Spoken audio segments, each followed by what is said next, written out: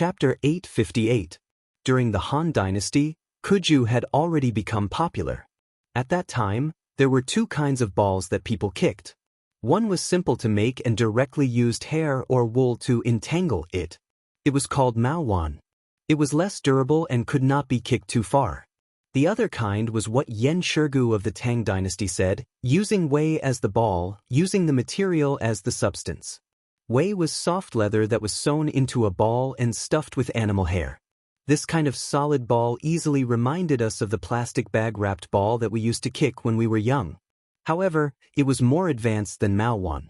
At the end of the Eastern Han Dynasty, this kind of ball was commonly used in the Xuchang Imperial Palace. Sports historians believed that this kind of solid ball with a leather shell had appeared in the Shang Dynasty. At that time, the word Ju was changed and there was a Ju dance during the sacrificial ceremony. In the Tang Dynasty, the production of football had a qualitative improvement. It changed from a solid ball to a ball that could be inflated. There were many mentions in the poems of the Tang Dynasty. For example, Gui Shizi in the Ri Xiu Pai poem said, 8 sharp pieces cut the waves into a ball, in the fire and in the water needed. Zhong Wupa in Fuwan Balloons said, follow the rules wholeheartedly, in the beginning the square becomes round. Use fake hands to fill the seam, in the end it will not overflow. Su Jian, who was highly valued during the Tang Xuanzong, also described in records of beginning studies, today use the skin, with the cell as the inner, and with the breath closed, and then kick. Combining these materials, it could be seen that the football of the Tang Dynasty was more commonly called a ball than a ju. The leather had to go through many processes such as water kneading and fire roasting. When the ball was made, the leather was first cut into squares and then the 8 pieces of leather were sewn together to form the outer shell. Of course, the outer shell would definitely not be as round as the football made with 32 pieces of leather today. The most important point was that the ball of the Tang Dynasty already had inner bladder, which was the urine of animals. This should be the earliest inner bladder ball in the world. According to the world's sports history, the British invented the inflated ball in the 11th century, which was 300 to 400 years later than the Chinese. The ball of the Tang Dynasty had to be blown with the mouth. After that, the ball could be tied up and the outer shell sewn together. The elasticity of a balloon was definitely much better than a solid ball. It could be kicked higher and was more entertaining. Therefore, the great progress of this equipment led to a major change in the rules of the Tang Dynasty compared to the Han Dynasty. There was a folk game where several people kicked each other. It was called white fight, surrounding and jumping, not making them fall to the ground. Missing a step is a shame, not falling for a long time is a joy. There was also a pure competition to see who could kick the ball higher. It was called Kuju. In Wangwei's, the matter east of Hanshi City, there was a phrase, Kuju flying birds repeatedly. It was referring to this kind of game. After entering the Tang Dynasty, power-based players who could withstand falling and carrying were no longer popular. China's ancient football was locked into the technical style. Instead of the Han Dynasty having 6 goals per side, the 2 sides shared 1 goal. The low goal was changed to a high goal. The side that kicked the ball through the most holes in the net was the winner. The direct confrontation between the 2 sides became an indirect confrontation. Therefore, from the Tang Dynasty onwards, long-distance dribbling attacks no longer appeared. Players were more concerned about stopping the ball and shooting skills. Of course, Li Zishuan did not know about these situations and he did not need to know. What he wanted to do was to bring modern football and its rules to the Tang Dynasty. Wouldn't it be great if the Celestial Empire could hold another World Cup every 4 years? Anyone who did not come was not giving the Great Tang face, and if they did not give the Great Tang face, husband, this ball is lighter and more flexible than the hollow ball sold in Cheng. How did Faubert and the others do it? Han Yushi took the ball from Li Zishuan's hands and tried it. She was surprised. Li Zishuan smiled naturally and said, this is made by the workshop with the latest technology and materials. In the whole Great Tang, only our family can do it. Even if other people know the method, they can't do it. Han Yushi returned the ball to Li Zishuan and asked, husband, are you going to give this ball to the students? As Li Zishuan's pillow, Han Yushi knew that her husband was not interested in making money now. Therefore, she guessed that this kind of light and flexible ball should be specially made by Li Zishuan for fun. Yes, that's right. If we don't give those little bastards some entertainment, they will always be so bored that they will cause trouble. Li Zishuan put away the football and walked into the house with Han Yushi as he replied. In fact, the football was not all prepared for the students. It was also prepared for himself. He also wanted to play football. In his previous life, he was a fake football fan. Because his body was weak, he could not take it after running for a while. Therefore, he was just a fan off the field.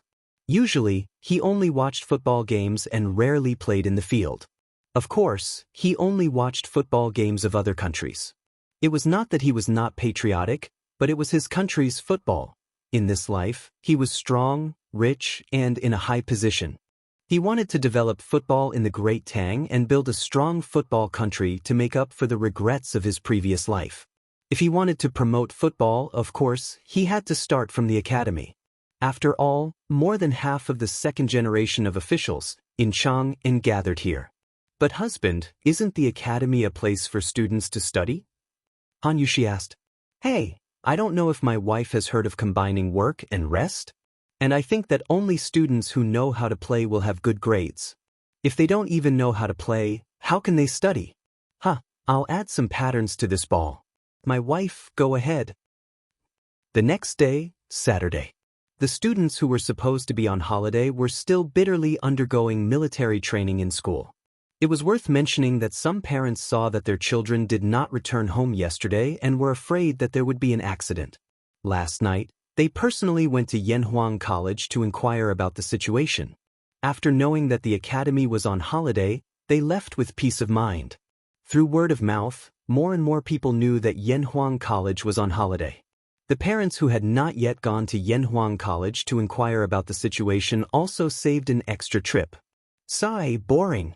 If it was in the past, I would still be lying in bed sleeping. The evil military training, the evil reassignment. During the break between classes, Sun Zifan lay on the grass on his back and sighed with a tired expression. It's boring, but there are only a few days left. After that, we can officially start classes. By then, it should be much more interesting. Li Tai rubbed his increasingly shriveled stomach and said in a muffled voice. The belly that he was proud of in the past was gone. Lanru. F***ck, I'm going to pee. It's time for military training again. Sun Zifan suddenly stood up from the grass like a carp rolling on the ground.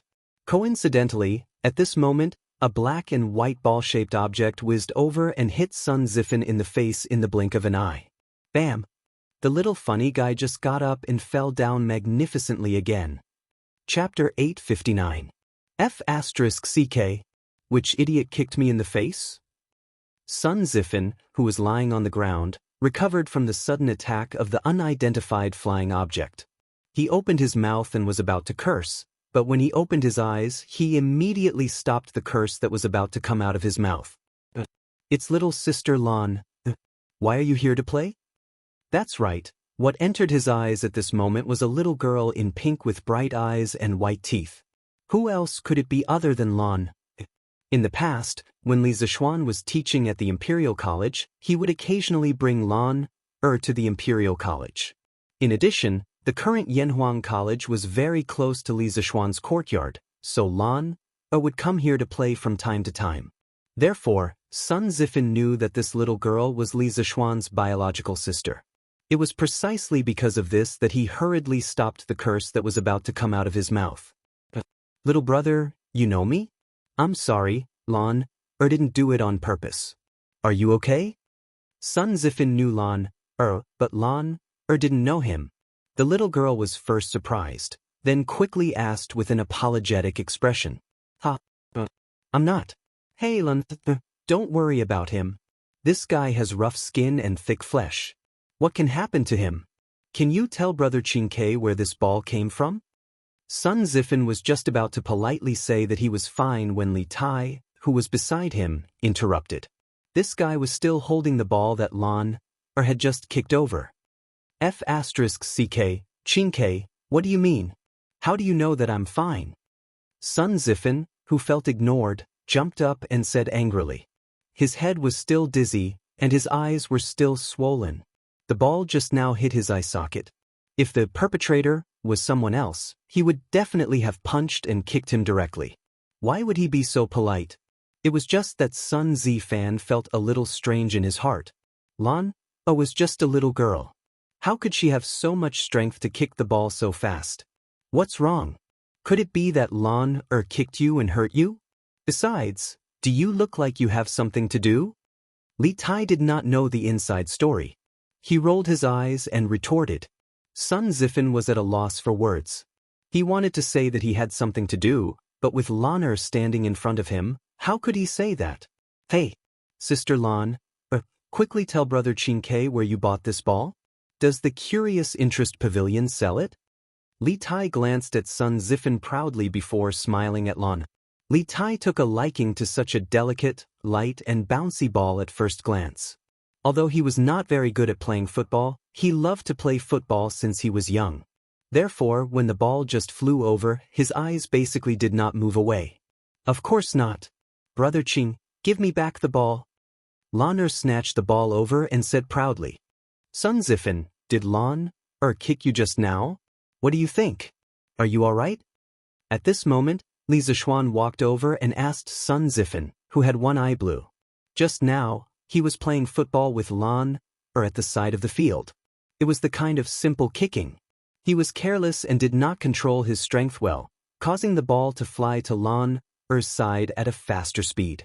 Lan's foot just touched the ball, and before she could exert any strength, the huge rebound force caused the ball to fly out at an extremely fast speed. It just happened to hit Sun Zifen, who had just climbed up from the grass. Other people were shot while lying down, but he was still hit when he climbed up. It could only be said that when some people were unlucky, even drinking cold water would get stuck in their teeth. It's fine, it's fine. Yamacho, don't worry, it's fine. Sun Zifen saw that Li Zishuan had also come and hurriedly waved his hand. Li Tai could only put away the idea of fooling the little lowly at this moment. If Li Zishuan did not come, he was prepared to trick the ball from Lan's hand. Now, the original plan could only be ruined. Are you really all right? If there's something wrong, I can take you to see a doctor. Li Zishuan asked again to confirm. In the end, this matter was his fault. Although he was in a high position, he was not unreasonable and liked to receive special treatment. Sun Zifen's eyes lit up when he heard that he could be released for medical treatment. He was tempted, but after thinking about it, he still shook his head and said, Yamacho, don't worry, it's really fine. His injury was not serious. He did not want to make Li Zishuan feel that he was deceived because of the doctor's diagnosis. The loss outweighed the gain. Okay, since you're fine, then the two of you should focus on your military training. Don't embarrass me during next week's military training joint performance. Class 1 of Yanhuang College was personally taught by Li Zishuan. Although he was now the Yamacho of the entire academy and should logically treat all the students of the academy equally, he still had special feelings for Class 1 in his heart. Hey, I know Yamacho. Don't worry, we definitely won't embarrass you. Sun Zifen smiled knowingly and hurriedly guaranteed when he felt the kindness in Li Zishuan's words towards Class 1. Li Zishuan smiled, took the football from Lan's hand, and was about to leave with the little girl. Hey, Yamacho, where can this ball be sold? I want to buy one too. Li Tai did not expect Li Zishuan to leave so quickly. He hurriedly shouted behind him. This thing is not sold outside for the time being. Qingke, if you want to play, wait until after school in the afternoons. Li Zishuan smiled. Hey, this is good stuff, I want to play with it after school. Cheng Chumo appeared out of nowhere and said excitedly, Damn, Chonyo, why are you everywhere? Wait outside for Big Brother for a while, Big Brother is going in to do something. Li Zishuan brought Lan into Guanghua building, gave Lan some instructions, and then walked towards Yen Silu's office. Yo, Yamacho is here? Yen Silu, who was sitting in the office sorting out documents, hurriedly got up and said, Yes, Mr. Yen, have the test papers been graded? Li Zishuan nodded and walked into the office and asked, Hee. Yamacho, you came at the right time. The results of this exam have just been compiled, and you came. Here, this is the summary of the results of this exams. Yen Silu said as he handed over a piece of paper filled with forms. He learned this method of using forms to record information from Li Zixuan. Li Zixuan took the form and began to read it seriously. With just a quick glance, he memorized the results of all the teachers in the academy. Yen Silu was wondering if Li Zixuan had finished reading in such a short time, but then he heard Li Zixuan say, "Yes, they're all not bads." Although the questions of this exam were difficult, there were still a lot of teachers who scored high. For example, Ma Zhou from the economics department scored 99 points, Su Hongji from the mathematics department scored 98 points, Mo Huai from the physics department scored 100 points, and Xiao Dian from the geography department scored 98 points. They were the highest scorers in their respective departments, which also showed how wise Li Zixuan was when he chose them to be the department leaders. Chapter 860. Other than the leaders of each department, the rest of the ordinary teachers also did well. There were 28 people who scored above 90 points, 65 people who scored above 80 points, and 5 teachers who scored above 70 points. Overall, the teachers of the academy did well in this exam. This shows that they have worked hard this month. Later, I'll have to trouble Mr. Yen to inform them that the results of this exam will be included in the year-end assessment. Teachers who scored below 80 points are not allowed to rest on weekends for the next month. Continue to recharge. Oh no, continue to study the teaching materials of this subject. Li Zixuan said as he handed the report card to Yen Silu. Yen Silu was stunned. Included in the year-end assessment? Yamacho, you didn't tell them before. Li Zixuan smiled faintly. Why should I tell them? Since I'm a teacher of Yanhuang College, I have to treat everything seriously. Whether it's included in the year-end assessment or not, I have to treat everyone equally. I can't take the exam just for the sake of the exams. Yen Silu instantly understood Li Zixuan's intention. He couldn't help but praise, "Wonderful, wonderful. I didn't expect Yamacho to be able to use the human heart to treat people at such a young age. I'm impressed." Using the human heart to treat people? Old Man Yan's analogy is quite appropriate. Li Zixuan sighed in his heart. Then he said, "Mr. Yen, you flatter me. I'm just following my heart. I don't have such a profound plan. Since the exam is over, Mr. Yen, you can arrange for the departments to start preparing for the normal classes. I won't disturb you." "I'll do it as soon as possible." Yen Silu replied. Li Zixuan nodded, then turned around and went out to find Lan. In the evening, the bell rang to signal the end of the school day. In the principal's office, Li Zixuan habitually got up to pack his things and prepared to go home for dinner. There was a series of knocks on the door, followed by Cheng Chumo, Li Tai, Li Chengqian, and the others. Zhang Sun Chong, Fang Yizhi, and Chu Yanfu were among them.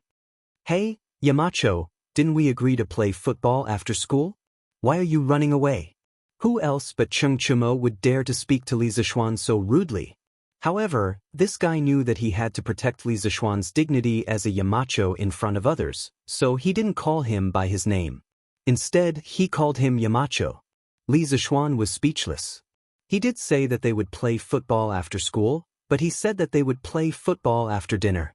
These F***king bastards obviously didn't even eat before coming over to harass him. They were really so focused that they forgot to eat and sleep. They weren't this enthusiastic when they were studying. I'm going home for dinner. Why are you saying that I'm running away?" Li Zixuan said angrily. Cheng Chumo took 2 steps back and laughed. "I'm just kidding, hee. Besides, we haven't eaten yet. Yamacho, are you not embarrassed to eat by yourself? Eating and drinking is a matter of course.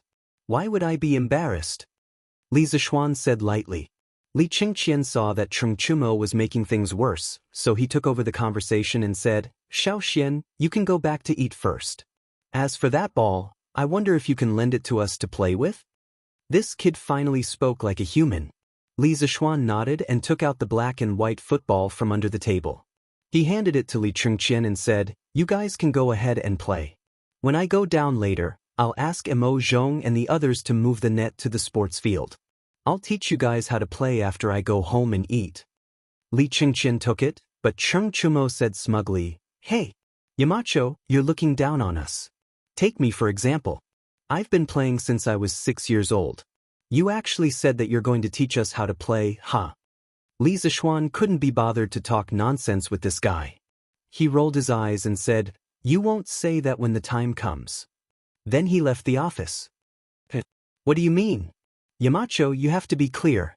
Cheng Chumo asked with some dissatisfaction, but he didn't get any answer at all. "Hey, what do you mean? Yamacho, you have to be clear." "Clear my ass. If you want to play, then don't play. If you don't play, then we'll play. Damn it." Li Tai took the football from Li Qingqian's hands and said angrily. After listening to Li Zishuan say, "Damn it," for so long, he finally had the chance to test it on someone else. It felt so good. Cheng Chumo was furious. F***CK. "Qingke, why are you talking to Xiao Xian now? F***CK, wait for me." Half an hour later, Li Zishuan had dinner in the courtyard and went to the sports field of the academy. Because it wasn't appropriate for him to do strenuous exercise after dinner, he didn't eat much at night. "What? You're saying that a martial arts grandmaster can feel hungry? Isn't that nonsense?"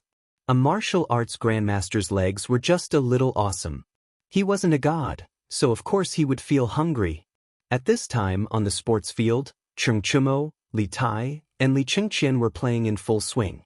However, Li Zishuan had never seen them play like this before. It wasn't even played like this in period dramas. The few of them kicked the ball in front of each other, and the side who received the ball had to pass it to the other side before it fell to the ground.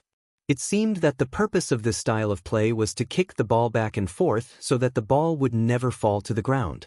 Actually, the scientific name of this style of play was white hit. Although this style of play lacked competitive spirit and looked boring, it still tested the ability of a player's legs. After all, to make the ball never fall to the ground, strength, angle, and timing of the kick were all indispensable. What surprised Li Zishuan was that Li Tai, this damn fat otaku, could actually walk a few rounds between Cheng Chumo and Yuchi Baolin. Looking at the way he played the ball, it looked like he had some form of play. It didn't match his previous fat otaku image at all. F***C, Cheng Chumo, why are you using so much strength? Who the F***CK can catch this kind of ball? F***CKU, this ball is yours. F***CK. Sun Zifan, did you not eat dinner? You passed the ball like a girl. This ball is yours, F***CKUs. Li Zishuan was speechless. This little fatty kept saying F***CKU and F***CKU. Where did he learn this from? Why did he sound so similar to the young lady in Qin Xiang 630 in his previous life? This kid, in my opinion, other people shouldn't call him Wei Wang. They should call him Sister Wang in the future. Li Zishuan mischievously thought in his heart. Okay, stop. I'll teach you the real way to play football. Chapter 861. Yamacho is here. Li Zishuan's shout from the side of the field made this group of youths who were in the midst of kicking the ball instantly stop what they were doing. Yamacho, this ball is so easy to kick. Even the best ball workshop in Chang and can't make a ball with such good elasticity. Is this a new product from Chitsu Pavilion? Are you selling it? Li Tai lifted the ball with the tip of his foot. He moved closer to Li Zishuan and said with shining eyes. Sell? You're thinking too much. This ball is not for sale at the moment. Currently, rubber was a non-renewable resource for Li Zishuan. He didn't want to waste it on football.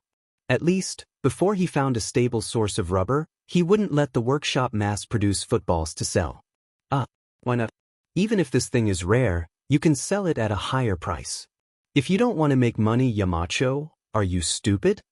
Li Tai said unwillingly when he heard this. Because he and Li Qingqian owned shares in Chitsu Pavilion, their monthly dividends were comparable to their previous year's income. Therefore, the little fatty was not short of money now. Are you itching for a beating now? Do you want me to help you loosen your muscles? Li Zishuan glared at the little fatty and said angrily. Yes. Qingke is itching for a beating. Yamacho, help him loosen his muscles. Cheng Chumo shouted. Cheng Chumo was already unhappy with Li Tai's, your sister, but he couldn't scold back because Li Tai's sister was Changle. How could he scold her? Li Tai was furious. Damn, Cheng Chumo. Enough. I'm not here to listen to you bastards bicker. I'm here to teach you how to play football. Li Zishuan clapped his hands to signal the two of them to shut up. Then he said, no matter what you called this type of ball in the past, from now on, it only has one name, and that is football.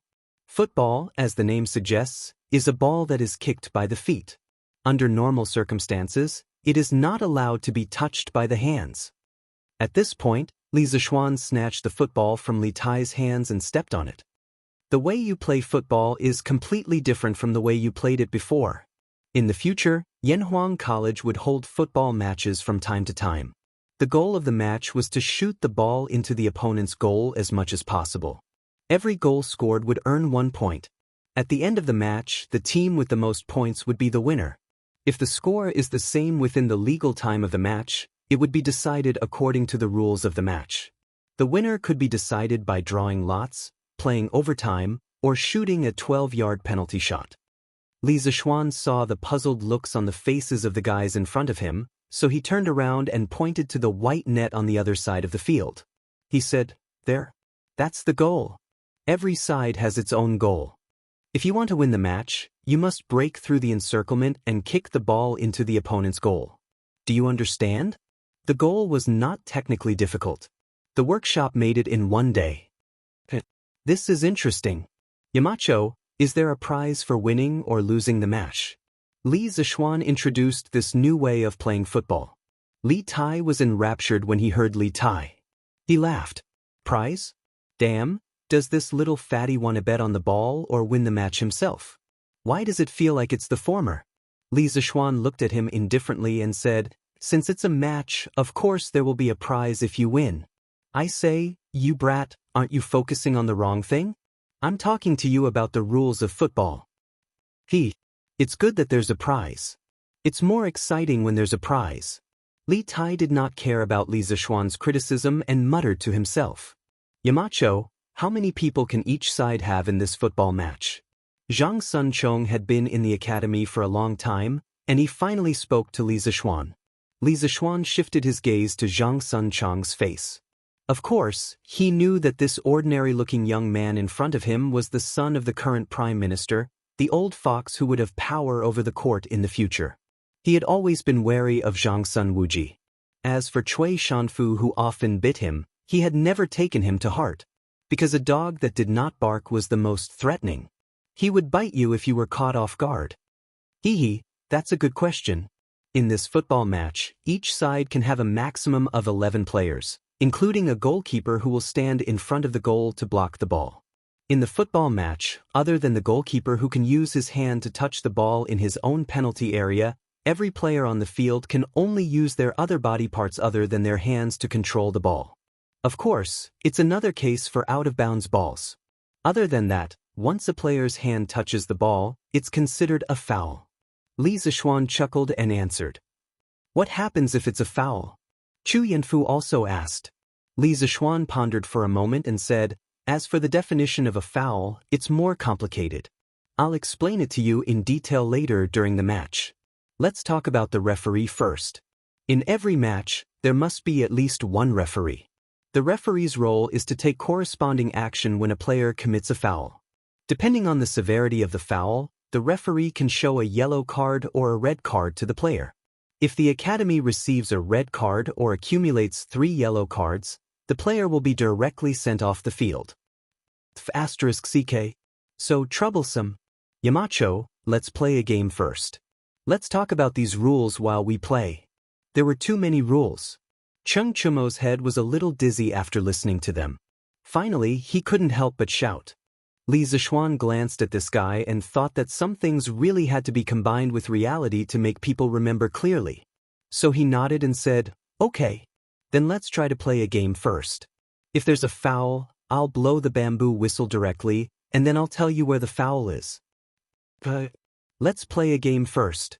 Sun Zifen shouted. He already had this idea, but he wasn't as brave as Cheng Chumo and didn't say it directly. The others naturally didn't have any objections. Li Zishuan looked and said, "There are a total of 8 people here. You 4 can be a team.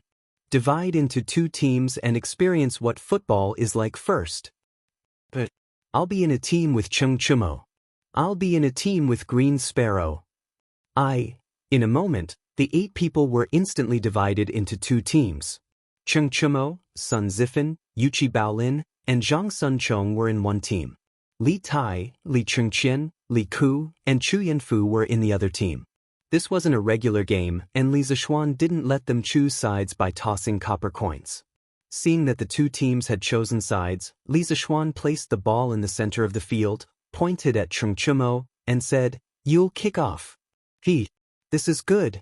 I'll do it. Chung Chumo excitedly came to the football as if he had won the lottery. He looked at the opposite goal, took a deep breath, gathered his internal strength, and kicked out like lightning. "Go for me." Li Zishuan didn't even have time to react before the football rushed directly from the midfield to the opponent's goal. To be precise, it flew directly to the opponent's goalkeeper, Chu Yanfu. F***CK, are you F***King acting in Kung Fu football?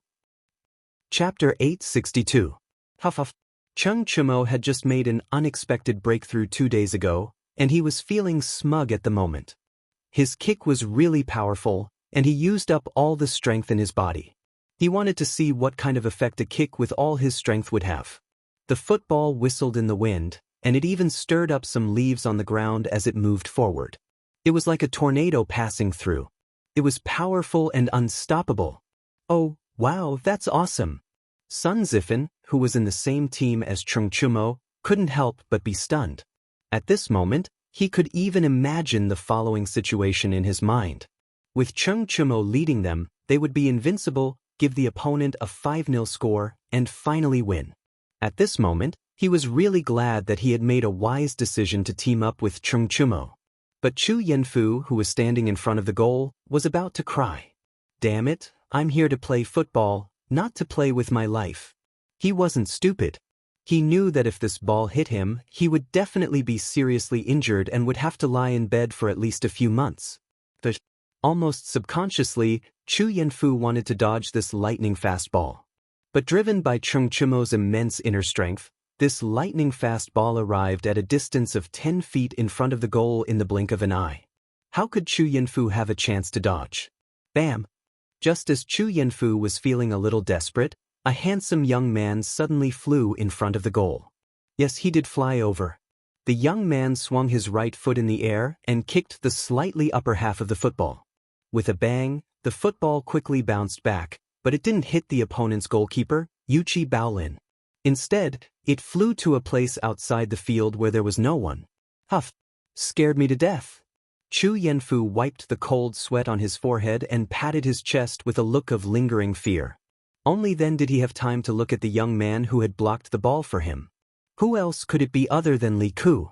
Among their team members, only Li Ku knew martial arts. Moreover, his martial arts attainment was higher than Chung Chumo's. "Thank the..." Roar! Chu Yanfu stepped forward and was about to thank Li Ku when he heard an extremely miserable howl from the other side of the field. Everyone couldn't help but look over. They saw Chung Chumo lying on the grass with both hands hugging his butt and shouting, "Ow, stop hitting me, I know I was wrong." And behind him, Li Zishuan was fiercely kicking his butt. "I told you to use your inner strength. It was just for fun. Who the hell asked you to use your internal energy? F***CKU? What if someone gets hurt?" Li Zishuan cursed loudly as he fought. He did this for Chung Chumo's own good. That guy's kick, which contained internal energy, made the football rush to the other side of the goal at high speed. If Li Ku had not flown over to block at the crucial moment, according to the trajectory of the football, the ball should have hit Chu Yanfu's lower left abdomen. Although it was not fatal, it would have seriously injured Chu Yanfu. How could this be? Who was Chu Yanfu? He was the son of Chu Suiliang, the head of the secretariat. Chu Suiliang was good at calligraphy and had a very high reputation among the scholars. If his son was seriously injured because of playing football in the academy, the repercussions would be no small matter. Even if Cheng Chumo was not afraid of anything, he would not want to get into such big trouble. At that time, Li Zishuan would also be blamed for negligence of duty. Moreover, it was Li Qingqian who had personally asked Chu Suiliang to help inscribe the plaque for Strange Interest Pavilion. At that time, Li Zishuan was still a nobody. Although Chu Suiliang was willing to inscribe the plaque for him because of Li Qingqian's face, he still had to accept this favor. At this time, Li Zishuan had made a move at the crucial moment to save Chu Yanfu from danger. In order to prevent Chu Yanfu from holding a grudge against Cheng Chumo, Li Zishuan had to make the first move. With a flying kick, he directly kicked the unprepared Cheng Chumo to the ground. In order to help Chu Yanfu vent his anger, he put on a fierce look and kicked Cheng Chumo's but with all his strength. He was not worried about kicking Cheng Chumo. After all, the butt was the most fleshy part of the human body. It was not easy to kick it. Otherwise, when you did something wrong when you were young, your parents would only spank you. That was the logic. Who told you to be dishonest? You used internal energy to play football. Damn you. You deserve to be spanked. Our sister king also ran over to join in the fun. It was rare to have a chance to kick Cheng Chumo's but for free. How could he let go of this opportunity? Sun Zifan looked hesitant. He also wanted to join in the fun, but Cheng Chumo was his teammate. How could he have the nerve to do something like beating his teammate? In the distance, Chu Yanfu saw that Li Zishuan and Li Tai had personally helped him vent his anger. He did not feel that Cheng Chumo was deliberately targeting him and wanted to injure him seriously. That was because there was no enmity between him and Cheng Chumo. The two of them even had some friendship. Cheng Chumo had no reason to use underhanded means. Oh, it was underhanded means. He probably did not control his strength well for a moment. Quickly go and apologize to Chu Yanfu. If you can't ask for forgiveness, you can forget about playing football for the rest of your life. Li Zishuan kicked a few more times and said sternly to Cheng Chumo. After all, this guy had almost seriously injured him. If he did not give a decent punishment, it would be hard to convince the crowd. Yamacho, stop kicking. I'll go and apologize. Cheng Chumo scrambled to his feet. When he was lying on the ground, he also understood the consequences of his hot-headed kick. If he had seriously injured Chu Yanfu, Cheng Chumo would definitely beat him to death when he went back. Moreover, with the label of harming a fellow disciple, he would not be able to stay in the academy in the future. Cheng Chumo limped to Chu Yanfu and said sincerely, "Yanfu, I was wrong just now. You know, I just broke through 2 days ago and was excited. I didn't control my strength when I kicked you. I swear, I didn't mean to target you." Before he could finish, Chu Yanfu waved his hand to stop him. "I know you didn't mean to target me, Cho Ox, and I didn't take it to heart. It's just a game. You don't have to take it to heart." Hearing this, Cheng Chumo grinned and said, "Hee, Yanfu, you're straightforward. I'll recognize you as my brother. In the future, at the academy, recognize your head. I asked you to apologize, but you came to recognize me as your brother." Li Zishuan slapped the back of Cheng Chumo's head. Cheng Chumo cried out in pain and said, "Yamacho, I've apologized. Yanfu has forgiven me." Chu Yanfu hurriedly said, "Yamacho, please forgive Cho-Ox. I didn't blame him." Li Zishuan looked at the two of them, thought for a while, and said, "From now on, in regular football matches, players are not allowed to use martial arts on the field. The academy will set up a football association in the future. Players who use martial arts on the field without permission will be banned for life in the entire Tang Empire." Chapter 863. After reprimanding Cheng Chumo, Li Zishuan guided the group of players for half an hour to familiarize them with the rules of football. During this period of time, no one dared to use their internal strength without permission. However, those who knew Kung Fu had an advantage over ordinary people in terms of reaction time and speed even if they didn't use their internal strength. Fortunately, both sides had players who knew Kung Fu. Cheng Chumo's side had 2 players who knew Kung Fu. Li Qingqian's side only had 1 player, and that was Li Ku. Compared to Cheng Chumo and Yuchi Baolin, Li Ku was born in the royal family and had been practicing Kung Fu since he was a child. Naturally, the resources he had were incomparable to the other 2 players. In addition, Li Ku was gifted and talented in Kung Fu. His Kung Fu foundation and attainments were naturally more solid. Therefore, although their side had fewer players who knew Kung Fu, with Li Ku's outstanding individual ability, both sides were still evenly matched. In the end, they tied with a score of 2-2. The score of 2-2 in half an hour, and so many goals were scored mainly because each team only had 3 players who were fighting on the field. The field was so big that it was not easy to defend. Many times, a single player could go straight in and attack the enemy directly. That was why so many goals were scored. Beep! Li Zishuan blew his bamboo whistle and made a stop gesture. The 8 players on the field stopped what they were doing and gathered in front of Li Zishuan. Yamacho, this way of playing is 2F** king exciting.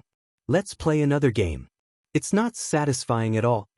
Football was a very magical sport. In his previous life, it was known as the world's #1 sport. It was the most influential sport in the world of sports. Football is war, modern football coach General Michaels's words. Every man fantasizes about war from a young age. Football is the game with the highest degree of simulation of war. Moreover, it is a war between 2 armies, a war of cold weapons on the battlefield. That kind of grand narrative is very romantic and exciting for men. Compared to the previous style of kicking around and not letting the ball fall to the ground, the current style of football was undoubtedly more addictive. After Chung Chumo finished playing football for half an hour, his adrenaline soared. He was already in a very excited state. He still felt like he wanted to continue, so he suggested to Li Zishuan. Yamacho, how long had it been? Why don't we play a little longer? Sun Zifan chimed in. He was having a good time just now. Although the 2 goals on their side were scored by Chung Chumo, he had an assist, which was enough for him to be happy for a while. The rest of the people also looked at Li Zishuan eagerly. Their gazes spoke for themselves. Li Zishuan scanned the crowd and said, "I didn't say I won't kick. Now, all of you are almost clear about the basic rules of football, but there are still too few of you to show the charm of football. Go and find some more people now. At least get 2 full teams, then we'll play another game. If we can't get them together, then we'll have to play another game." Football was the perfect and concentrated embodiment of many elements, but the final measurement was extremely simple and clear. A real war was a direct confrontation of the comprehensive abilities of 2 countries, but all kinds of factors would eventually translate into the cruel and clear result of victory or defeat. Football was the sport that tested the most comprehensive ability, speed, strength, skill, and teamwork. Now, each team only had 4 people, so they definitely couldn't show the charm of football. Get them together. Get them together. Don't play tomorrow, play today. As soon as Li Zishuan finished speaking, Li Tai hurriedly shouted. Yes. Yamacho, don't worry. We'll definitely get them together. We'll go and find them now. In less than a quarter of an hour, we'll definitely be able to get 2 teams together. Sun Zifan hurriedly echoed. What he thought to himself was that it would be too easy to find a few people who could play football. If it really didn't work, they could just kidnap them. The few of them could also kidnap a group of people. Then you guys go and come back quickly. Li Zishuan didn't care about what they thought. He just waved his hand and said, "Yamacho, I also want to play football. Do you think I can do it? I've been in Bingzhou's football club for 2 years. I'm very good at it." Cheng Chumo and the others were about to excitedly pull people over to play football when a student with a medium build and a slightly tanned face ran over from the side of the field. The student first bowed to Li Zishuan, and then begged eagerly. Then, before Li Zishuan had time to answer, a group of students outside the field ran directly to him and said as they ran, "Yamacho, do you think I can do it? I've been playing football since I was 5 years old, and I clearly remember the rules you just said. I'm the most suitable. Yamacho. Yamacho. I also clearly remember the rules you just said. I'm the most suitable. Please choose me. Choose me. Choose me." The field suddenly became a mess. As it turned out, the small-scale football match that Li Zishuan had just organized had attracted quite a number of students who had just finished eating and were preparing to return to the dormitory to watch it. The dazzling passing of the ball, the intense and thrilling running of the ball, as well as the exciting kicking of the ball, all of these made their blood boil and they cried out in satisfaction. Even if it was only a small-scale 4v4 football game, they felt that it was wonderful. At this moment, when they heard that Li Zishuan wanted to recruit people into the team and have a formal 11v11 football game, how could the students who had been watching outside the field for so long hold back? One must know that there was only one chance. If they missed it, there wouldn't be another chance. There wouldn't be such a bouncy ball anywhere else, and there wouldn't be such an interesting football game. Cheng Chumo and the others were relieved when they saw this. The group of people who came from outside the field could definitely make up 2 full teams. Li Zishuan was stunned. He had expected that football would be popular with the majority of students, but he didn't expect that the first official appearance of football would be treated so warmly by the students. Apart from this, what surprised him even more was that from what he heard from these students, each and every one of them was a soccer expert. How could there be so many students who knew how to play football among the students of Yanhuang College? What was going on? Okay, we'll follow the order in which you just ran over. The top 14 who came here and have a foundation in football will be randomly added to these 2 teams. The captain of the first team will be Cheng Chumo, and the captain of the second team will be Li Ku. As for the rest of the students who didn't make it into the team this time, please leave the field to watch the game. You'll have plenty of chances in the future. Li Zishuan didn't have time to think about why so many students knew how to play football. He looked at the sky and directly ordered, "Yes, Yamacho." Whether it was those who received the admission ticket, or those who wanted to leave, they all responded and began to carry out Li Zishuan's orders. Chapter 864. The Tang people actually loved to play football. The reason why there were so many students who were good at playing football was because of the Tang people's love for football. In the Tang dynasty, there was a traditional festival that had disappeared today, the Cold Food Festival. It was 105 days after the winter solstice and 1 or 2 days before the Qingming festival. It was said that it was to commemorate Jie Zichui, who would rather be burned to death in the mountains than accept rewards during the spring and autumn period. According to tradition, there was a ban on fireworks and only cold food on this day. In the Qin, Han, and Sui dynasties, there were more activities such as mourning, trekking, swinging, and kuju. In the Tang dynasty, the trend of cold food kuju reached its peak, and it almost became a legal football day. If you didn't go to the suburbs to play football, it would be as if the day didn't pass. In the Tang dynasty, Xuchang poet Wang Jian wrote in a poem, "Palace Ci. The night's makeup remains until tomorrow, always standing by the bright sunflower tree. Cold food kuju's wife, long by, first scatter the money in the treasury." This poem had a high citation rate in many ancient sports research articles. The Baida in the poem was a very popular non-goal kicking game during the Tang and Song dynasties. It was played by 2 or more people. Bai Jui from Xinjiang also wrote a poem, Cold Food at Luoqiao. It described the scene on the football field, kuju's dust doesn't rise, splashing fire on the rain.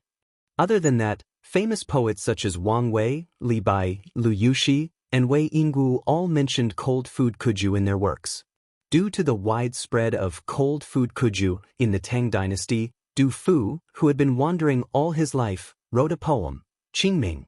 In his later years, he lamented that 10 years of kuju will bring the chick far away, 10,000 miles of swing customs will be the same.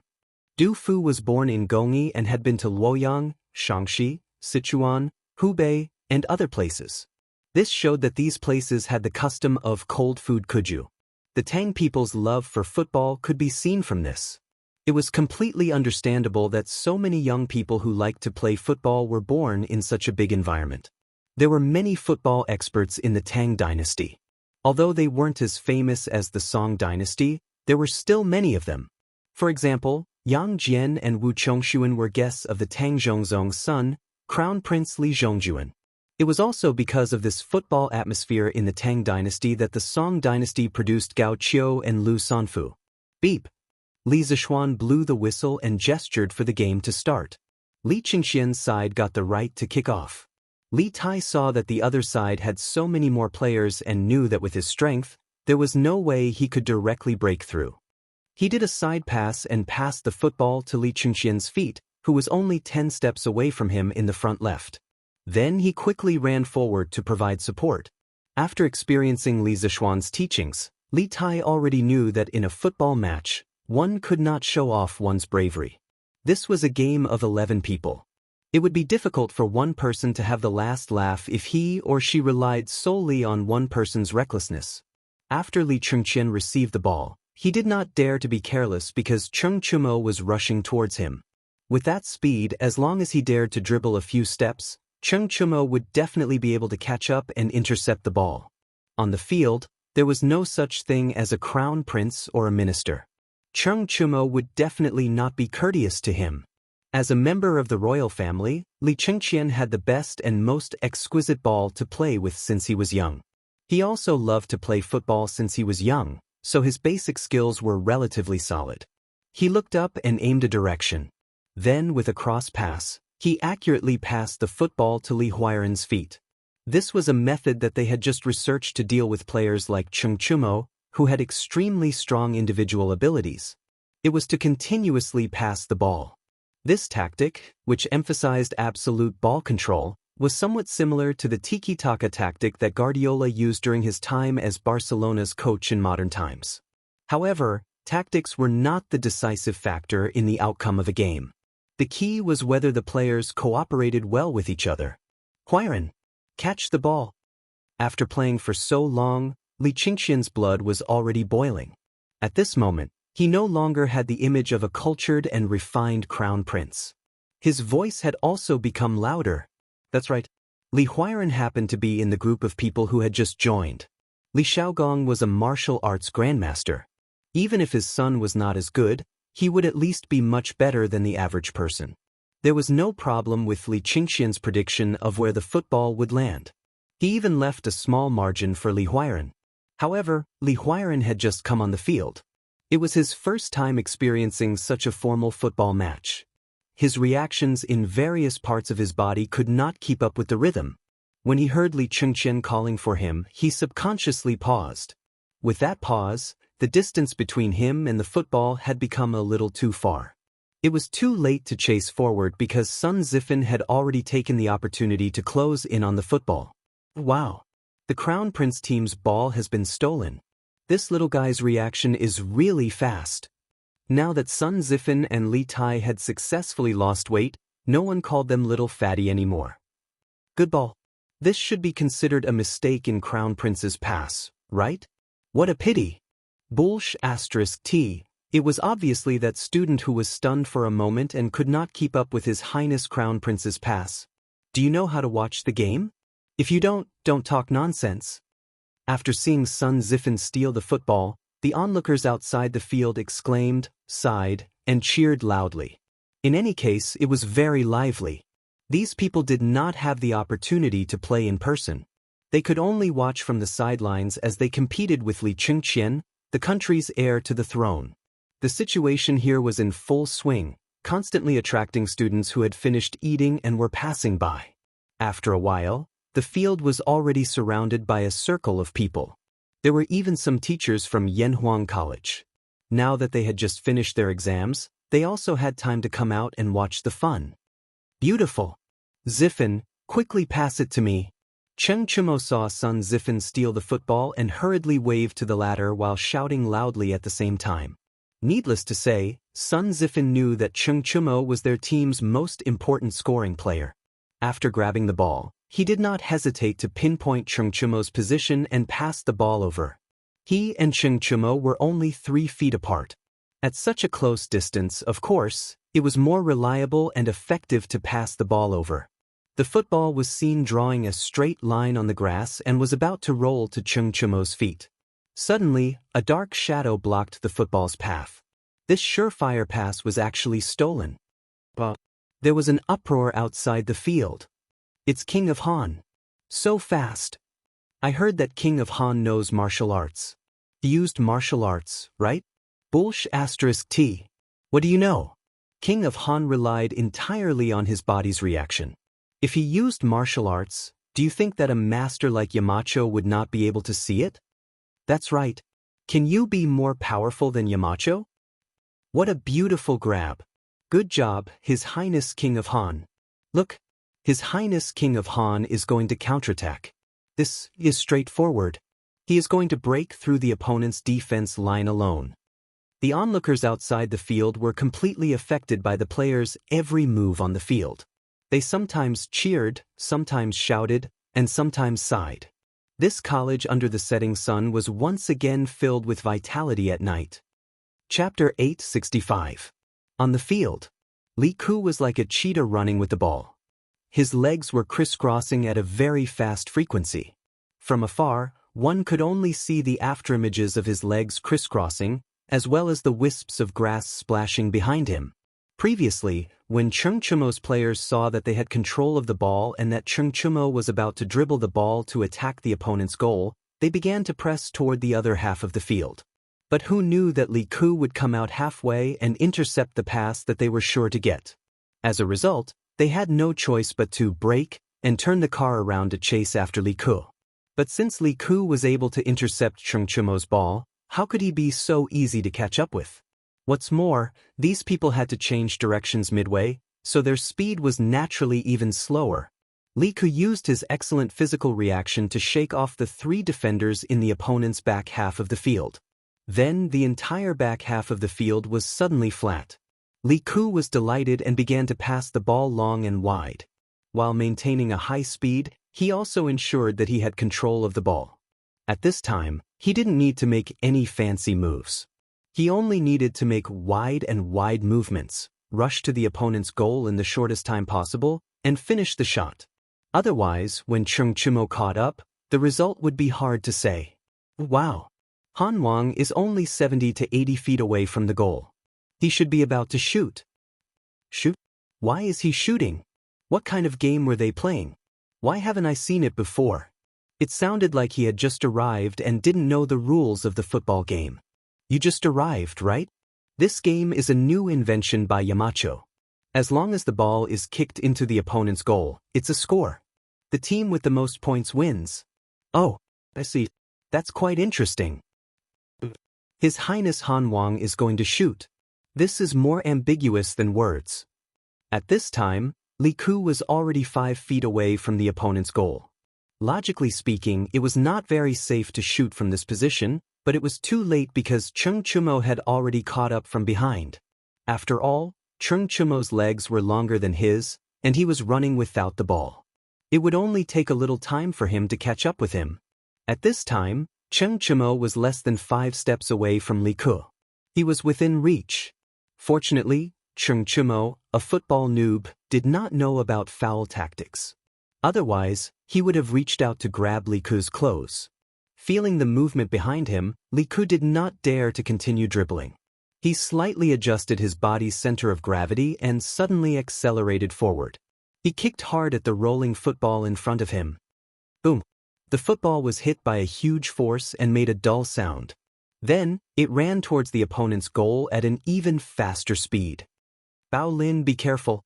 The stadium was like a battlefield, and the situation could change at any moment. Just a moment ago, Chung Chumo's side was attacking the opponent's goal.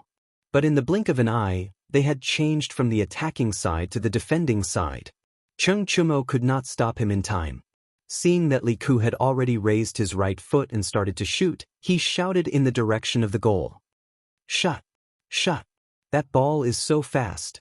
It should be said that His Highness King of Han's counterattack is so fast. It all happened in the blink of an eye. What a thrilling way to play. Just looking at it makes my blood boil. If I could play in person, wouldn't that be awesome? Hey! First of all, you have to have a ball with good elasticity like that. Otherwise, after this match, it would be strange if his leg was crippled. What's wrong? Can't you buy this ball?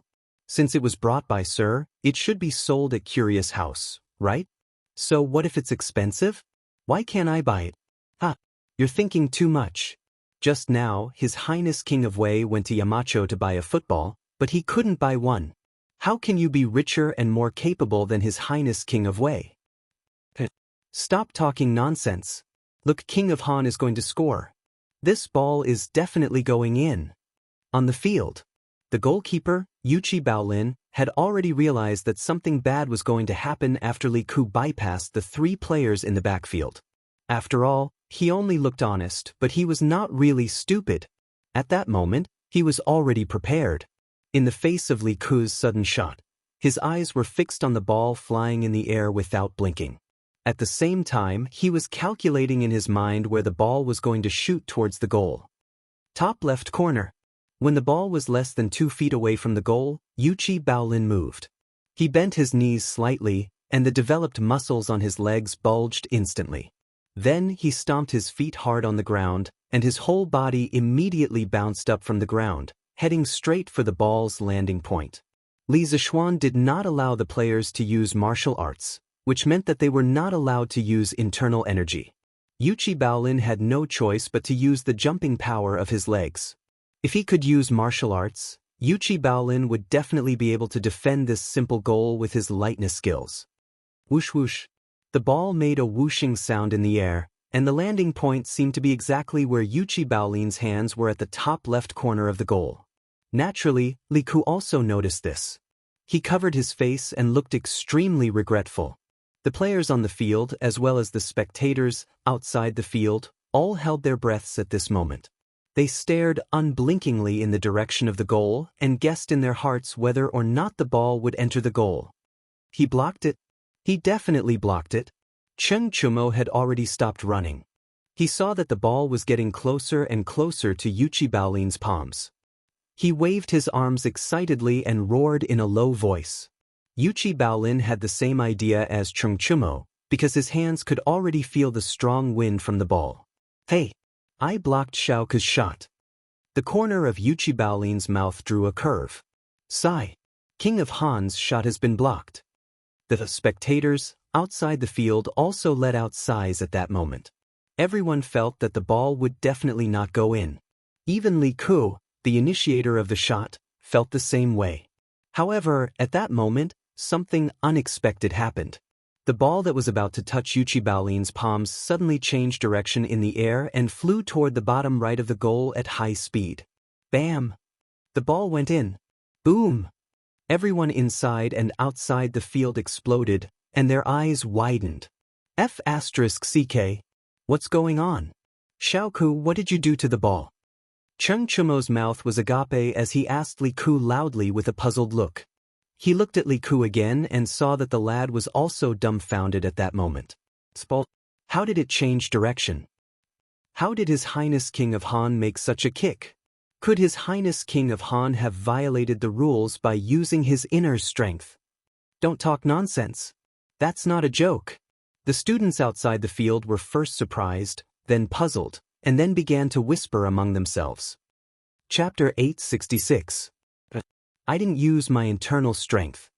The discussion of the surrounding students naturally reached the ears of the players on the field. Cheng Chumo's players looked at Li Ku with strange eyes, but many people just looked and didn't dare to say what was in their hearts.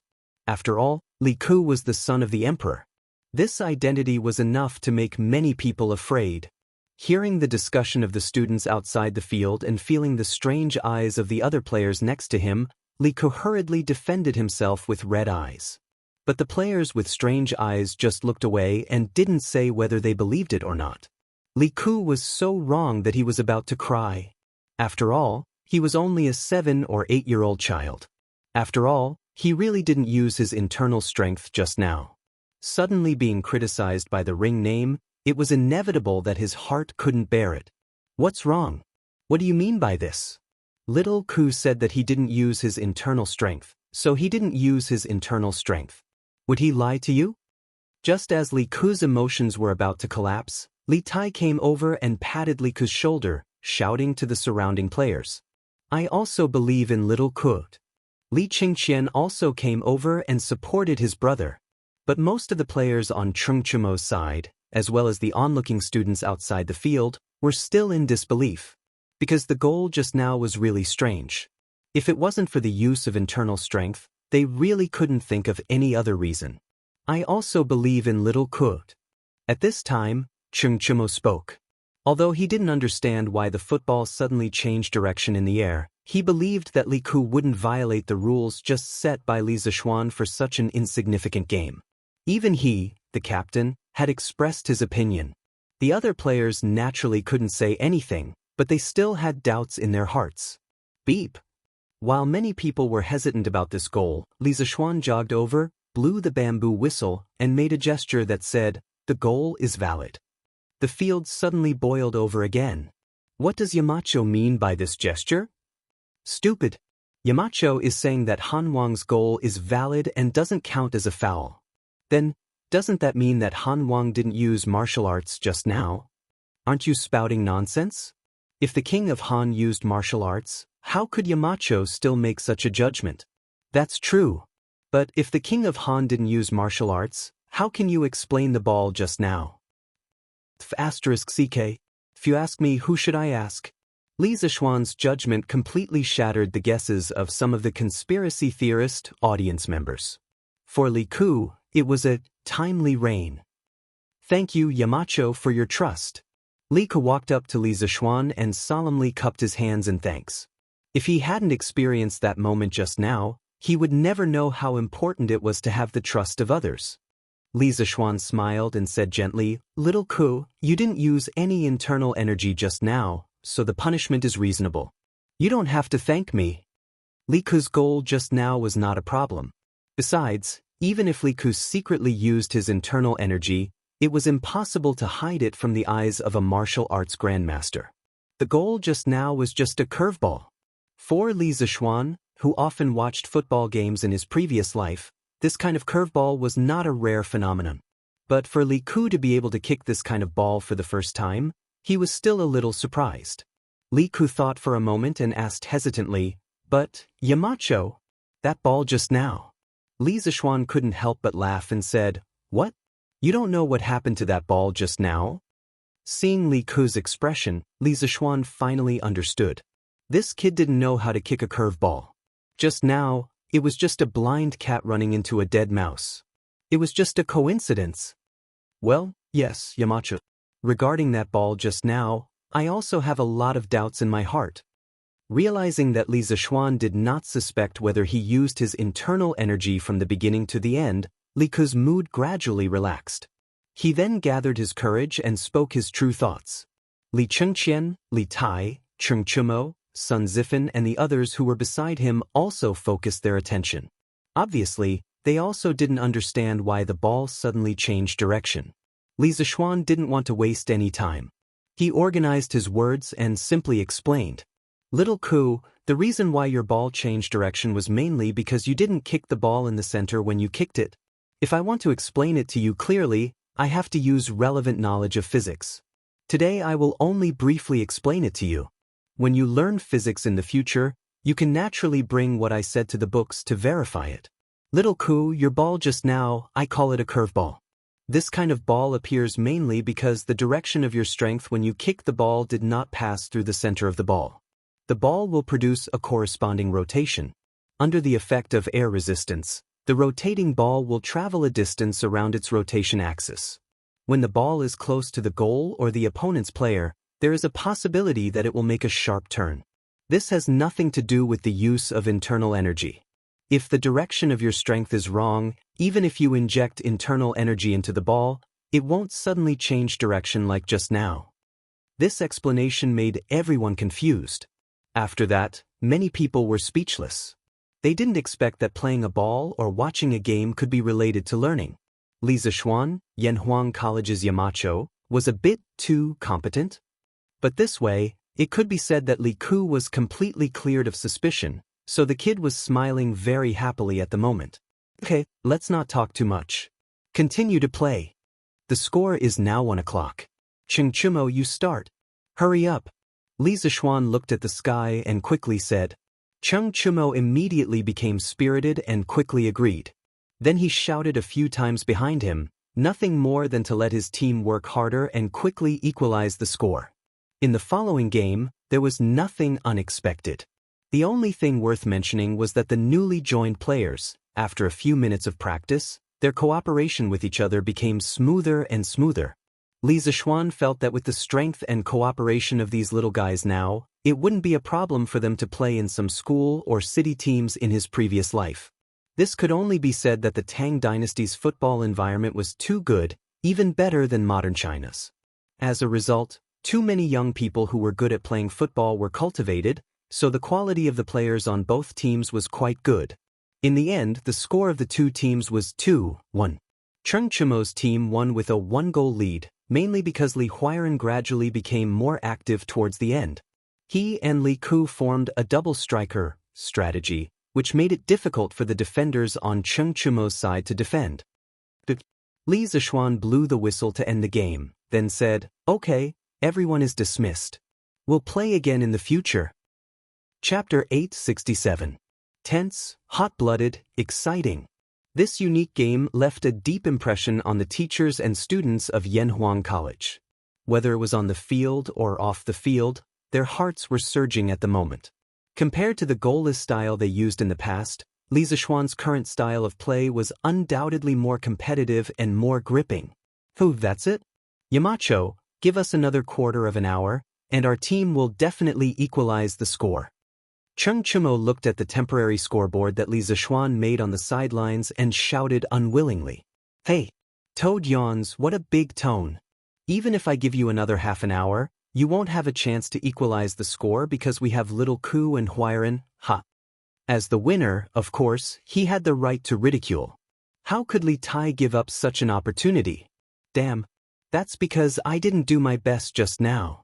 If you have the ability, give us another quarter of an hour to try.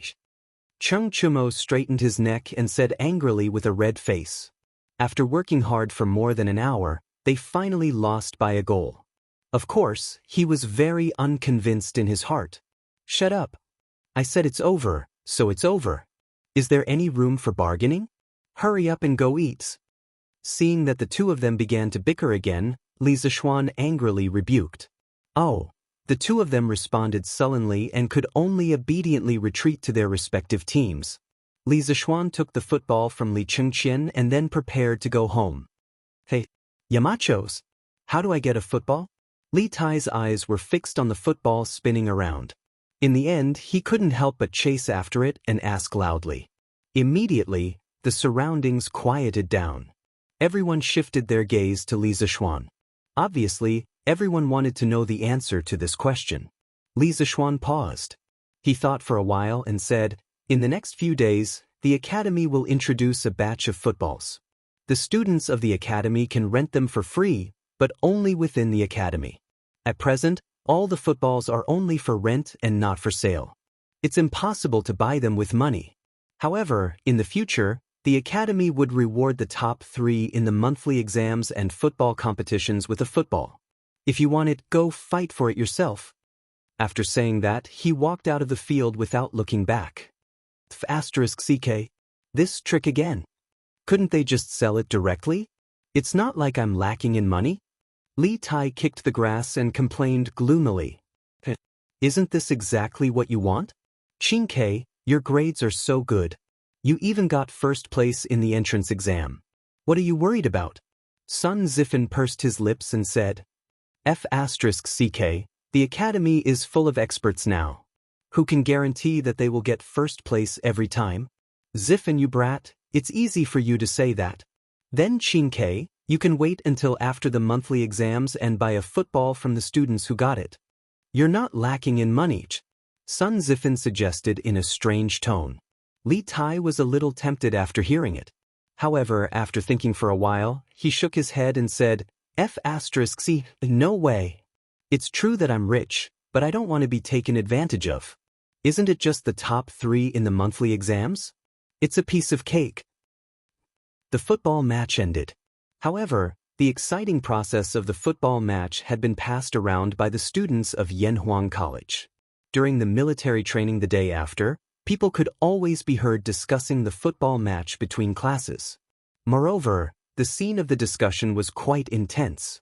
In this era where there was a lack of entertainment, the appearance of football which combined sports and entertainment captured the hearts of many students and even teachers. Of course, The words that Li Zishuan had said before he left yesterday had stirred the minds of many students. The reward of being able to get a football for the top 10 in the monthly exam was really too tempting. Even though students who didn't like sports could sell the football to others if they got into the top 10. Li Zishuan also said that this thing was now a priceless item. If they really wanted to sell it, the price would naturally not be low. Therefore, this was a very generous profit. Many students who were confident in their own strength were holding back their anger. They secretly made up their minds that after the military training, they must study hard day and night and get into the top 3 in the monthly exams. This was the real books have their own houses of gold. Xiaomao, is your little shop almost ready? In the afternoon, Li Zishuan came to the academy. When he passed by a small fork in the road behind the bishop, he saw some people going in and out of a small house. When he walked over to take a look, he saw Gu Xiaomao inside. He thought for a moment and knew what was going on, so he smiled and said, "It's almost ready. Yamacho, please come in and have a seat." When Gu Xiaomao saw that it was Li Zishuan, he hurriedly went forward and greeted him enthusiastically. "Dad, this is the Yamacho of our academy. This little shop of yours is also a gift from the Yamachos." The old man next to him looked at Li Zishuan with a puzzled face. Gu Xiaomao hurriedly introduced him. The old man was shocked. He staggered 2 steps and went forward to bow and said, This old man greets the Marquis of Yong. Marquis has done a great favor for our Gu family. Everyone in the Gu family is deeply grateful to you." It was obvious that the old man was very emotional. He couldn't even speak clearly. "Uncle Gu, you don't have to be so polite. Gu Xiaomao deserves all of this. Who asked him to be so hardworking?" Li Zishuan helped the old man up and said with a smile. Gu Xiaomao was a little embarrassed by the praise and scratched his head. When the old man heard that his son was praised by Marquis personally, he was so happy that he couldn't close his mouth. Xiaomao doesn't have any other abilities except for his strength. "Marquis, you gave him such a high salary. If he doesn't work hard, I will break his legs." "Look at my memory. Marquis, quickly come in and drink some water. How can you keep standing outside? Girl, quickly pour a cup of herbal tea for Marquis." A girl's voice immediately sounded in the house. "Yes, Dad." Li Zishuan smiled and didn't refuse. He knew that the girl inside should be Gu Xiaomao's sister. This kid had told him before. Because the Gu family was poor and Gu Xiaomao's mother was bedridden for many years, a large portion of the family's money was used to treat her illness. They couldn't even gather a decent dowry for his sister. That was why she was still unmarried at the age of 18. In the eyes of modern people, this situation would definitely be ridiculous. But that was the truth. In this era, it was common for girls to be unable to get married because they couldn't afford the dowry. It was the complete opposite of modern society. In modern society, it was the man who couldn't gather the dowry. "Marquis, quick, please come in." Chapter 868. The last time Li Zishuan saw Gu Xiaomao was a month ago. At that time, the second phase of the academy's project had just started. Gu Xiaomao was still the vice captain of the 8th team of the 1st Regiment. Li Tai had always been the captain. By chance, Li Zishuan found out about Gu Xiaomao's simple ideals. Therefore, after the second phase of the academy's project was completed, Li Zishuan allocated a small house from the academy, about 50 square meters in modern times. It was neither small nor big for Gu Xiaomao to open a shop. Speaking of which, this small house was originally a small warehouse used to temporarily store equipment. It was located between the teaching building and the dormitory building. The location was not bad and was suitable for Gu Xiaomao to open a shop. It wasn't that Li Zishuan was stingy and didn't want to give him a big house, but with Gu Xiaomao's current wealth, even if he was given a big house, he wouldn't be able to fill it with goods. After entering the small house, Li Zishuan sat down and looked around. He saw that there were shelves with all kinds of goods on them. There were candied fruits, nuts, and other snacks. There were also daily necessities like soap operas, sweat towels, and wooden basins. The layout of this place was like a modern supermarket. This idea was also what Li Zishuan told Gu Xiaomao. A supermarket was a product that surpassed the times and could definitely make money in the Tang dynasty. When Li Zixuan had just transmigrated, he had also thought of setting up a supermarket. However, for a transmigrator like him, there were too many ways to make money. Therefore, he didn't have the time to do this.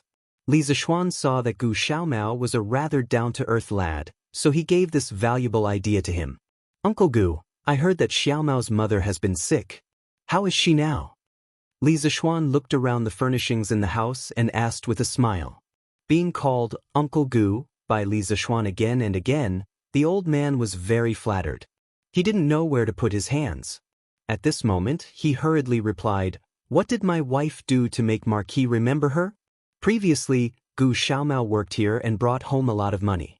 This child has been filial since he was young. After he received the money, he ignored his mother's dissuasion and invited a doctor from Chang and city's Huichun Hall to help treat her. He even bought a lot of medicine. His mother's condition is basically stable now. We can only rest and see if the root of the illness can be cured. Li Zixuan nodded as he listened. He looked at Gu Xiaomao and said, Xiaomao, your family is relying on you now. Oh, it should be your store. You have to do a good job in the future. Not only do you want your parents and sister to live well, but you also want to bring convenience to all the teachers and students of the academy. Do you understand? When Divine Doctor's son comes to Chang, and again, I will ask him to take a look at your mother. A woman stood behind the door. She was Gu Xiaomao's sister. When she heard Li Zixuan mention her, she could not help but look up at Li Zixuan. It was not that she had any improper thoughts about Li Zixuan. It was just pure admiration. After all, which girl did not worship heroes? Li Zixuan was young, but his reputation had spread far and wide. He was a combination of wisdom, bravery, and handsome. He was simply an excellent candidate for a husband. This girl knew her own family. She knew that there was no possibility between her and Li Zixuan, so she did not have such thoughts from beginning to end. She only hoped that her brother could learn from Li Zixuan and become someone as powerful as Li Zixuan in the future. Thank you, Yamacho. Don't worry. I will definitely do my best and make this store a good one. Gu Xiaomao promised seriously. Maki, don't worry. If Xiaomao does not provide convenience to the students and teachers of the academy, this old man will be the first to not listen to him. The old man also quickly promised. It's not that serious. I still trust Xiaomao. Li Zixuan chuckled. After that, he chatted with the father and son for a while, then got up and said goodbye. After all, they still had to busy themselves with cleaning the store. Hey, Yamacho, can you help me inscribe a few words on my store? Just as Li Zixuan was about to leave, Gu Xiaomao stammered and asked loudly. Li Zixuan immediately froze on the spot. Inscribe words? What did this kid mean? Was he deliberately messing with him? The reason why he thought so was because Li Zixuan had been here for so long, but he had never inscribed words on anyone's store before. Although his calligraphy was now quite good and was better than most people's, compared to famous calligraphers like Chu Suiliang and Yu Shinan, it was still a far cry, okay? How could he show it to others? Ahem. Xiaomao, do you want me to ask Dr. Chu to inscribe a few words for you? Li Zixuan coughed dryly and said. Gu Xiaomao trembled and quickly waved his hand. Yamacho, no need, no need. My store was given to me by you, of course. You have to give it a name yourself. This kid was really stubborn. He didn't even want Chu Suiliang's calligraphy. Li Zixuan had no choice but to nod. All right, bring me a brush and paper. Yamacho, please wait a moment. Gu Xiaomao agreed excitedly. After a while, he brought over a brush, ink, paper, and inkstone. Li Zixuan wondered if this kid had prepared beforehand. Li Zixuan picked up the brush and was stunned again. What should he write? At this moment, the names of many modern supermarkets appeared in his mind. Walmart, Artimart, China Resources Wanjia, Bailey and Womart. But it would be too much of a joke to write down these names, because most of these names did not have any meaning to them. He couldn't harm Gu Xiaomao because of his whims. I got it. Li Zixuan's mind flashed with inspiration. He focused his mind and calmed his breathing. With a slight movement of his wrist, he wrote the 4 words Yojia Store on the paper. He was using regular script. In his previous life, he had practiced more regular script, so he was relatively good at it. There's a small shop. Yamacho, that's a good name. After staying in Yanhuang College for a long time, Gu Xiaomao could recognize a few simple words. He carefully put away the paper and laughed. Li Zixuan said happily, "Kid, tell me, what's so good about this name?" "Anyway, as long as it's Yamacho, it's definitely good." Gu Xiaomao stuttered for a long time, but couldn't say anything. He could only laugh foolishly. Li Zixuan shook his head and said, "Xiaomao, a real man should not let down the heavens, the earth, the parents, the wife, the children, and the brothers and sisters. I hope you can use this store to let your family live a good life." After saying that, Li Zixuan nodded to old Gu and turned to leave. Chapter 869. It was a cloudy Monday, October 22nd of the first year of Jingguan. It was a refreshing autumn day. Suddenly, people realized that the sky was bluer and the air was colder. If one slept at night without a quilt, they would feel cold. It was already late autumn. Many trees on the cloud mountain had begun to shed their leaves. Some mountain paths were covered with a thick layer of leaves, giving the pedestrians a sense of desolation. Beep. 1212. Today was the day of the military training at Yanhuang College. Early in the morning, the students were gathered on the field by the instructors of each class after breakfast. For a moment, all kinds of slogans were heard. "Feiji, are there any students absent today?" Li Zixuan turned his head and asked in a low voice. "Marky, no students are absent today." Pang Feiji cupped his hands and answered, "Okay." When the teachers of the college arrive, the military training exercise will officially begin. Inform Mo Zhong, Mo Yun, and ask the guards of the college to stay alert. No outsiders are allowed to come in and make trouble today. Li Zixuan nodded and ordered. Pang Feiji smiled and said, "Hey, you worry too much. Third brother is now a guard of the college. Who dares to make trouble here?" Third brother? Li Zixuan was stunned. It took him a while to remember who the third brother was. He couldn't help but find it funny and said, "It seems that you are close to Mr. Zhang. You even called him third brother. In terms of experience in the martial arts world, you should call Mr. Zhang third master. You are so rude." Pang Feiji chuckled and didn't know how to respond to Li Zixuan's words. "Uncle Cheng?" At this moment, Li Zixuan exclaimed. He quickly stepped forward and saw a man coming from the opposite side. Who else could it be but Cheng Yaojin? "Uncle Cheng, shouldn't you be in the morning court now? How come you have time to come here?" Li Zixuan stepped forward and asked in confusion. "Today is not the imperial court's day off. Why did this old demon wander here?" Cough cough. Cheng Yaojin sniffled and covered his mouth with his hand as he coughed twice. "This old man caught a cold yesterday and has already requested for a day's leave from His Majesty. I also heard that your place is very lively today, so I came over to take a look." "What? Don't you welcome me? Demoness Cheng would catch a cold?" Li Zixuan's eyes widened. Of course, he was very suspicious, but he couldn't ask, right? He could only say, "Uncle Cheng, what are you talking about? Of course I welcome you with open arms." "Little rascal." Cheng Yaojin scolded with a smile, and then said seriously, "Chumo is here, thanks to you, Xiao Xian. This little rascal used to be idle all day long and did not do anything serious. Only the academy can help him improve." Li Zixuan knew that Cheng Yaojin was talking about Cheng Chumo's breakthrough a few days ago with the help of Tai Chi. He smiled and said, "Uncle Cheng, you're too polite. The Cheng and Li families are already inseparable. Why do you need to thank me?" Cheng Yaojin laughed and said, "Huh, what a good, inseparable.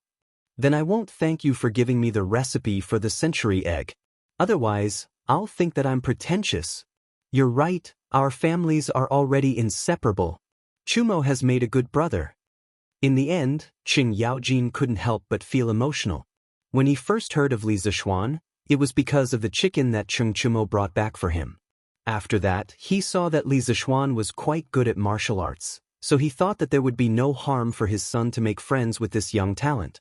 But who knew that this young man's rise was so fast that it was beyond everyone's imagination? At this moment, he really felt that his son was a fool for a fool. "Uncle Cheng, please come up." The military training exercise is about to start. Speaking of which, you've taught these students before, so you can take a look at the results of their training. Li Zishuan invited him, although he knew that Qing Yaojin was here today for this. No rush, no rush. You'll take a while. I'll say a few words to second brother Qin before I come back. You go ahead. Cheng Yaojin waved his hand and went to find Qin Qiong. At 8:15 a.m., all the students of the 16 classes had gathered. Li Zishuan, Qing Yaojin, Li Gang, Yan Silu, Mo Huai, and the other core teachers of Yanhuang College went up to the rostrum. Cheng Yaojin was here to watch the show, while Li Gang and the others were here to be judges. Previously, it was said that the last class in the military training exercise would clean the academy for a month. The last class was judged by the judges.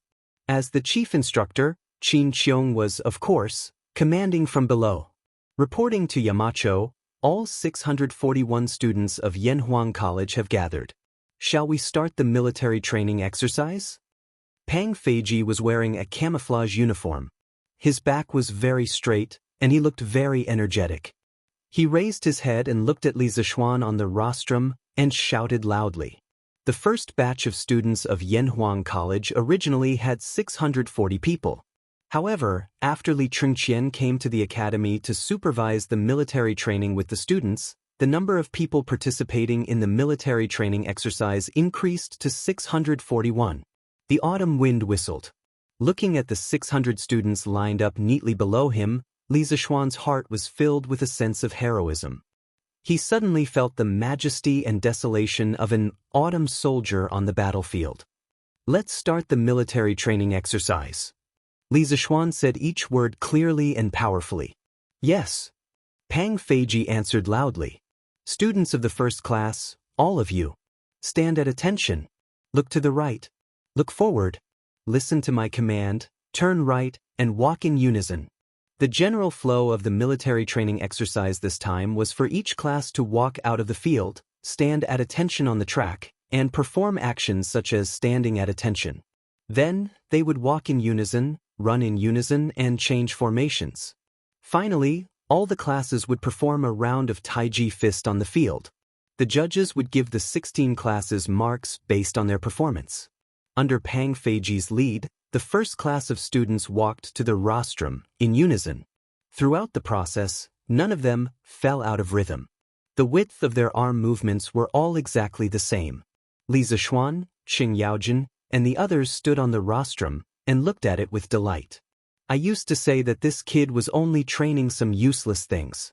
Now, it seems, although it's still not very useful, it's really King beautiful. Qing Yaojin thought to himself as he stroked his beard. Stand at attention. Swoosh. At ease. Swoosh. Pang Feiji's every command was met with the sound of uniform movements. All the teachers present were moved. Those teachers who had previously been rather critical of Li Zishuan's military training regime were completely silent at this moment. Every command was executed in unison. Their momentum was majestic, and they could topple mountains and overturn seas.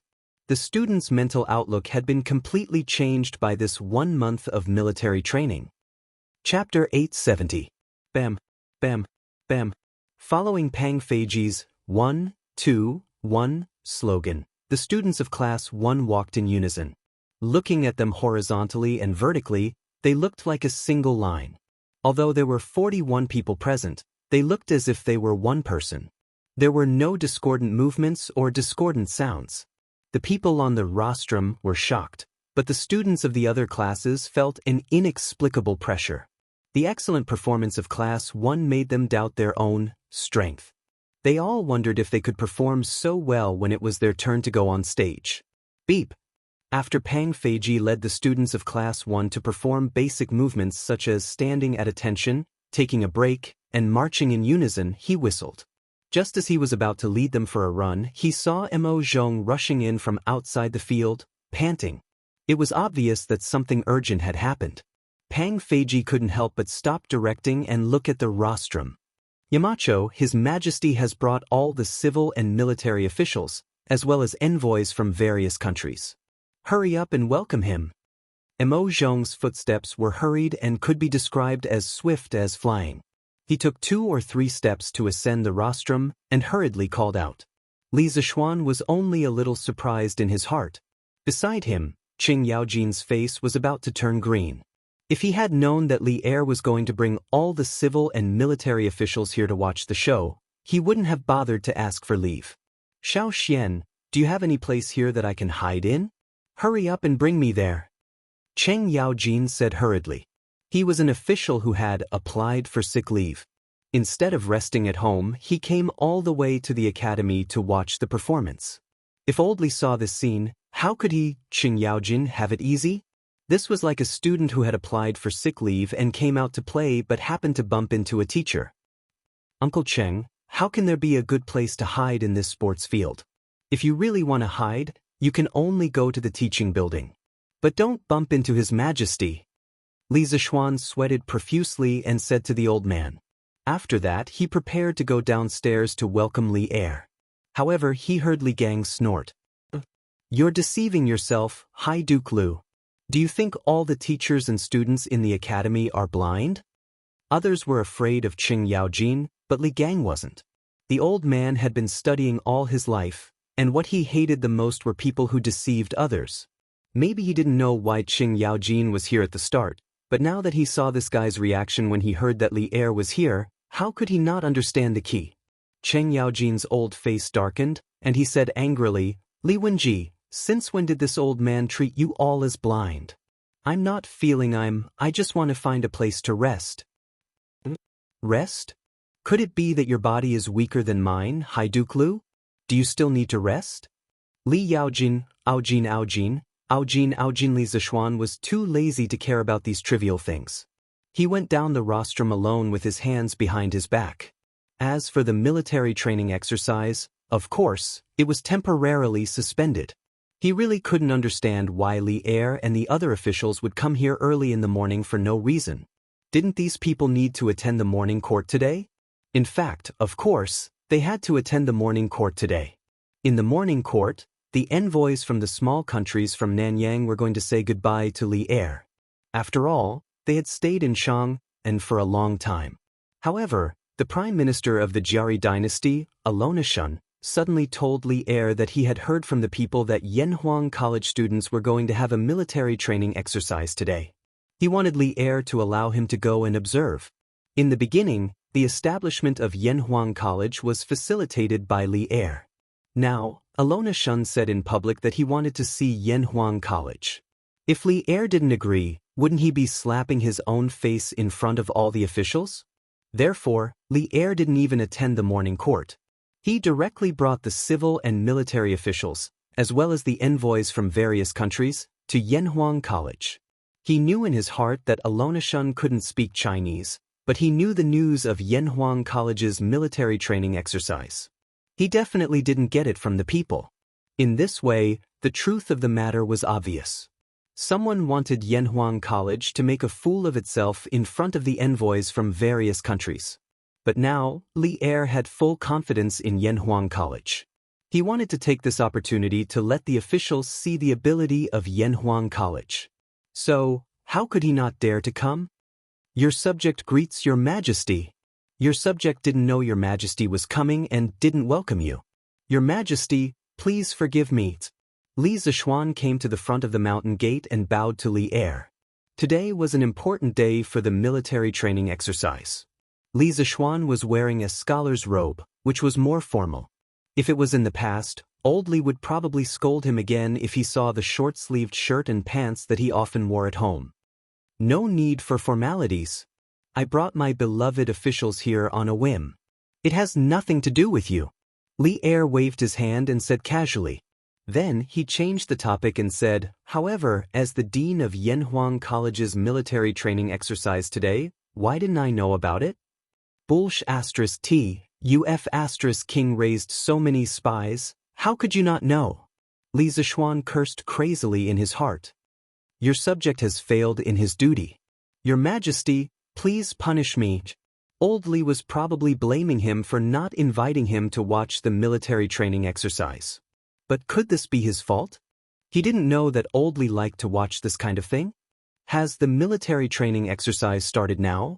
Why aren't you bringing me and my officials in to take a look? Li Er smiled and said, Your Majesty, the military training exercise has just begun. Your subject will bring you to watch the ceremony. Li Zishuan responded, then called Li Er and the civil and military officials to walk in the direction of the sports field. As for the emissaries of the small Nanyang kingdom, they had long been shocked by the tall buildings, novel cement buildings, and cement roads in the college after entering the college. At this moment, they were being dragged by the interpreters of the Honglu Temple. Miracle! Miracle! When will such a miracle come to our Zhenla kingdom? Although the emissaries of Zhenla were being dragged, their eyes were staring unblinkingly at the Guanghua building of Yanhuang College, and they were still muttering to themselves in a low voice. This must be the Holy Land of Bliss. But why did Buddha place the Holy Land of Bliss in the Tang Empire? Did our Jianri dynasty do something wrong? Ever since Alona Shun ascended Cloud Mountain, he had been in a state of absent-mindedness. Born in the Jianri dynasty, where the whole country believed in Buddhist precepts, he had been a loyal Buddhist since he was a child. Now, these miraculous cement buildings of Yanhuang College reminded him of some descriptions of the Holy Land of Bliss in the Buddhist scriptures. Although it was not exactly the same, there were still many similarities. This made him feel a little uncomfortable. Chapter 871. Cough cough. This old subject greets your majesty. Cheng Yaojin, who originally wanted to slip away, was pestered by Li Gang. As a result, he missed the best opportunity to slip away. When Li Er arrived, he just happened to see him. Cheng Yaojin coughed for a while and bowed. At the same time, this old fellow had already thought of an excuse. As long as Li Er asked him why he was here, he would say that he was looking for Li Zishuan to treat his illness. This could be considered a self-justifying explanation. But who knew that Li Er didn't ask any questions? He only looked at him expressionlessly and walked past him to the rostrum. Duke Lu, how dare you? You are deceiving the emperor. Li Er couldn't be bothered to argue with Cheng Yaojin, but that didn't mean that others didn't want to argue with him. As a matter of fact, when Wei Er walked past Cheng Yaojin, he scolded him in a low voice. Cheng Yaojin rolled his eyes, but he wasn't afraid. Deceiving the emperor? Old Cheng Nimsik. How is that deceiving the emperor?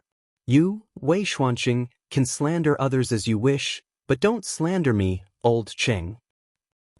You, Duke Lu, don't go too far. When has this old man slandered others? Meeting Cheng Yaojin, who wasn't afraid of anything and whose words could anger people to death, Wei Jing could be considered to have 8 lifetimes of bad luck. Cheng Yaojin's few words made him tremble in anger. These two people, one was a fighting spirit, and the other was an old bastard. Of course, there would be no end to their quarrel. Fortunately, they were standing at the back and their voices were relatively low. Li Er, who was in front, didn't notice them. Otherwise, these two people would have a hard time eating. Not bad. I haven't seen them for a month, but these students look even more energetic. On the rostrum, Li Zishuan's original excellent seat in the center was, of course, occupied by the bandit Li Er. Looking at the more than 600 students standing upright below, Li Er nodded and praised. Not to mention other things, just this spirit, qi, and spirit were comparable to the soldiers of many places. They are just strong on the outside but weak on the inside. They are just looks. Students were still students after all. Could training them for a month turn them into elite soldiers? This old man has already asked around. The students here usually just stand in line and run around.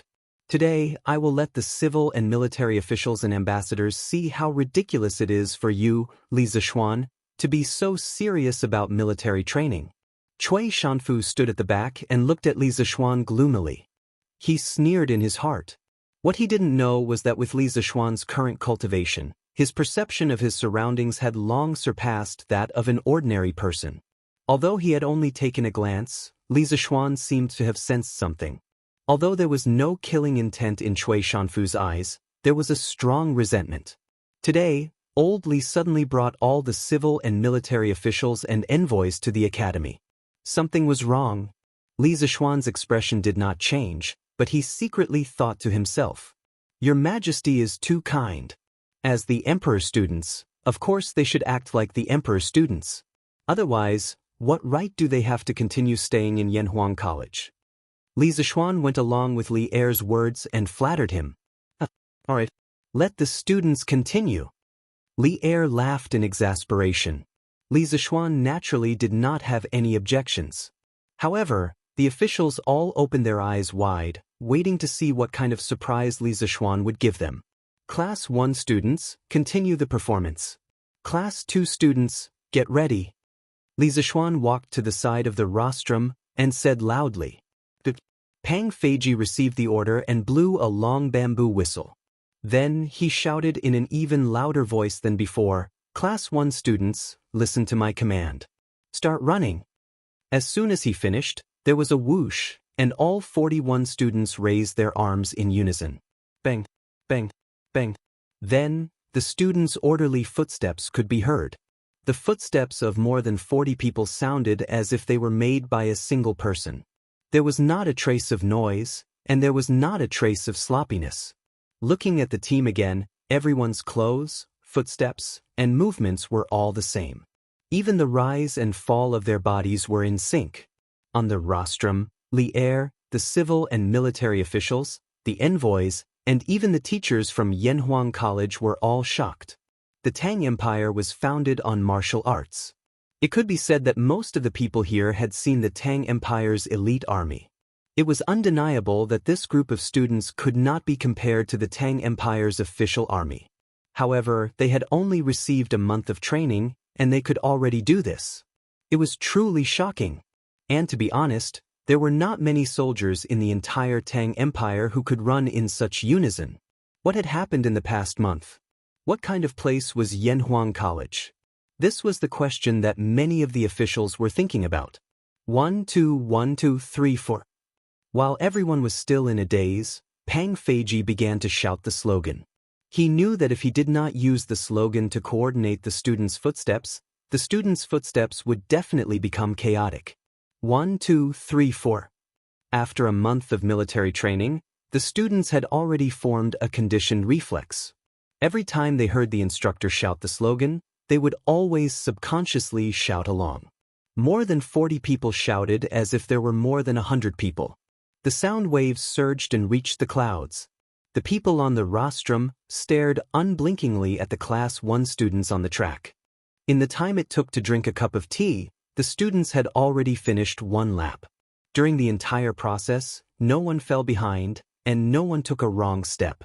The slogan and footsteps were the same from beginning to end. Everyone thought that the performance had ended. Who knew that after Pang Feiji had reorganized the team, he shouted again, Class 1 students, listen to my command. Formation. Swoosh. With a sound, the students all took small steps and scattered. Within a few breaths, the 41 students had already lined up in a neat but imperfect formation. 6 by 6, 36 by 7, 49 by 7. They were only 41 people, so it was impossible to form a perfect formation. Each of them stood upright on the field, like pine trees, motionless. They ordered their movements to be still, to stand like a pine tree, to sit like a bell, and to move like the wind. Although these students weren't soldiers, their actions were no different from those of the regular army.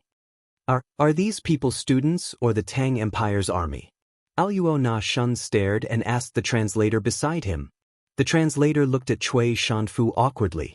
After seeing the latter nod with a dark face, he replied, Great Minister, these are indeed the students of Yanhuang College.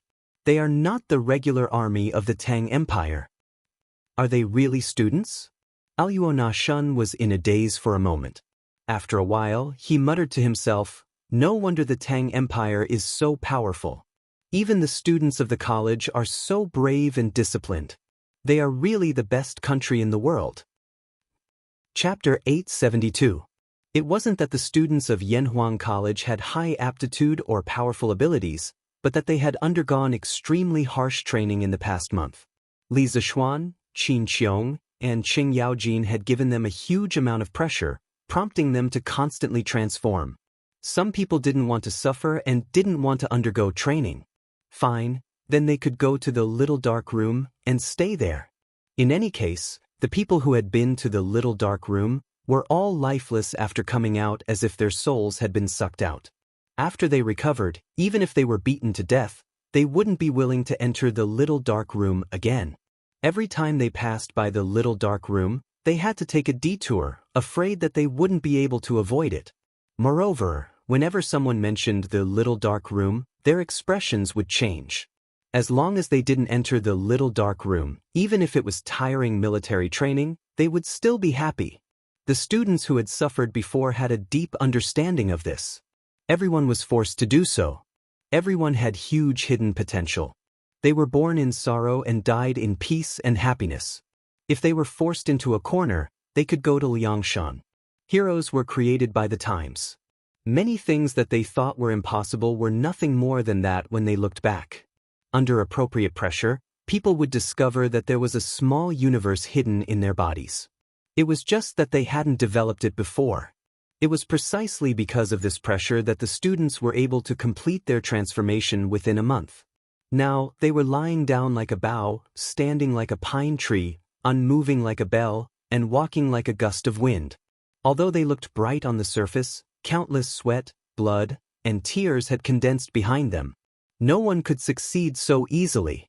The envoys of the Nanyang countries were dumbfounded. The courtiers of the Great Tang, especially the generals, were not calm either. When it came to military training, they were the ones who had the most right to speak. It was simply a miracle that Li Zishuan was able to train a group of powerless students into such a well-disciplined team in just a short month. They came late and didn't see the simple actions of standing at attention, taking a break, walking in unison, running, and other actions that the students had done earlier. However, even if they saw it, they wouldn't care much. However, the last item, the change in military formation, had a different meaning. Many generals realized that the speed at which the students changed their formation was about the same as the soldiers in the military camp. How could this be? One had to know that they were real soldiers, and these people in front of them were just a bunch of kids. Many of them were the second generation of rich playboys in Chang and City. Since when could the soldiers in the barracks not even compare to those rich second generations? Yuqi Jingda, Niu Jinda, Li Jing, Duan Zhishuan, Chu Tutong, Ho Junji, and the other military bigwigs began to think about how they should properly train their soldiers. Otherwise, if Li Er went to the barracks to inspect the soldiers and found that their training wasn't much better than Yanhuang colleges, wouldn't they be finished? Beep. Pang Feiji led the students of Class 1 into the Swan Formation and Long Snake Formation. Then, he blew the whistle and instructed the students to return to their teams. The students of Class 2 were led by their instructors to the track and continue with their performance. Just like this, class after class took place. Li Zishuan had originally thought that Li Er would return to the palace after watching the performances of 2 or 3 classes. After all, the emperor had so many things to do every day. How could he possibly stay here for an entire morning? But unexpectedly, old Li did not leave until the last class went on stage to perform. He was still sitting there with a relaxed look on his face as he watched the performance of the students with great interest. If he didn't leave, how could the other officials dare to leave? They could only obediently accompany him on the side. The foreign envoys were already numb from the shock. They seemed to have seen just how powerful the Great Tang's army was from the military training of Yanhuang College. Just think about it. If even the students were so well trained and disciplined, how could the Great Tang's army be weak? The more he thought about it, the more terrifying it was. The foreign envoys all made up their minds. When they returned to their countries, they would definitely tell their respective monarchs everything that they had seen and heard today. The Great Tang was too powerful. Just a group of scholars was more well-trained than the regular army of their countries. They couldn't afford to offend such a country. This military training performance was undoubtedly a success. The big shots on the rostrum were also very satisfied. But of course, there was also someone who wasn't satisfied. It was Cui Shanfu, who had always found Li Zishuan an eyesore. At this moment, this old man's face was as black as ink. He glared at Li Zishuan hatefully and thought unwillingly, how is this possible? Li Zishuan has never been in a military camp before. He doesn't know anything about military affairs. How could he train a group of weak scholars to such a level in such a short time? This doesn't make sense. Beep. Next up is the last event of today's performance, Taiji Fist. After learning for so long, it's time to test whether you've put in the effort. All students, listen to my command and move with me. Taiji Yin Yang and Xuanji are clear and bright. Only when you fully comprehend the loosening and tightening skills will you succeed. While Cui Shanfu was still in a daze, Li Zixuan had already stepped down from the rostrum and personally took over the command. He also started to lead the students to practice Taiji Fist. Why didn't they practice on the rostrum? If they stood higher up, it would be more convenient for the students to see. Cough cough, did you think he didn't want to? There were too many people up there. He couldn't let go of his hands and feet at all. In fact, the students of the academy had only been learning Taiji Fist for a week. In terms of proficiency, it was definitely far from enough. In order to prevent people from dropping the ball midway and forgetting the movements, Li Zixuan decided to lead them to practice together at the last minute. This was not in his original plan. The main reason was that Li Er had brought all the civil and military officials and the envoys of the Nanyang countries today. The academy definitely couldn't lose face at this time. He chanted the rhyme and pushed his hands in a circle. His body was relaxed and relaxed. The students followed behind him and did the same. Although their movements were not as synchronized as when they were running earlier, they were still considered neat. More importantly, when they sensed Li Zixuan's Dao realm and entered the zone, their movements would become more and more orderly. When the military general standing on the rostrum saw Li Zixuan and the 600 students start to practice Taiji Fist, they were all shocked. To the upper echelons, there were no secrets in Chang'an City. That day, when Chengchumo used Taiji to break through the realm, they all received the news afterward. Now that they had the opportunity to see Li Zixuan practice Taiji Fist in person, how could they not seize the opportunity to observe and observe? Even Li Er couldn't help but narrow his eyes. After all, although he was an emperor, he was also a martial artist at the same time. Chapter 873. One person practicing Taiji Fist might not seem like much, but more than 600 people practicing Taiji Fist together was a shocking scene. When Li Zixuan held the circle, the students followed suit. When Li Zixuan lifted the knee, the students followed suit. When Li Zixuan pushed horizontally, the students followed suit. Taiji Fist gave birth to Yin and Yang gave birth to the 4 symbols, and the 4 symbols gave birth to the 8 trigrams. The 8 trigrams determined good or bad luck, and good or bad luck led to great undertakings. Taiji Fist contained the truth of Taoism, and at the same time, it also contained the Tao of heaven and earth. More than 600 people practicing Taiji Fist together made everyone on the field gradually enter the realm of Tao. This was a wonderful feeling that could not be described with words. It was a bit similar to the Sanskrit of Buddhism. If you had been to a pure Buddhist temple and immersed yourself in the Sanskrit, you would definitely feel a sense of comfort. Taoism did not have Buddhist scriptures, but Taoism had the Tao Te Ching and Taiji Fist, which contain the essence of the Tao Te Ching. Arms, knees, mind, and all. If you don't support yourself, support yourself, support yourself. Time passed slowly. As Li Zixuan recited the last line of the song, the performance of Taiji Fist finally came to an end. The students withdrew their legs and returned to their standing posture. Li Zixuan habitually wiped his forehead, but there was no sweat on it. With his current martial arts cultivation, he rarely sweated. Unless it was a life-and-death battle, he would definitely not use his full strength. Well, the military training performance is officially over. Of course, the military training that made you suffer for a month is also over. Congratulations, from today onwards, you are officially students of Yanhuang College.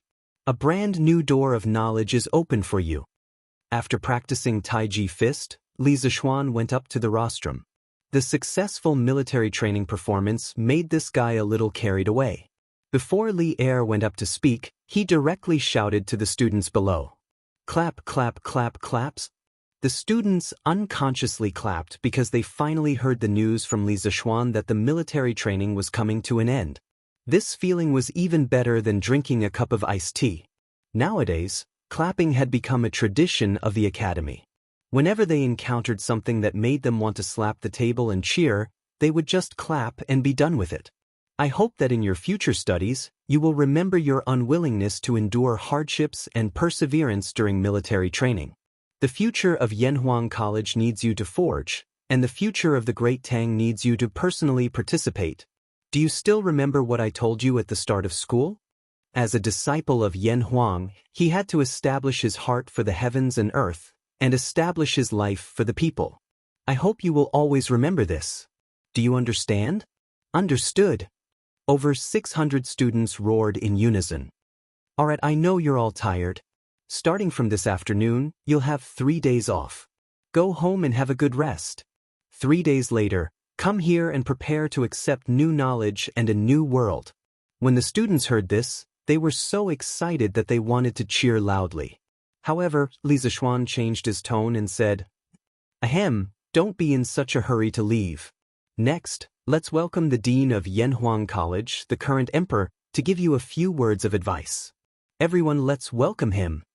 Smack, smack, smacks. After saying that, this guy was the first to applaud. The students below the stage were stunned, but they were only stunned for a moment before they followed suit and applauded. It turned out that it was Li Zishuan, who was talking enthusiastically just now. As he was talking, he wanted to dismiss the students directly. Suddenly, he felt an inexplicable murderous aura. Glancing sideways, he realized that it was Li Er who was staring at him with ill intentions. After being in the Great Tang for so long, Li Zishuan still had a bit of EQ. This guy instantly understood that he had spoken before the old leader. If this was in his previous life, it would be a big taboo. One day, the leader would make things difficult for you. Fortunately, his relationship with old Li had always been good. Moreover, old Li wasn't a petty person, so he didn't have to worry too much. Seeing that Li Zishuan was tactful, Li Er finally retracted his slightly threatening gaze. Then, he slowly stood up and walked to the front of the rostrum. Looking at the 600 students below the stage, he said in a deep voice, In the past, Yu Yamacho said that the youth's wisdom is the wisdom of the country, the youth's wealth is the wealth of the country, and the youth's strength is the strength of the country. At that time, although we also felt that the young people were able to handle the country's affairs with ease, we felt that they lacked experience and were afraid of hardship. We felt that they couldn't bear the burden of the Great Tang's national fate. However, after watching your military training performance today, we feel that you might really be able to. Do you have confidence in yourselves? At the last sentence, Li Er's voice suddenly became loud and clear. The imperial power of the emperor was the most sacred thing in the world. People had an unforgettable reverence and worship for the emperor. Many of these students had never seen Li Er's appearance in their lives. Now, not only did they see him, but Li Er was also speaking to them. Not only did he speak, but his words also revealed that he valued them immensely. A soldier could die for his bosom friend. This was a true example of a ruler treating one as a nation soldier, so one could only repay the ruler as a nation soldier. The moment Li Er finished speaking, the 600-some students immediately roared in unison. Their roars shook the heavens as if they wanted to break through the clouds. At this moment, the atmosphere of the military training performance finally reached its highest climax. We also know that all of you are thinking about the holidays and must be anxious to return home. We won't say much. We only hope that all of you can become pillars that can bear the burden of the Great Tang's national fate. Alright, all of you are dismissed. Li Er wasn't like those leaders that Li Zishuan had seen, who liked to speak at length at every conference. He only said a few words before very cooperatively announcing the dismissal of the performance. Seeing how open-minded Li Er was, the students inwardly sighed in admiration. The current emperor was truly a wise divine lord that was hard to come by in several hundred years. This made them even more determined to become pillars of the country. My beloved subjects, what do you think? As the students scattered, Li Er turned to the officials and asked with a smile, What do you think? The officials looked at each other, not understanding the meaning of Li Er's question. Seeing that no one answered, Li Er looked at the Nanyang envoy group again. To be precise, he looked at the great minister of the Jianri dynasty, Alam Nazhan and asked, "What do you think of the great Tang's academy?" Until now, the shock on Alam Nashuan's face had not completely dissipated. He collected his thoughts and took a step forward to answer, "The Great Tang Academy is full of talents. The students of the academy are disciplined and full of vitality. I, Alam Nazhan, am extremely impressed. The servant of Zhenla country, Yatu, is also deeply impressed. Bai Weiyu of Piao country is impressed. Even if Piao country built an academy with the strength of the entire country, I'm afraid it would still be difficult to compare." For a moment, the praises and sighs were endless. Old Li was overjoyed in his heart. Chapter 874. Prepare the carriage. Return to the palace. Li Er was extremely satisfied with the reactions of the envoys. Weren't there people who questioned Yanhuang College's ability to run a school and questioned Yanhuang College's military training system? Today's joint performance gave those who questioned it a resounding slap in the face. It made him extremely happy. "Your subjects respectfully send off your majesty." Li Zishuan, Li Gang, and the others bowed and saluted. They were all secretly relieved to varying degrees. They had finally sent this lord away.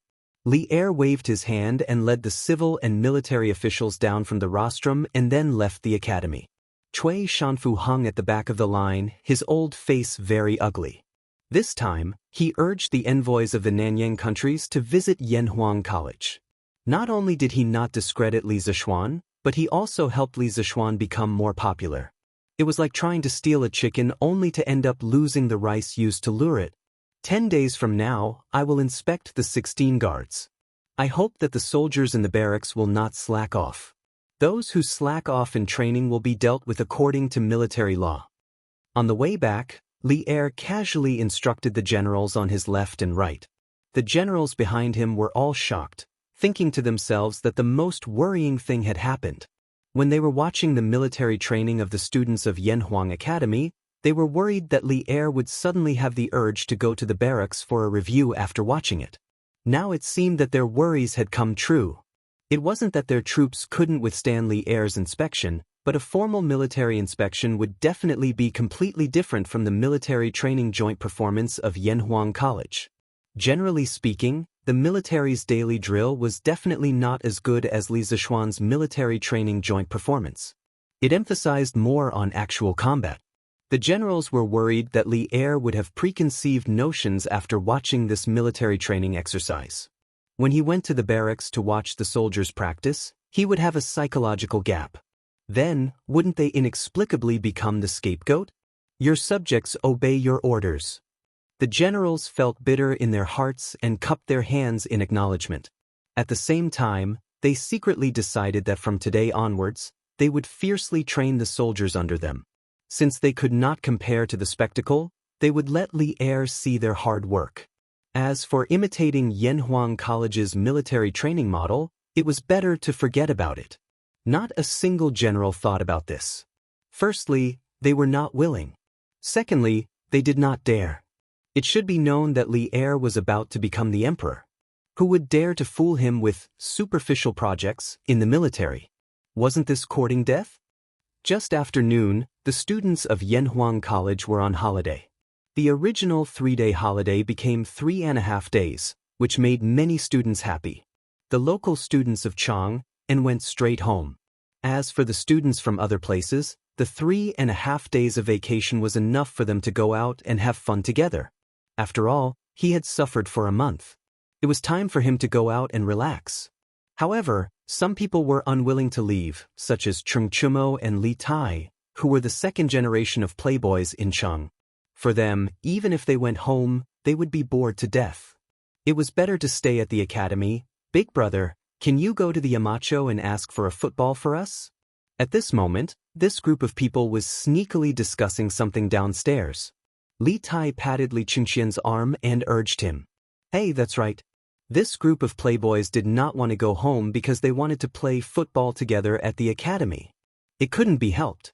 The new game of football was too attractive. They had only played one game that day, but they were already obsessed with football. When they went home, there was no football, no place to play football, and no friends to play football with. So why would they go back? Wasn't it just looking for trouble for themselves? Why me? Qingke, can't you go by yourself? Li Qingqian took 2 steps back and said with a speechless face. Li Tai laughed and said, Big brother, we are all students of the academy. This student is naturally afraid of the teacher, let alone the Yamacho. But you are not the same. You are not a student now. You are the crown prince of the Tang Empire, so, you know. I know? What the F***ck do I know? Li Qingqian almost spat out blood when he heard this, but in the blink of an eye, he saw Li Huairen, Sun Zifan, Chu Yanfu, Qin Huaiyu, and the others were all looking at him with burning gazes, so he could only brace himself and say, All right, I'll go. Then he ran upstairs. In the end, he also wanted to play football himself. Otherwise, how could he be so easily fooled by Li Tai? Football? It's in the corner. Gao Ming, take it yourself. Li Zishuan, who was writing a lesson plan in the office, pointed behind the door and said after hearing Li Qingqian's intention. Then he continued to write at his desk.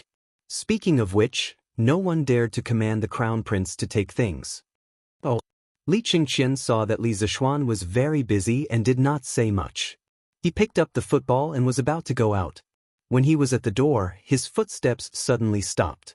He turned his head and said, Xiaoxian, didn't you say earlier that you wanted to introduce a batch of football to the academy? Why haven't you? Oh, the workshop is not done yet. I'll have them send it over when they are done. Li Zishuan patted his head and replied. The truth was that this guy only mentioned it that day and forgot about it after saying it. He did not even mention it to the workshop. I see. Li Qingqian nodded.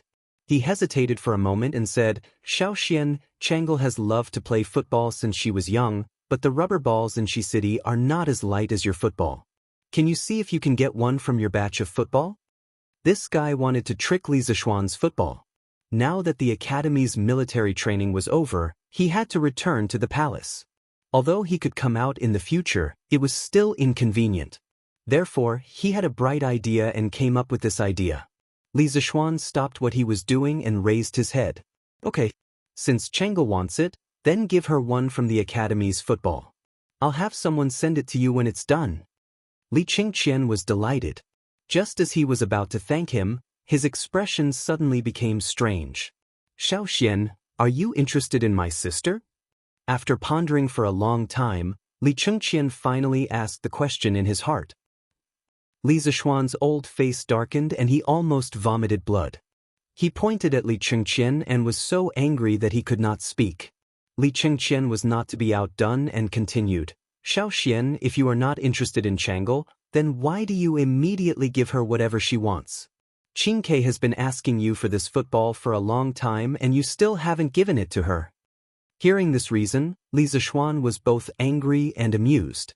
He straightened his face and pointed at Li Qingqian. Brilliant. I'll pretend that I didn't hear what you said today. If you and Qingke are willing to compete with a 7 or 8-year-old girl, then I can only say that you two have lived like dogs for all these years. As for Changel, not only do I give her what she wants, but I also give Lan what she wants. Is there anything strange about that? Chapter 875.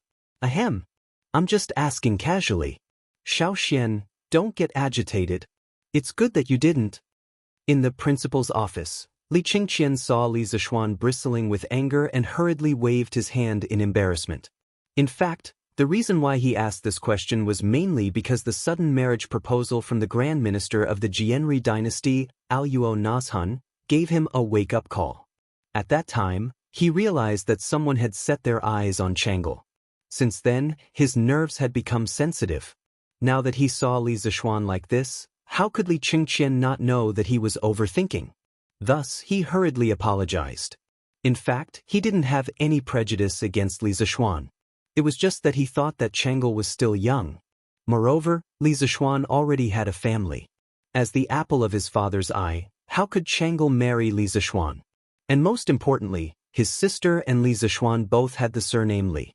They wouldn't marry if they had the same surname. Not marrying if they had the same surname was a traditional marriage taboo in China. It meant that men and women with the same surname were not allowed to marry. The ethics and laws of the pre-Qin and the two Han dynasties were against marrying if they had the same surname. Not marrying if they had the same surname started in the early days of the Western Zhou dynasty in China.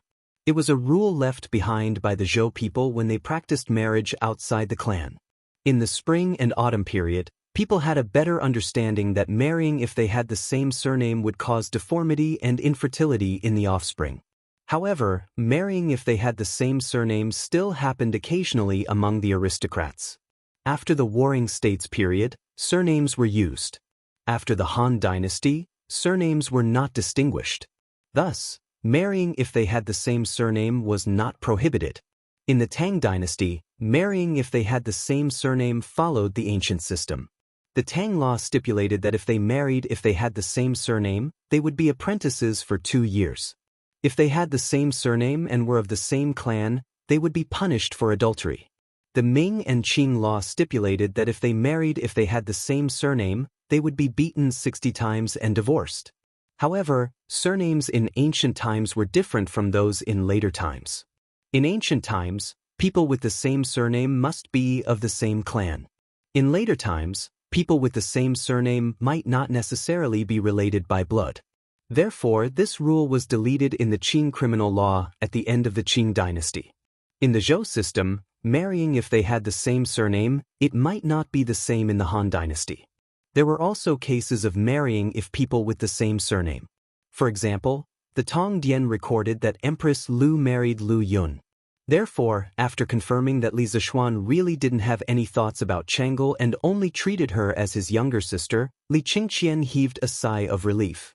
If Li Zishuan was interested in Chang'e, things would be too troublesome. Li Qingqian didn't want his younger sister to suffer. You've already taken the football. If there's nothing else, hurry up and leave. Li Zishuan said in an indifferent tone. He was a little angry, but he did not know why he was angry. Was it anger from being misunderstood? Or was it because the truth had been exposed? As the crown prince of a country, he was actually expelled as an unwelcome guest. However, Li Qingqian was not angry. There was only awkwardness and relief on his face. He laughed dryly and left with the football in his arms. Yamacho, Zhenla, Piao, and Fun and envoys request an audience. About an hour after Li Qingqian left, the office door was opened again. Mo Zhong walked in and bowed. They came to see me? Did he say what happened? Li Zishuan put down the pencil in his hand and asked doubtfully. Mo Zhong shook his head and said, Yamacho, they didn't say. Do you want to see them or not? Li Zishuan frowned and thought for a moment. He nodded and said, let them in. After a while, 3 middle-aged brown-skinned men in silk came in with 3 servants. Speaking of which, after these envoys arrived in Chang, and they were naturally like Granny Lu entering the Grandview Garden. They felt that everything they saw was good, so they began to crazily buy mode. They naturally bought a lot of silk, satin, and exquisite porcelain, so these envoys were now all wearing silk clothes. Greetings, Smart. After the 3 of them came in, they all bowed to Li Zishuan politely and then said in very stiff Chinese. Previously, they had all seen Li Zishuan during the military training, so there was no need for introduction. They knew that the young man in the room was Li Zishuan. Li Zishuan smiled and stretched out his hand. You don't have to be so courteous. Please sit. As the saying goes, don't slap a smiling face. These envoys were very respectful, and they even learned a sentence in Chinese in order to see him. This made Li Zishuan feel very comfortable in his heart. What was a celestial kingdom? Not only were you strong, but you also had to let the whole world learn your language. That was a celestial kingdom. Li Zishuan felt that in the future, his descendants should be able to escape the fate of learning English. He believed that with the combined efforts of himself and Yanhuang College's teachers and students, they could make Chinese the world's language. Of course, the envoys couldn't understand Li Zishuan's words.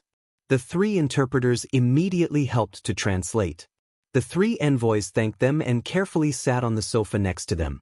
They were all shocked when they sat down. What kind of chair was this? Why was it so soft?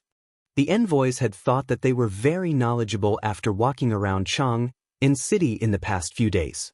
However, after coming to Yanhuang College, which was full of high-rise buildings and glass walls, they found that their little knowledge was not enough. Everything here was so novel and luxurious, just like the heavenly palace of the divine kingdom. With these surprises, they were even more in awe of Li Zishuan, the founder of Yanhuang College. This young man was really mysterious and powerful. No wonder he was valued by the Tang Emperor and was conferred the title of Marquis at such a young age. Thank you, Marquis.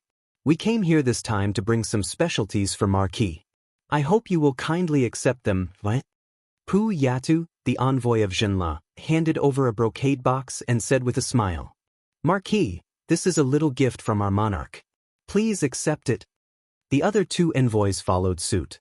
They each took out a very beautiful box and handed it over. Even without a translator, Li Zishuan understood what they meant. He leaned back in his chair and narrowed his eyes. He did not take the gift box. If you have something to say, please say it directly. I don't like to beat around the bush. One who was unaccountably solicitous was hiding evil intentions. After taking someone else's money, he had to do things for them. Although Li Zishuan never thought of himself as an honest and upright official, he didn't want to accept people's gifts for no reason. Besides, he didn't lack money. Ahem. Marquis is indeed a selfless, honest, and upright person. We admire you. Seeing that Li Zishuan did not accept the gift, their hearts sank. Pu Yata coughed twice and said embarrassedly. Li Zishuan waved his hand and said, It doesn't matter whether I am honest or not. Let's talk about the matter. The three of them looked at each other. In the end, Pu Yata stood up and said, His Majesty appointed you as the Commissioner of the Department of Shipping. In the future, our countries will inevitably have to deal with Marquis often. We came here in advance to get familiar with you.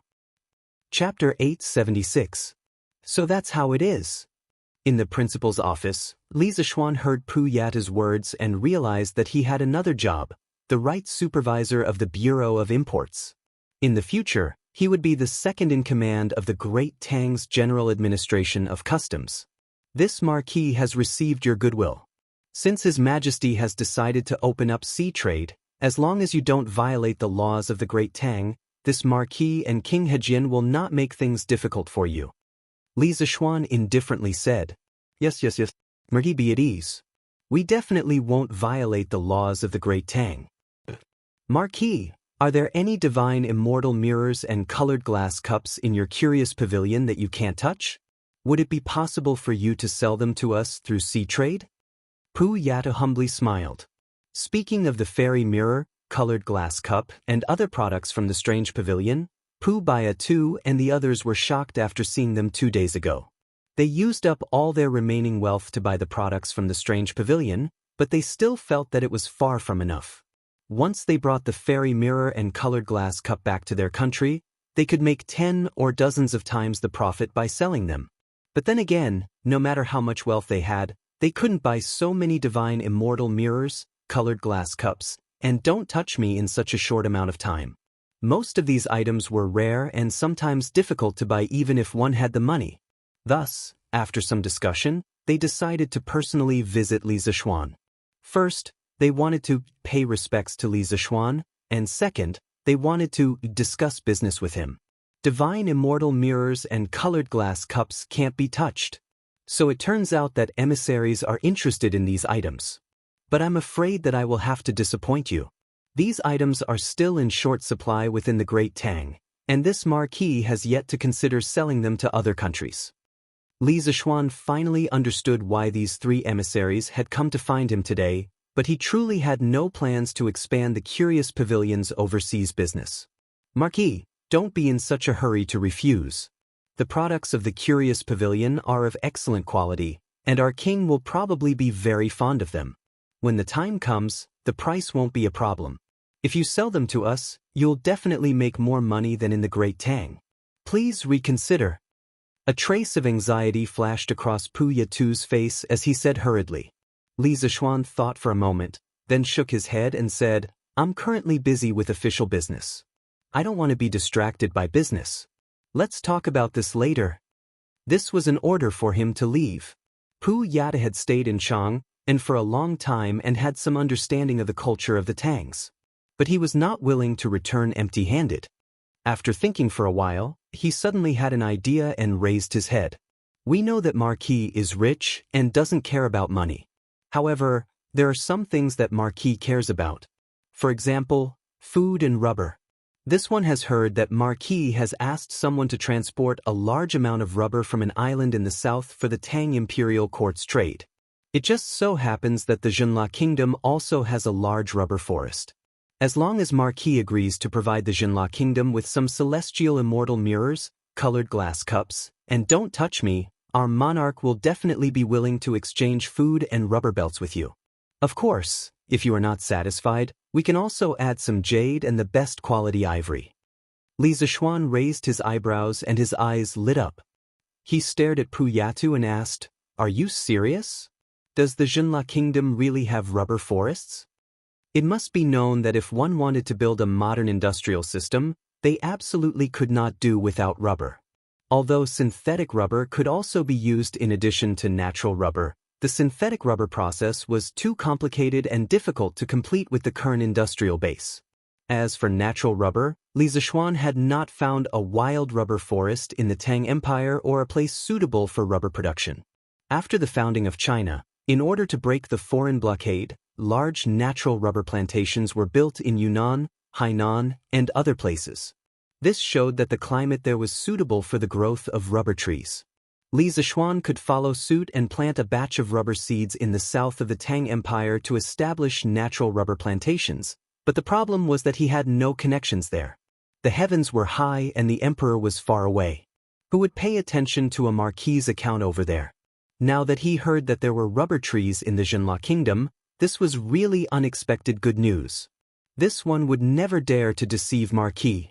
When Marquis sent people to pick rubber on the island, I saw it with my own eyes, and I'm very sure that there are a lot of those trees in the Jinla Kingdom. Seeing that Li Zishuan was interested in rubber, Pu Yatu hurriedly replied excitedly. This thing was worthless to him, but he could use it as a bargaining chip. It was simply a great deal. Marquis. The Piao Kingdom also has rubber trees, and it can also be used as an exchange. Please consider the Piao Kingdom, Marquis. Although the Funan Kingdom does not have rubber trees, it has a lot of food and jade. If Marquis really needs rubber, our monarch can also send people to plant a lot of it. The Funan Kingdom and the Jinla Kingdom are neighbors, and we can definitely plant the trees they have. Seeing that the Jinla Kingdom was going to get ahead of them, the envoys of the Piao Kingdom and the Funan Kingdom hurriedly said. After Li Zishuan understood their words, a smile finally appeared on his face. He pondered for a moment and said, "Since you are so sincere, it would be unkind of me if I don't give in. How about this? I will order the Strange Taste Pavilion to expand production as soon as possible, and then I will send a batch of goods to trade with you. If your monarch is really as you say and is willing to accept this deal, then we can cooperate for a long time in the future." In the end, the immortal mirror, the colored glass cup, and the untouchable were all luxury goods. Even if they were sold abroad, it would not harm the interests of the Great Tang. If these envoys asked Li Zishuan for compasses, plows, and new teaching materials that were related to people's livelihood and technology, Li Zishuan would not agree to sell them no matter how much they offered. Thank you, Marquis, rest assured. This one has absolute confidence in convincing our monarch to agree to this deal. Piata was overjoyed and hurriedly bowed to express his thanks. The other two envoys also repeatedly promised Li Zishuan. "You are too polite." Li Zishuan picked up his teacup, took a sip of water, and smiled faintly. As the saying goes, serve tea and send off guests. This Pu Yatu could still understand. He exchanged glances with the other two and was about to get up and leave. Suddenly, she seemed to have thought of something. She looked at Li Zishuan and said, "Marquis is so straightforward, then this one will give Marquis a piece of news. May our friendship last for a long time." Chapter 877. What news?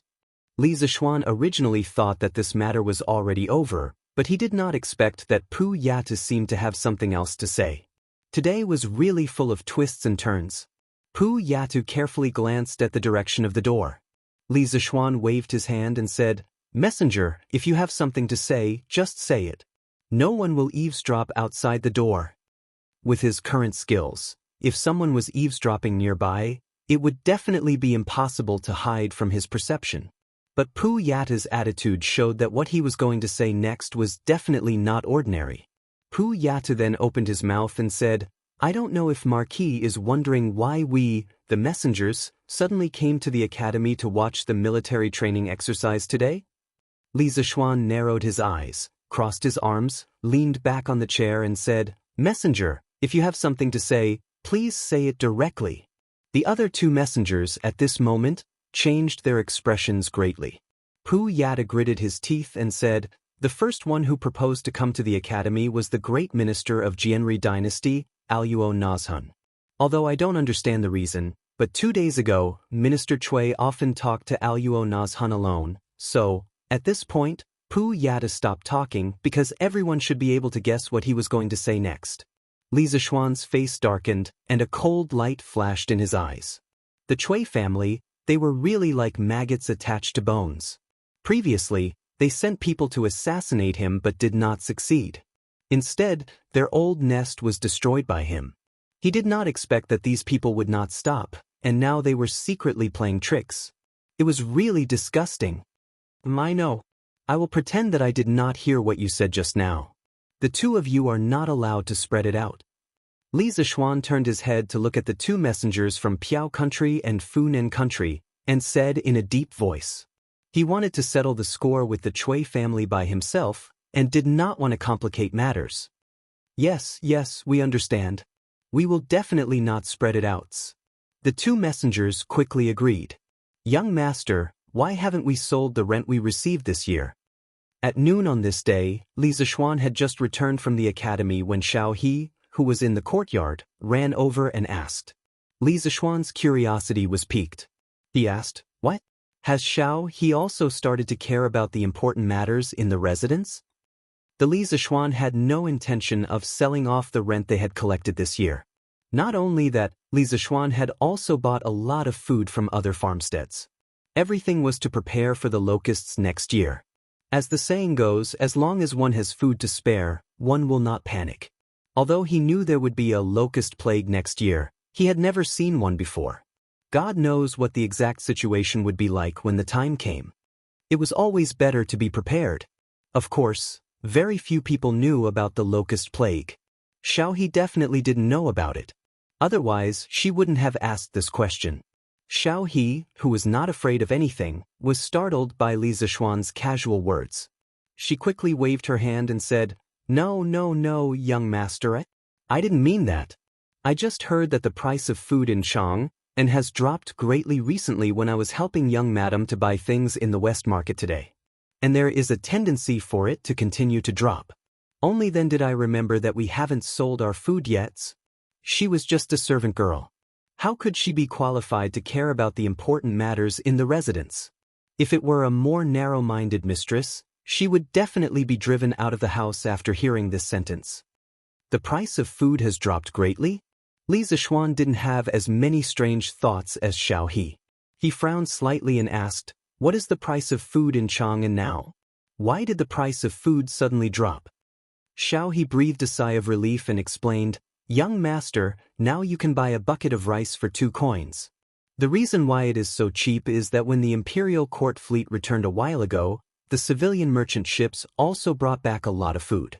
Those merchants were eager to sell off the food, so they all lowered the price of food and wanted to sell it as soon as possible.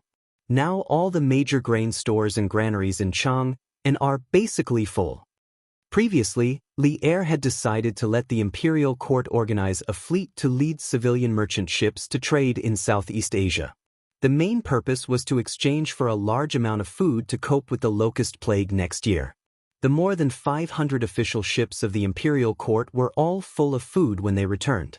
Li Er didn't have a hard and fast rule for civilian merchant ships, but each family must have at least 2 ships dedicated to carrying food. As a result, when the fleet docked, those civilian merchants were eager to sell the food on the ships. This thing was worthless and would only rot in their hands. 2 coins for a bucket of rice? Damn, a bucket of rice was more than 12 caddies. Li Zishuan suddenly felt that it was a waste of natural resources. Those grain merchants were really wasteful. How could they sell the food so cheaply? Okay, I know. Xiao He, you don't have to continue to worry about it. I naturally have my reasons for not selling the food. You can go do your own things. Li Zishuan sighed in his heart at the cheap price of food in the Tang Empire. At the same time, he was quickly analyzing the impact of the fall in food prices on the Tang Empire. In modern times, foreign food had always been cheaper than domestic food. Every year, large amounts of food flowed into China from abroad. As a result, domestic food prices were bound to fluctuate. As the saying went, cheap food hurt the farmers. Many farmers hoped that their food could be sold at a good price while having a good harvest. In order to protect the farmers' enthusiasm, the country could only buy the farmers' food. Most of the food bought by the country didn't enter the market. The farmers thought that their food met the requirements of the market after selling it, but in the end, it was the country that kept it. Although this method would leave behind many hidden dangers and couldn't solve the problem fundamentally, it was still a good way to stabilize the food prices. But in the era he lived in, was it really necessary to stabilize the food prices?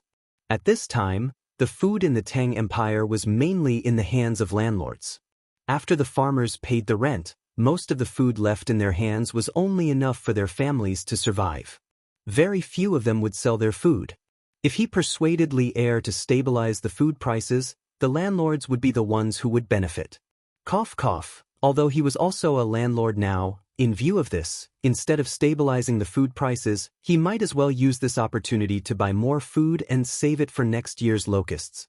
After sending Xiao He away, Li Zishuan rode his horse back to Chang and to find butler Wang Zhong. Uncle Wang, help me contact the other members of the Flaming Yellow Chamber of Commerce in these 2 days. Tell them that I want to buy a large amount of food and ask for their help. At the same time, I will also get people to build a large granary at the foot of the Cloud Mountain.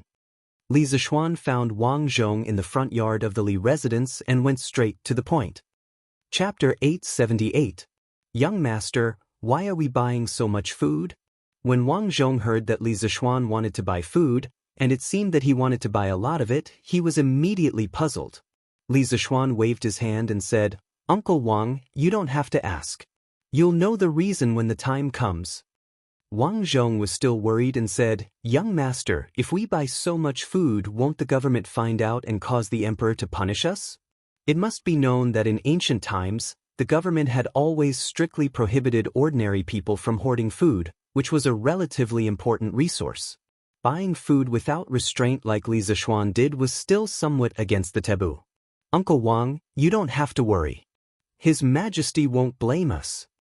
Li Er probably couldn't wait for him to purchase more food for the disaster relief next year. Perhaps old Li was doing the same thing as him now. Wang Zhong had nothing else to say. He nodded and went out to make the arrangements. Now that Li Zishuan had established the Flaming Yellow Chamber of Commerce, many things were much easier. This was the power of an alliance. Li Zishuan's guess was right. Li Er was also thinking about taking advantage of the fall in grain prices to buy a large amount of grain. Minister Xiao, do you know about the recent drop in the price of food in Chang?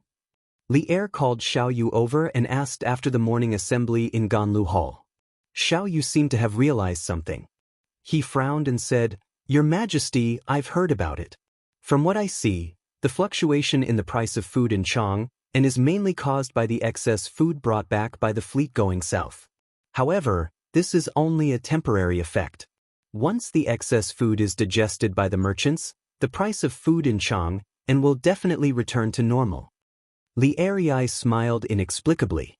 He stood up, clasped his hands behind his back, and said to Xiao Yu, Minister Xiao, you're right. But in order to stabilize the grain price as soon as possible, I'd like to transfer some money to purchase the extra grain in Chang. What do you think? Xiao Yu's eyebrows twitched. As expected, Li Er was thinking about the national treasury again. As the butler of the Tang Empire, he was in charge of the entire country's money bag. Normally, he would spend 1 copper coin like 2 copper coins. When he heard that Li Er wanted to transfer money, Xiao Yu felt his heart ache. How much money does your Majesty intend to take away? Xiao Yu said helplessly. This sea trade has brought huge profits to the imperial court. Now, There should be a lot of money left in the national treasury. I want to take out 50,000 strings of cash to buy food and stabilize the price of food. Minister Xiao, you must arrange this as soon as possible. Li Er calculated in his heart and ordered. The 50,000 strings of cash should not be underestimated. At the current price of 2 copper coins per bushel of rice, 50,000 strings of cash could buy more than 2 million dawn of grain. A month ago, the Great Tang's treasury wouldn't have been able to transfer so much money. Yes, Your Majesty. Xiao Yu inwardly heaved a sigh of relief. A month ago, the national treasury was indeed unable to take out so much money. But now 50,000 strings of cash was nothing. Where's Qingqian? In the afternoon, Li Er finished his work and let out a sigh of relief. He looked around and suddenly asked Zhao Song, Your Majesty, the Crown Prince should still be in the academy. Zhao Song bowed and replied, In the academy? What's he doing in the academy? A month ago, Li Qingqian had entered Yanhuang College in the name of a supervisor. He had gone through thick and thin with the students of the academy and had undergone military training together. But now that a month had passed, Li Qingqian should have returned to the palace to continue being the crown prince and do what he should do as the crown prince. However, it had been a few days since the end of the military training in Yanhuang College, and Li Er had barely seen Li Qingqian. After serving Li Er for so many years, Zhao Song had a rough idea of what Li Er was thinking. He hesitated for a moment and replied, The Crown Prince should be playing Kuju with His Highness King of Wei and His Highness King of Han at the academy. Kuju? Li Er was even more confused. In his eyes, Li Qingqian had always been diligent and eager to learn. How could he forget about work because of a moment of fun? He stood up and said, Come with me to take a look. These guys are not returning to the palace during the holidays. They're playing Kuju at the academy. This is outrageous. Zhao Song quickly said, Your Majesty, the Crown Prince and the others are playing Kuju. It's not the Kuju you saw before. It's a new type of ball made by the Marquis of Yong. It's very elastic. I heard that they call it a soccer ball. Soccer ball? Then all the more I want to take a look. Hearing that it was Li Zishuan's new toy, Li Er's interest was piqued. He was wearing casual clothes and did not need to deliberately change. He directly brought Zhao Song out of the palace. Go on. Cut off his ball. Wow, it's really broken. His Highness King of Han is too fast. What a good ball. His Highness King of Han may be young, but he's too ferocious when he plays. He's as good as 2 players. Oh no. Cheng Chumo is catching up. I'm afraid His Highness King of Han won't be able to bring him out. Yanhuang College on the sports field. Although it was the holidays, there were still many students gathered there. There was no other reason other than the fact that they could see Li Qingqian, Li Ku, and Cheng Chumo playing soccer. Compared to the last time, the current sports field was undoubtedly more formal. There were already lines, bottom lines, center lines, and center circles on the grass. Moreover, there was no one in the entire college who did not know about soccer. The students were all looking forward to the batch of soccer balls that Li Zishuan had promised to come to the college as soon as possible. Before that, they could only watch Li Qingqian and the others play for fun. At the same time, when one of them got tired of playing, perhaps they could go up and play for a while? Bao Lin, catch the ball. In the middle of the field, Cheng Chumo patted his horse and charged forward. With a feint, he skillfully intercepted the football at Li Ku's feet. Then, without stopping, he sent a flying pass directly to Yuchi Baolin at the back. Speaking of which, this was the advantage of having long legs. In a soccer game that did not allow the use of internal energy, apart from personal fitness, the most important thing was the length of one's legs. This was a natural advantage. Yuchi Baolin's reflexes were not as agile as Cheng Chumo's. He had just received the ball when he was already surrounded. Baolin, quick, pass it to me. Iron Egg shouted anxiously from outside the crowd. He did go home during the holidays, but the Han village was only a few hundred steps away from Yanhuang College. He could come here whenever he wanted. The field was in full swing. The spectators outside the field were watching with great interest and cheering from time to time. No one noticed that at this moment, a handsome middle-aged man came to the sidelines with a skinny old man. Then he stared intently at the group of young people playing soccer on the field. Chapter 879. Huff huff. Take a break, I'll take a break. Who will help me play for a while? After kicking for nearly an hour, Sun Zifen couldn't take it anymore. He panted and shouted loudly, "Let's go!" He used to be a fat otaku. In terms of stamina and physical fitness, he couldn't be compared to people like Li Ku and Chung Chumo, who had martial arts. Hey, I'll do it. Di Jixuan didn't go home during the holidays. He was anxiously watching from the side. When he heard that Sun Zifen was going to find a substitute at the last minute, he was the first to react. He ran forward and volunteered himself. He had been drooling over football for a long time, but this thing couldn't be bought with money. He couldn't bring himself to borrow it from Li Zixuan. After all, his friendship with Li Zixuan hadn't reached that level, so he could only come here to be a spectator. He used to live in Bingzhou, where he was quite successful. However, he was not familiar with the top foppish circle in Cheng. As a result, he could only pitifully look for opportunities to be a substitute outside the arena. If Di Xiaoshu knew that his son was so useless, he would probably punish Di Jixuan again. Okay, brother, help me play for a while. Sun Zifen stood on his tiptoes and patted Di Jixuan on the shoulder with a smile. Then he said a few words to his teammates and turned to leave the field. They were just fooling around now. There was no team uniform to hand over, so it was easy to change players. Of course, in this situation, it was easy to not distinguish between friend and foe. It was common for the football to be passed to the opponent's feet. Your Majesty! Sun Zifen had just turned to leave the field when he inadvertently saw Li Er and Zhao Song outside the field. He was so scared that he almost peed. But even if he didn't pee, he was so scared that he couldn't walk. What are you talking about? Zifen, are you tired and muddle-headed?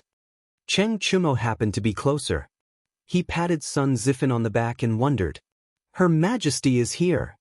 Sun Zifen took a deep breath and said. Cheng Chumo almost tripped. He looked in the direction where Sun Zifen was looking, and the expression on his face suddenly froze. After being stunned for a while, he hurriedly ran up with Sun Zifen and bowed to Li Er. Your Majesty, I am Cheng Chumo, Sun Zifen. Your Majesty? The students around Li Er turned pale with fright. One by one, they hurriedly took a few steps back and bowed to Li Er. Student greets Your Majesty. It was not their fault that they were slow to react and did not recognize Li Er earlier. Although Li Er was present at the military training demonstration, how many students dared to look directly at the dragon face? Most people only saw Li Er's figure and did not completely see his face. Li Er was now wearing casual clothes. How could they recognize him in such a short time? Furthermore, the football match on the field was so exciting that they did not have time to pay attention to what the people around them looked like. Your son greets father. With such a big movement here, it was impossible for the people playing football on the field not to notice. Li Chengqian, Li Tai, and Li Ke hurriedly trotted over and bowed to Li Er. No need for formalities. I am just going out of the palace in casual clothes. You can play by yourselves. There is no need to pay attention to me. Li Er played the friendly card and smiled gently at the students around him. Thank you, Your Majesty. One was willing to hit, and the other was willing to be hit. The students enjoyed Li Er talking to them like this, and the expressions on their faces suddenly relaxed a lot. Is this the football that made you addicted to it and unwilling to go back to the palace during the holidays? After greeting the students, Li Er walked to the lawn and came to the front of the football. He turned his head and said with a smile that was not a smile. Your son was just having fun for a while and missed the proper business. Please punish me, father. Li Chengqian immediately reacted and hurriedly apologized. Without waiting for Li Tai and Li Ku to agree, Li Er waved his hand and said, All right, there will be no next time. Besides, I am not here to punish you today. He kicked the football at his feet and then said with a smile, The football that Li Zixuan made is indeed extraordinary. The elasticity is dozens of times better than before. No wonder you guys are reluctant to go back to Chang'e. Li Chengqian and the other two stood on the spot and laughed dryly. Li Er said again, After watching you play for so long, I am also a little itchy to play. I have seen the rules of football for so long and have some understanding. The weather is good today, I will play with you guys. Your Majesty, you can't. Zhao Song was shocked and hurriedly stopped him. Li Er ignored him and took off the cloak on his back. He handed it to Zhao Song and said, "Why not? Don't tell me you think you can hurt me with just the few of them? This old servant dares not." Zhao Song was sweating profusely. "All right, all of you go on the field. I will replace Sun Zifen's position. Come, continue playing." A smile appeared on Li Er's face. He loved Kuju when he was young, but in order to fight for the world, he could not remember how many years it had been since he last played football. Li Zishuan's method of playing football made him somewhat unable to hold back and wanted to try it out himself. It was just that the tragic Di Jishuan had fought so hard for a chance to be a substitute, but before he could touch the ball on the field, he was replaced again. The other party was the person with the highest power in the country. He could not be angry at all even if he was robbed. After the teams were regrouped, the two teams started a fierce competition again.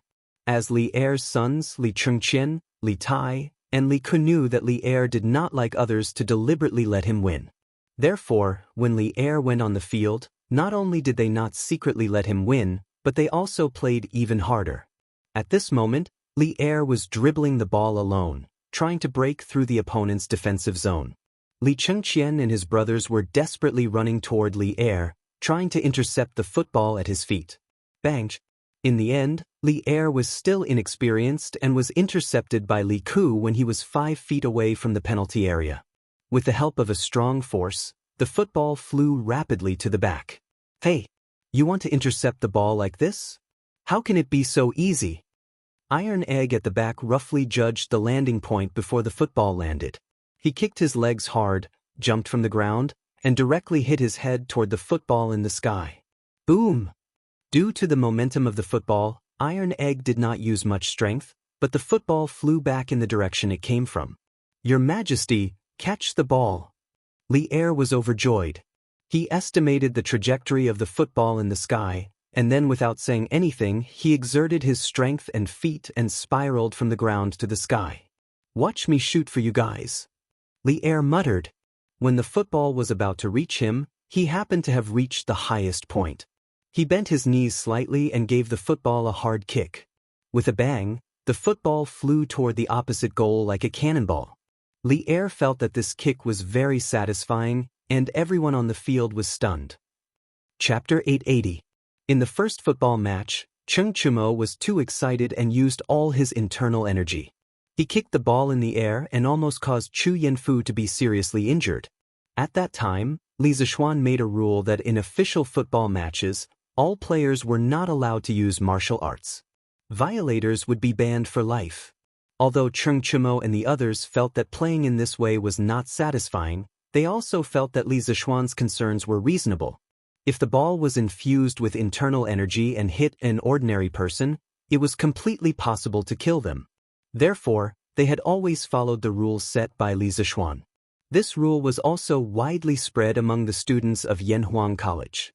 No one would have thought that after so many days, there would be another person who openly used martial arts on the field. Moreover, this person was the current emperor. Everyone was dumbfounded. Moreover, Li Er's ball was like a dragon coming out of the sea. It rushed towards the goal with an indomitable will. The strong wind around the ball swept the air and even made a woo-woo sound. This power made the players in the path of the ball tremble in fear, afraid that they would not be able to avoid it. Today, the goalkeeper on Li Qingxian's side was Zhang Sunchong. When this kid saw Li Er's body flying in the air, he already knew that something was wrong. At this time, he did not care about the stupid goal and directly rolled and crawled to the side of the goal. Pang! Seeing Zhang Sunchong run faster than a rabbit and out of the goal range, Li Ku, who originally wanted to use martial arts to dodge the ball, immediately put away this idea. Therefore, the ball rushed into the net without any suspense. However, its momentum did not decrease.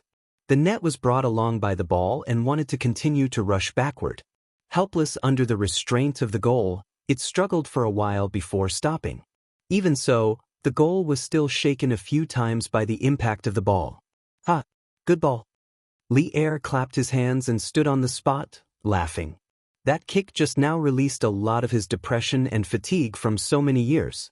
Football really reduced stress. However, the expected cheers did not come. Instead, the previously noisy field suddenly fell into a mysterious silence. Li Er realized that something was wrong and could not help but feel puzzled. Zhao Song's old face flushed red. He wanted to say something, but he was afraid. In the end, it was Li Ku who ran over and whispered to Li Er, "Father, Yamacho said earlier that martial arts are not allowed on the football field to avoid hurting people. Those who violate this rule will be banned from football for life." It was only then that Li Er understood where the problem lay. No wonder he had been watching from the sidelines for so long, but he had not seen Chung Chumo, Yuchi Baolin, Li Ku, or any of the other martial artists using their martial arts. Thinking of this, he could not help but glare at Zhao Song. If there was anyone to blame, it was Zhao Song's fault for not telling him clearly before coming. Zhao Song, on the other hand, was full of grievances. When he came, he did not expect Li Er to suddenly become teenage maniac and play football himself. Cough cough. This rule was unreasonable. If you have kung fu, why can't you use kung fu? Besides, this is just a game, not a competition. Why should there be so many rules? I still intend to introduce this football into the army to help the Tang soldiers hone their martial arts. If I can't use martial arts, how can I train? Li Er's face was slightly red, but he still forced himself to be calm and justified himself. Li Tai immediately flattered, "Father's words make a lot of sense. This football is interesting and can train people. It's just right to introduce it into the army." Yes. Father is indeed far-sighted and always worried about the country's affairs. I'm impressed. Li Ku came to his senses and hurriedly agreed. The rest of the students also began to sing praises. Only then did Li Er's expression look much better. He clasped his hands behind his back and slowly said, "But Li Zishuan's worries are reasonable. When people who know martial arts play football, they don't know how to control their strength. It's very easy to injure people. Therefore, I feel that martial arts cannot be used in official football matches in the future. When people who know martial arts play football in private, there's no harm in using internal energy." The emperor's words were not to be taken lightly. Every word was an imperial edict. Li Er's words basically set the rules of Tang's football world. In official competitions, they would follow the rules set by Li Zishuan. In private competitions, martial artists could use their kung fu. This meant that Tang's football would be divided into kung fu and civilian versions in the future. "Your Majesty is wise." Zhao Song saw that Li Er had walked out of the awkward situation and couldn't help but heave a sigh of relief. He came over and bowed. "Father, Your Majesty, is wise." Li Qingqian, Li Tai, Li Ku and the surrounding students all agreed. Li Er smiled faintly and waved his hand, saying, "There's no point in playing football like this. Zhao Song, go and find a few guards with good kung fu to play with me. Chumo, Baolin, Ironig, the four of you stay back. The rest of the students who don't know kung fu can take a breaks." That mid-air shot just now made Li Er exclaim in his heart. For a moment he also felt like having fun. How could he return to the palace at this time? Another round of unrestrained kung fu football was what he wanted in his heart. Your Majesty, I'm afraid this is not appropriate." Zhao Song stood beside Li Er and reminded him in a low voice. He was worried that if the imperial censors in the imperial court knew that Li Er was actually playing football with people in the academy, they would most likely write a letter to remonstrate, impeach him. Li Er frowned and said unhappily, "What's wrong? As the ruler of a country, can't I play football?" Zhao Song quickly said that he didn't dare. In order not to dampen Li Er's spirits, he could only find a few guards of the academy who were good at kung fu. Mo Zhong, Mo Yun and Pang Feiji were among them. He wasn't worried that these guards would hurt Li Er when they played football. This was because, firstly, Li Er's kung fu was better than these guards. Secondly, as a kung fu master, he wasn't just there for show. In the end, Li Zishuan and Li Er were in the same team. Mo Zhong, Mo Yun and the other followers of the school of Mo were in their team. Cheng Chimo, Yuchi Baolin and Iron Egg were in the same team as Pang Feiji. The remaining people in their team were mostly the personal guards of Li Zishuan. Go all out and play well for me. Don't hold back. If you can beat me, there will be rewards. In order to let Cheng Chimo's team play with all their might, Li Er gave an empty promise. Your Majesty, if our team wins, will there be rewards? Mo Zhong waited for a long time but didn't hear the second half of Li Er's sentence. He mustered up his courage and asked. No. Li Er replied impatiently. With a master like him in charge, how could they not win? Unless these followers of the school of Mo deliberately didn't put in effort. Hence, he added, if my team loses, the few of you will be punished. Mo Zhong and the others were instantly dumbfounded. Why was the treatment different? Chapter 881. Captain Pang, catch the ball. 22 martial arts experts, including Li Er, started a battle of the century on the field of Yanhuang College. Cheng Chimo's side snatched the right to kick off, and Yuchi Baolin was in charge of kicking off. He was afraid that others would not know who he was going to pass the ball to, so he specially roared. Then, the ball did not roll towards Pang Feiji, who was beside Yuchi Baolin. Instead, it flew directly towards the opponent's goal. Boom! The whole stadium was in an uproar. Everyone, including Pang Feiji, was caught off guard by Yuchi Baolin's very unusual kickoff. The ball that had already flown out did not care about what the players thought. It flew out at the same speed as how much force Yuchi Baolin had just exerted on it. The ball that Yuchi Baolin kicked out with all his strength was not much slower than Li Er's kick just now. In the blink of an eye, it was close to the goal. Although Yuchi Baolin's reaction was a little slower, his strength was really great. If there was a high-speed camera recording at the side, it would be able to see that the moment the ball was kicked out, 1/5 of it had already been flattened. It was obvious how terrifying this kick was. The opponent's player's attention was still on Pang Feiji. No one would have thought that Yuchi Baolin, this big blockhead, would actually play a diversion trick, so no one went to block this ball at the first moment. The goalkeeper on Li Er's side was Mo Zhong. This guy was still feeling depressed after hearing Li Er's words just now. Even if you beat him to death, he would never have thought that the opponent would threaten his side's goals so quickly. He hurriedly gathered his chi in his dandun and pounced towards this menacing ball. Bang! It had to be clear that they were playing a kung fu football now. How could this ball that Yuchi Baolin had kicked out with all his strength be blocked by Mo Zhong, who had rushed over in a hurry? They saw the ball enter Mo Zhong's arms with a loud bang. Immediately after, Mo Zhong's face turned the color of pig liver, and his body involuntarily retreated. Cheat! The tremendous force carried by the football caused Mo Zhong to glide on the grass for a distance. Under everyone's astonished gazes, Mo Zhong actually held the football and slid back into the goal. It's in, it's in! Yuchi Baolin stared blankly for a moment, then cried out loudly. When he had just kicked off, he suddenly remembered that Li Zishuan had told them about the rules of football the last time. He had said that they could directly score from the kickoff. So, he had a brainwave and thought of such a mischievous trick to create a diversion. However, he did not expect it to work. F***CK. Baolin, you're really something. Too awesome. We've just started and we've already scored. Cheng Chimo ran over and jumped onto Yuchi Baolin's back, patting the latter's head as he spoke in ecstasy. The other team members followed suit and ran over to hug the two living treasures, cheering loudly. Oh my god! He scored just like that? What kind of fighting style is this? Does this ball count? Di Jixuan shook his head and said to the students next to him, of course it counts. The football has already crossed the line. The onlooking students outside the field were stunned. They could not believe their eyes. Of course, there were also people who questioned the goal. At this moment, Mo Zhong got up from the ground and shouted at Yuchi Baolin, it doesn't count, it doesn't count. I've just blocked your ball. How can it count as a goal? The cheers gradually stopped. Cheng Chimo stood out from the crowd and retorted, why doesn't it count? According to the rules set by Yamacho, as long as the football crosses the goal line, it counts as a goal. So what if you've hugged the football?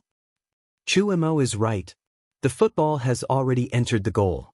How can it not count? This is the rule set by Yamacho. Pang Feiji also ran out to help.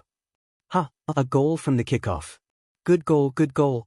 At this moment, there was a burst of laughter outside the field, and the crowd automatically made way. It's Yamacho. Yamacho is here. Let's see what Yamacho has to say now. It was Li Zixuan who heard that Li Er had come to the academy. He came down from his office and saw Yuchi Baolin create a diversion to the east and attack in the west. This scene was a little familiar. In his previous life, he saw it in the movie Shaolin Soccer. In the movie, Stephen Chow scored a goal from the midfield.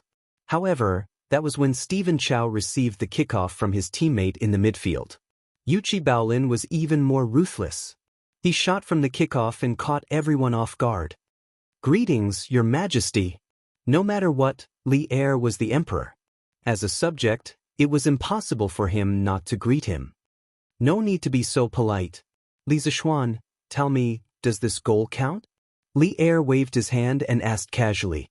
Li Zixuan raised his head and answered, of course it counts, Your Majesty. As long as the ball enters the goal, it counts as a goal, regardless of the method used. Li Er was not angry. He nodded and said, okay, I understand. The game continues. Mo Zhong, if you don't guard the goal well again, I'll ask Mr. Yen to deduct all of your salary for this month. Yen Silu was the dean of teaching in the academy. At the same time, he was also the butler of the academy. He was in charge of everyone's salary. Yes. Mo Zhong's face was full of bitterness. He was also complaining incessantly in his heart. Li Zixuan smiled and walked to Pang Feiji and Ching Chumo. He said, play well. Let His Majesty see the glory of the Academy's football team. If you win, each of you will be rewarded with a football. Li Zixuan had just reached a foreign trade agreement with Junla and Piao. He had temporarily found a source of rubber, so he became more generous. What the F***CK? Yamacho, is what you said true? Cheng Chumo widened his eyes in disbelief. Of course it's true. You can do it, Chonyo. In a moment of carelessness, he even said, good luck, which made Cheng Chumo a little confused. What the F***CK? Yamacho, you can't do this. Why do they get a football if they win? Li Tai, who was outside the field, shouted that it was unfair. If it weren't for the fact that he didn't know martial arts, he would have rolled up his sleeves and come up to play no matter what. Li Zixuan couldn't be bothered to pay attention to him. He turned around and wanted to leave the field. Master, why don't you come up and play? Iron Egg ran over and whispered. Most of the people on the field were better at martial arts than him. He felt that he was holding them back. No, you can continue to play. Remember, even if it's kung fu football, you still need to use your brain. Bao Lin's goal just now is a living example. If he, a martial arts grandmaster, went on the field and tortured the other side, Li Er would definitely make things difficult for him in the future. Therefore, he patted Iron Egg's shoulder. He first refused, then said earnestly. At the same time, this was also said to Cheng Chumo and the others. This was because the strength of the players on this side was, on the whole, less than that of the opponents. Yes, Master, I understand. Iron Egg's eyes turned and he replied thoughtfully. Chapter 882. Have you ever seen a player fly into the air to intercept the opponent's pass? Have you ever seen a golden hook hanging upside down in the air, a whirlwind kick in the air, a backflip in the air, a scorpion swinging its tail in the air, or a rock spreading its wings in the air? It doesn't matter if you haven't seen it before. Now you can finally see it. This is the legendary Kung Fu football. The players on both sides had a big stick hanging over their heads, punishment of deducting their monthly salary, and a big carrot hanging over their heads, reward football. In short, the players on both sides were now in high fighting spirit and enthusiasm. In the following game, the players on both sides gave it their all. With the support of internal strength and Qinggong, they constantly made some shocking body movements in the air. Although they were not as enigmatic and superb as in the movies, the Kung Fu football movements that were not processed by computers still made Li Zixuan, who was outside the field, amazed. The rest of the students outside the field naturally feasted their eyes and cheered. Damn, football can be played like this? Why didn't I practice martial arts in the early years? As a prince of the Tang Empire, Li Tai had seen all kinds of scenes. However, he had never seen such a scene before. The players showed off their skills on the football field to their heart's content. He was simply envious of them outside the field. Li Chengqian secretly curled his lips and thought to himself, "Qingke, with your body size when you were young, you still want to practice martial arts? You can't even last a day." On the field, after a fierce battle, finally when the first half was about to end, Li Ku, Mo Yun, and Li Er, the three of them, did an aerial relay. In the end, Li Er scored and equalized the score. As the goalkeeper, Iron Egg was not only unable to block Li Er's shot in the air, but also suffered a little injury. This was the difference in strength. The players on Cheng Chimo's side saw that the lead they had created with great difficulty was equalized and felt great heartache. However, no one blamed Iron Egg because everyone knew that no one on their side had the confidence to block Li Er's shot. After a quarter of an hour of halftime, the players from both sides came on the field again. As soon as Li Ku from Li Er's side kicked off, the players from Cheng Chimo's side used all kinds of methods to snatch the ball. They wanted to create another lead. However, the followers were not stupid. As soon as they received the ball, they immediately passed the ball to Li Er's feet. Li Er's kung fu was much better than everyone on the field. When he sprinted, very few people could catch up with him. Cheng Chimo and Pang Feiji were able to catch up with Li Er, who was dribbling the ball. However, Li Er had Li Ku and Mo Yun as his protectors. The three of them were running neck to neck. It would be difficult for Cheng Chimo and Pang Feiji to catch up with them in a short period of time. It had to be said that Li Er's skills were quite good. He dribbled the football past three opposing defenders in the blink of an eye, and then directly faced the opponent's goal. The students outside the arena immediately let out cries of surprise. "He's shooting! His Majesty is invincible!" Back in the days when the 18 rebel kings were in a chaotic war, His Majesty pointed his spear and destroyed all the heroes. He was so brave and fierce. I didn't expect His Majesty to be so powerful on the field. Just by listening to this, one could tell that they were Li Er's true fans. Hee. His Majesty's political and martial arts skills are comparable to Qin Huang and Han Wu. What's so strange about that? After playing football for so long, Li Er was a little hot-blooded. When he heard the praises of the students outside the field, his heart felt as comfortable as if he had drunk iced water. At this moment, he was 30 feet away from the penalty area. He lifted his leg and shot angrily. The football whistled and went straight to the goal. "Iron Egg, be careful." Cheng Chimo saw the football shoot out and quickly shouted. His shout was to let Iron Egg dodge the football, not to stop it. This was because Iron Egg was already injured in Li Er's previous shot. Li Er's current kick was more vicious than before. If he forcibly blocked it, Iron Egg was likely to be knocked to the ground. The world of Kung Fu football was so cruel. Besides, injuries were common for people who practiced martial arts. There was nothing strange about it. But Iron Egg did not seem to realize the danger of this ball. He still stood at the goal and did not leave.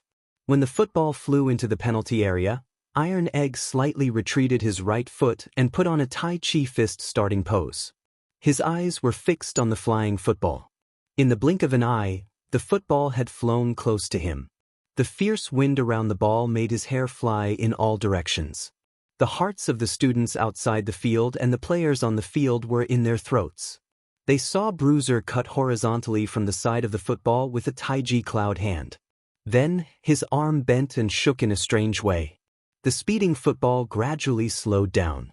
Bruiser stood up. At this time, the football was already standing on the fingertips of his right hand, spinning rapidly on its own. Handsome. Too handsome. His movements were as smooth as flowing water.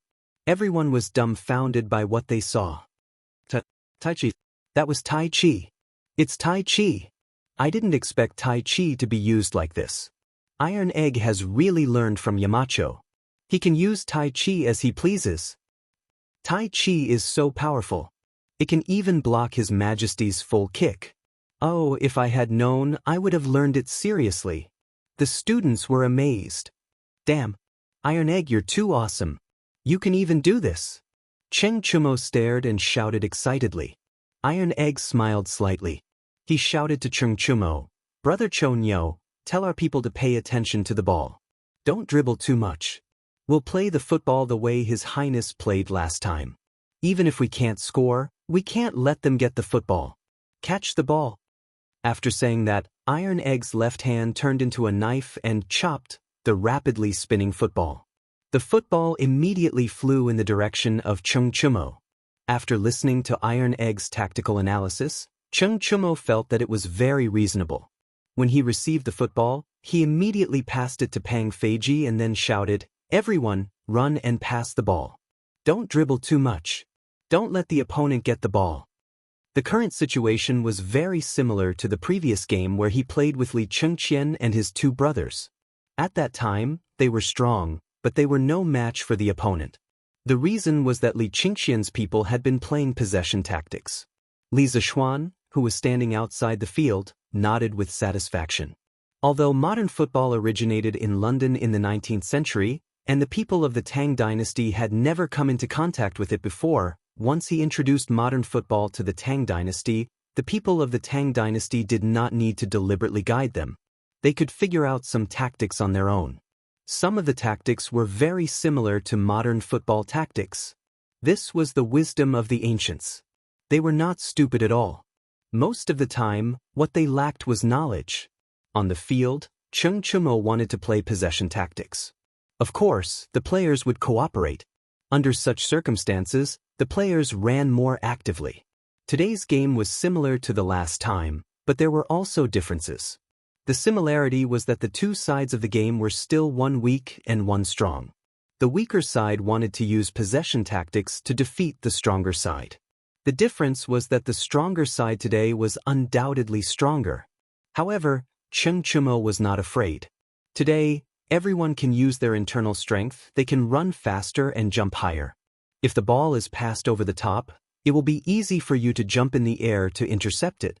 That's fine, we will use a short-distance ground ball. At most, we will need to run a few more steps.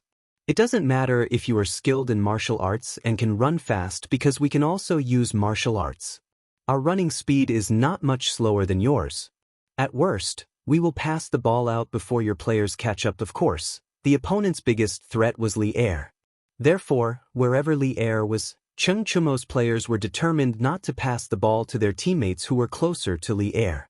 They all avoided Li Er when they played. There was no other way. To defend against old Li, they needed at least 3 people. They could not allocate so many people. As a result, the audience outside the field saw a dazzling passing game. No one dribbled the ball. Basically, the ball was passed out as soon as it touched the foot. No matter how fast Li Er and Li Ku were, they could not catch up. Bang, bang, bang. The sound of the football hitting the ground and the shouts of the players were endless. The scene was very lively. However, the second half played for nearly half an hour and there was not a single goal. Damn, the ball is being passed around, but there is no goal. No matter how beautiful the ball is, it is useless if there is no goal. What are Cheng Chumo and the rest thinking? Di Jishuan curled his lips and said, What do you know? Until now, neither side has scored. This is already a victory for Cheng Chumo and the rest. On the field, Li Ku was somewhat anxious. He had never expected that the tactics he had used to deal with Cheng Chumo would now be used against him and his imperial father. He found an opportunity to urgently say to Li Er, What are you doing? Father, we can't go on like this. Time is almost up. Li Er's expression did not change. After all, he did not care about winning or losing this game at all. He was just here to play. Hearing Li Ku's words, he nodded and said, Father is right.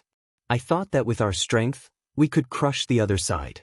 I didn't expect the other side to bring so many surprises. Moreover, this football can also contain the art of war. It is really beyond my expectations. This was an unexpected gain for Li Er when he came to the academy today.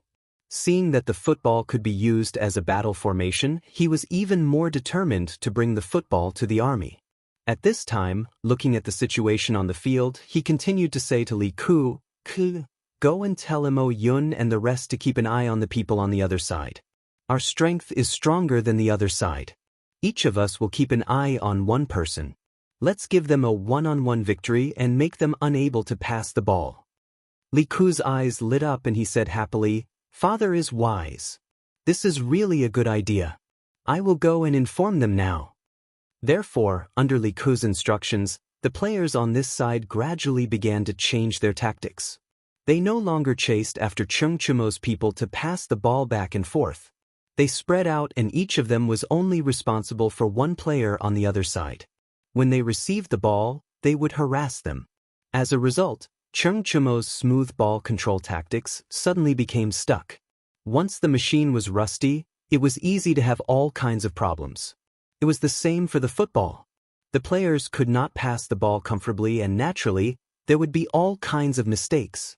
As a matter of fact, Pang Feiji's Wu Ho originally wanted to pass the football to Yuchi Baolin, who was in front of him on the right. However, after being snatched by Mo Zhong, he panicked and passed the ball in the wrong direction. He actually passed the ball to Li Ku's feet. Li Ku was inexplicably stunned, but in an instant he moved. With a pass, he passed an opposing player beside him.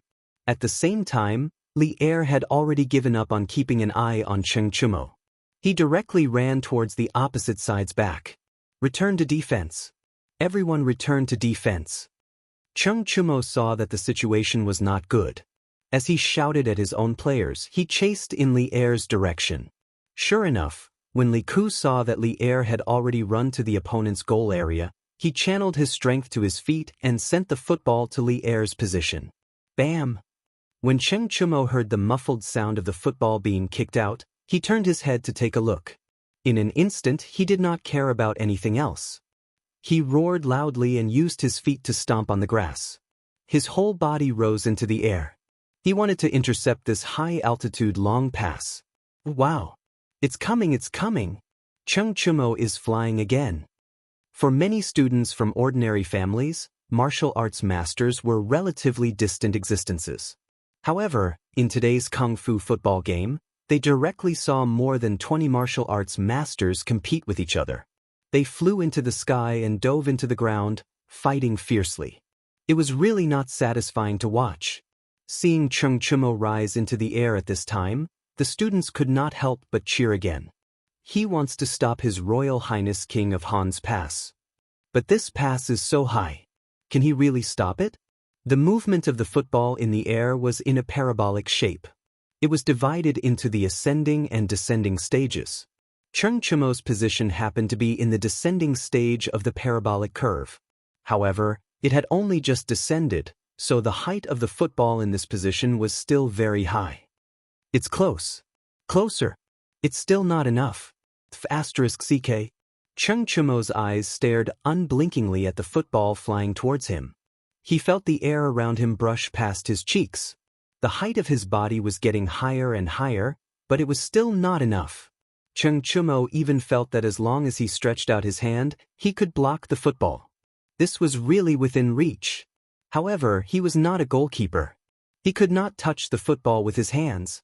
Therefore, he could only watch as the football flew over his head and rushed towards Li Er's position. Iron Egg, get out of the way. This ball is not something you can stop. Li Er lived up to everyone's expectations. He flew up and met the flying football in the air. He looked at Tai Dan and roared. Then, he aimed at the lower right corner of the goal and shot angrily in the air. Bam! Bam! Two loud sounds rang out on the field. One was the sound of Li Er's foot colliding with the football, and the other was the sound of Li Er landing on the ground. The football whistled towards the goal. Its speed was much faster than the previous two goals. It could be seen that Li Er used more force this time. Iron Egg gritted his teeth. He did not listen to Li Er's words and chose to retreat. He put on a Tai Chi starting pose again, wanting to repeat the same trick and stop the football. When the football flew into the penalty area, Iron Egg chose to take the initiative to attack. His body rose into the air, his palms together, and he faced the flying football. Bam! Another loud sound rang out. A trace of blood spilled from the corner of Iron Egg's mouth. He groaned and wanted to use the Tai Chi entanglement technique to entangle the football and neutralize the force in it. But at this time, he was in midair and had no place to exert force. The effect of the Tai Chi entanglement technique was greatly reduced. The force on the football was neutralized by less than 1/5. Then, it hit him, causing him to fly backward towards the goal. Tai Chi could indeed allow the weak to defeat the strong, but there was a limit to everything. If the opponent was too strong, it would be useless no matter how well Tai Chi was used. Bang! Iron Egg was like a baby eagle that had been hit hard in the air. He crashed into the goal with the ball. The ball is in. At this time, Zhao Song, who was acting as the temporary referee on the sidelines, blew the whistle to end the game. 2-1. Li Er's team won. However, the students outside the field did not cheer loudly. They looked at Iron Egg and Cheng Chumo, Yuchi Baolin, and the others who rushed towards Iron Egg. Although they lost respectfully. Iron Egg, good job. It's okay to lose. We'll try again next time. Yes. What a wonderful game. Winning or losing is not important. Amidst the encouragement of the students, this Kung Fu football game of gods fighting finally came to an end. The ending was within everyone's expectations, but the process was beyond everyone's expectations. Chapter 883. Hey, Iron Egg, you're really a newborn calf that isn't afraid of tigers. I told you to move aside. Why didn't you listen? It's just a game. Why do you have to be so reckless? After the game ended, Li Er felt refreshed. He came to Iron Egg, who was being helped up by Cheng Chumo and the others, and said helplessly. Iron Egg pushed away Cheng Chumo and Yuchi Baolin's hands, forced himself to support himself, and cupped his hands towards Li Er. Your Majesty, I'm fine. I just don't want Brother Cho Nyo and the others to lose the game because of me. What are you talking about? Iron Egg, although we lost this game, it's definitely not your fault. It's us who didn't defend well. Besides, a loss is a loss. Isn't it just that there's no football? Everyone doesn't care, right? Baolin? As soon as Iron Egg finished speaking, Cheng Chumo came up and said, but why did his last sentence make his heart ache so much? Cho Nyo is right, isn't it just a football? Iron Egg, don't take it to heart. Yuchi Baolin hurriedly nodded and chimed in. Li Er saw that Iron Egg's injuries weren't very serious, and that Cheng Chumo and the others were comforting and taking care of him, so he brought Li Zishuan out of the field. Li Zishuan, I want to promote football in the military. Firstly, it can ease the boredom in the military camp, and secondly, it can train the soldiers to work together. What do you think? Li Er asked as he walked. Li Zishuan was a little surprised. After thinking for a while, he said, Your Majesty, when you say to promote football, are you referring to today's Kung Fu football? Of course. This way, it can also train the soldiers' martial arts. Li Er chuckled and said.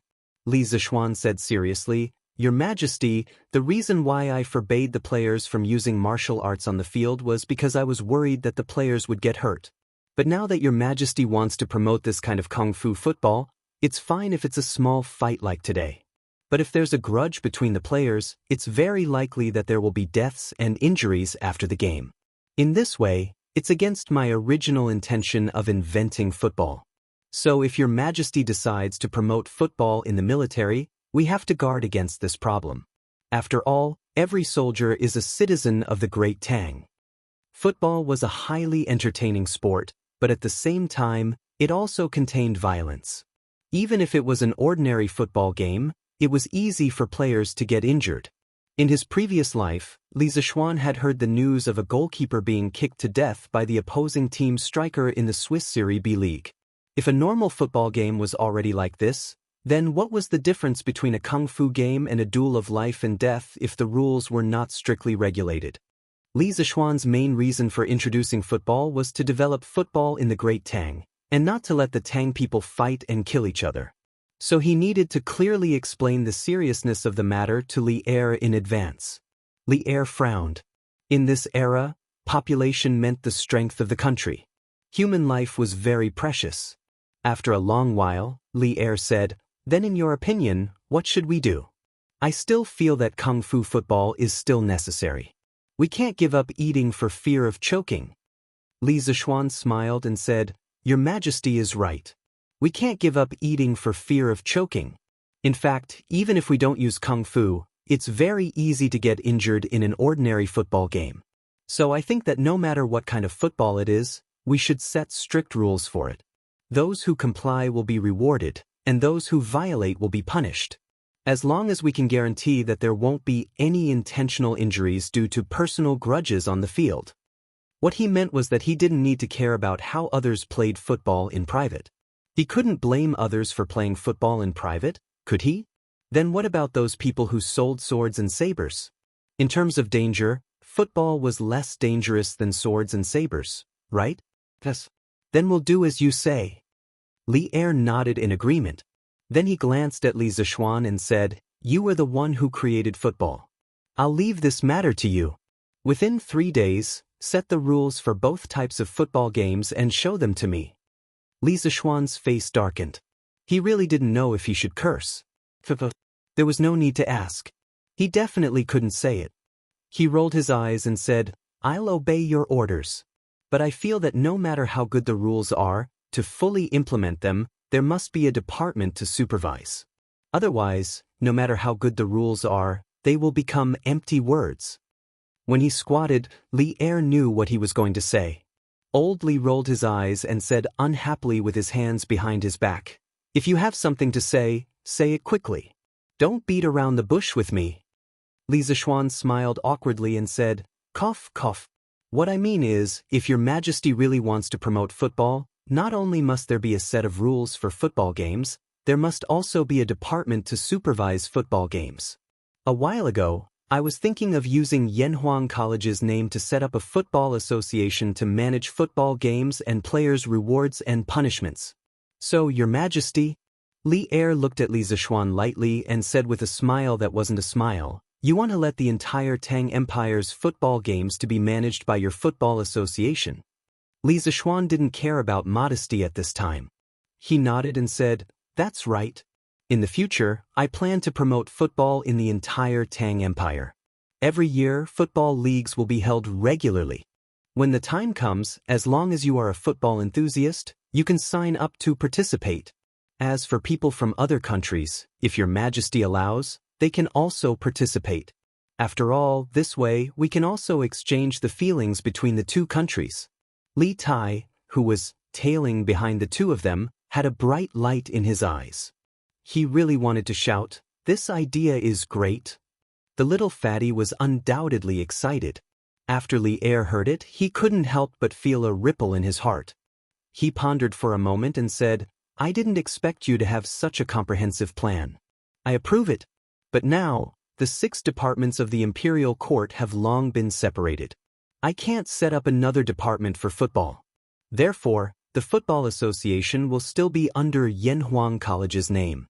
I will have someone draft an imperial edict to order the Football Association to be in charge of football games in the world.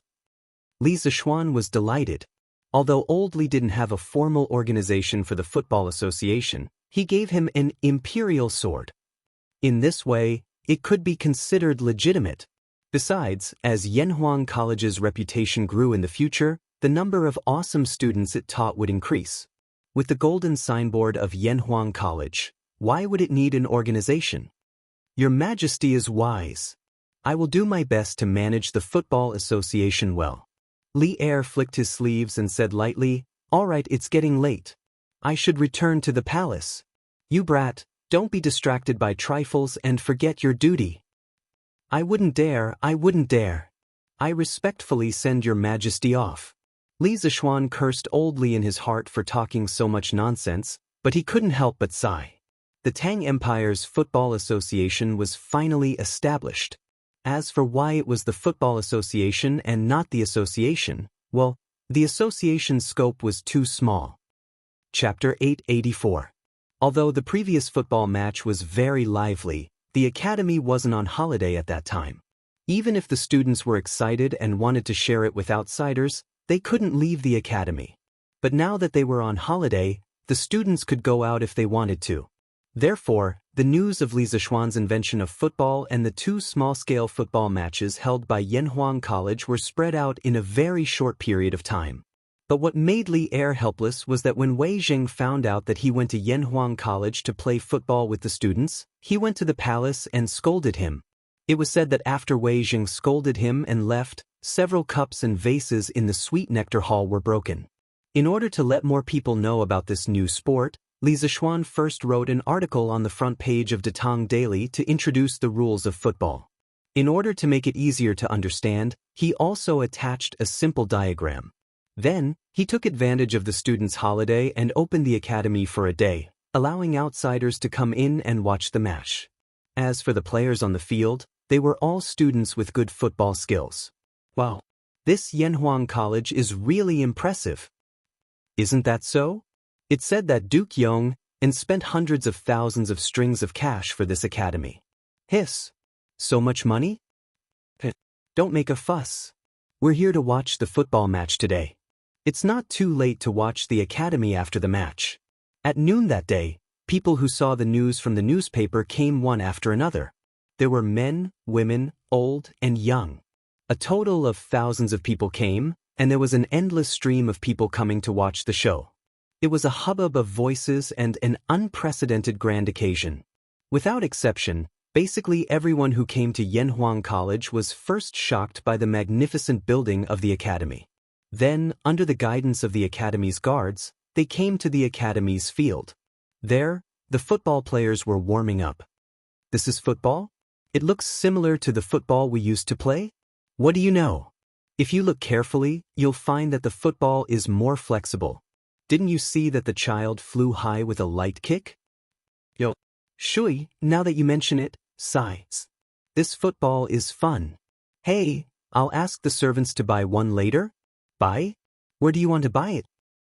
Strange Interest Pavilion, of course. Since this football was made by the Marquis of Yong, and it must be bought from Cork Pavilion. Tisk. How long has it been since you last went out? Who told you that Strange Interest Pavilion sells footballs? Today was the first time Yanhuang College was officially opened to the public. There was no lack of nobles present.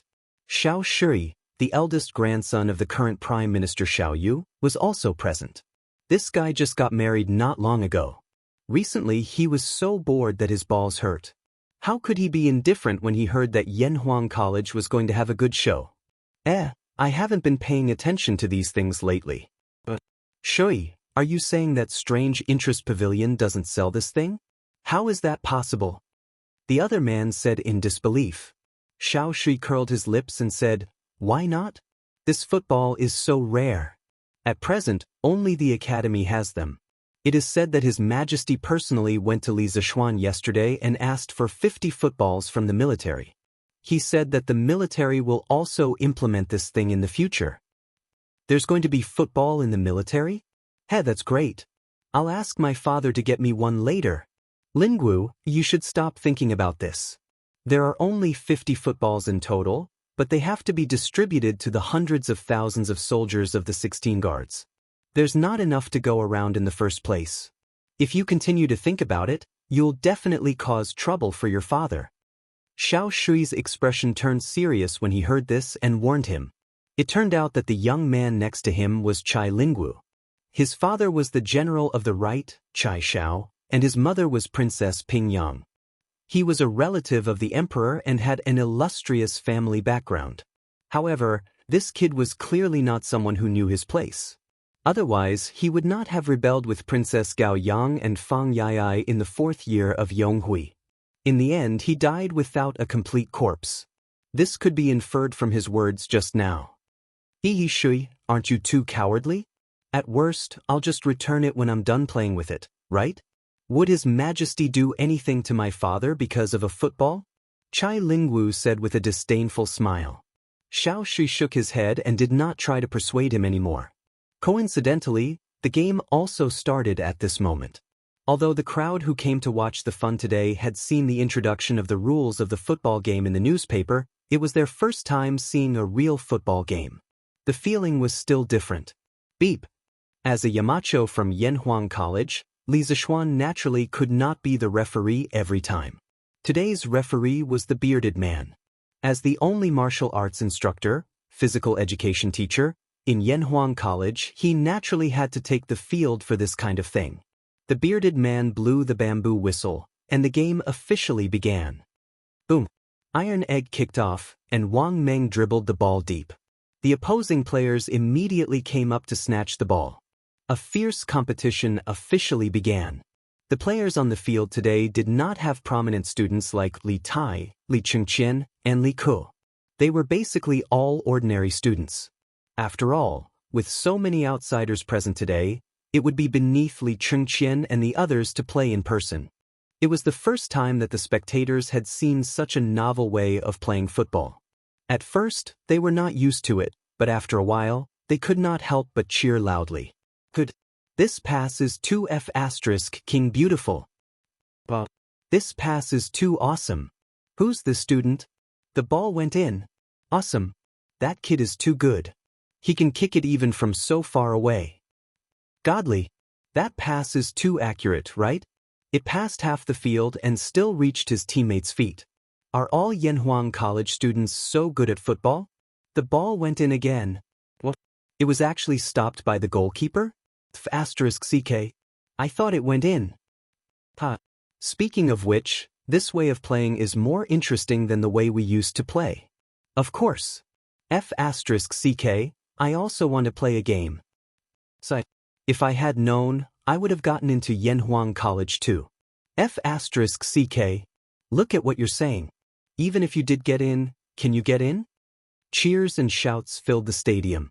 Yunshan, which was originally relatively quiet, suddenly became a sea of joy. It was already lunchtime, but no one was willing to leave for lunch. It was as if they had forgotten about this matter. It was only when the match officially ended at 4:45 p.m. that the crowd felt hungry. They were reluctant to part with the match and left in groups of 3 to 5 to go down the mountain to eat. Along the way, it was inevitable that they would talk about the game just now. As they spoke, they were beaming with joy and were very excited. That was not all. After these people went back to spread the news, this football game would set off a football craze among the people of Chang. Chapter 885. Hey, did you hear? Yanhuang College held a soccer match yesterday. It was so lively. Soccer match? What soccer? Hey, Old Wang, didn't you watch the Datang Daily yesterday? I was too busy yesterday. Old Zhao, can you tell me about it? Hey, that's too long. Let's sit down and talk. Sit down and talk. The next day, the news of the Yanhuang Academy's football match spread throughout Chang, and as expected, many people's eyes widened as they listened to their companions' vivid descriptions of yesterday's football match. They secretly regretted that they had not been there to watch it in person. Unlike modern times where there were computers, mobile phones, televisions, and game consoles, there was a lack of entertainment in this era. Other than watching plays, drinking tea, walking dogs, and cockfighting, the only thing left was visiting brothels. Soccer was a very competitive and confrontational sport. It didn't take long for tens of thousands of people to chase after it. But when everyone calmed down, they realized a problem. What about soccer? Where could they buy a soccer ball?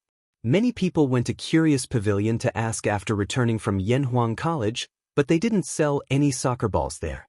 But where could they buy a soccer ball if even Curious Pavilion didn't sell it? Fortunately, Li Zixuan didn't make them wait for too long. Today's Datang Daily said that Curious Pavilion will start selling soccer balls in 3 days. There will be a limit of 100 balls per week. What? Curious Pavilion is finally selling soccer balls? How much is one? 100 strings of cash for one. And soccer balls are temporarily not included in the membership card discount. 100 strings of cash for one soccer ball? Many people's eyes widened when they heard the ridiculous price. They wanted to say, "Sorry to disturb you." 100 strings of cash? That's a good price. With this, there will be fewer people fighting with me for the ball. Of course, there were also some rich young masters who didn't care about the sky-high price of 100 strings of cash. Instead, they were secretly happy. After all, there were only 100 balls per week. Cough cough. Under the influence of Yanhuang College, the people of Chang and had gradually accepted the concept of a 7-day week.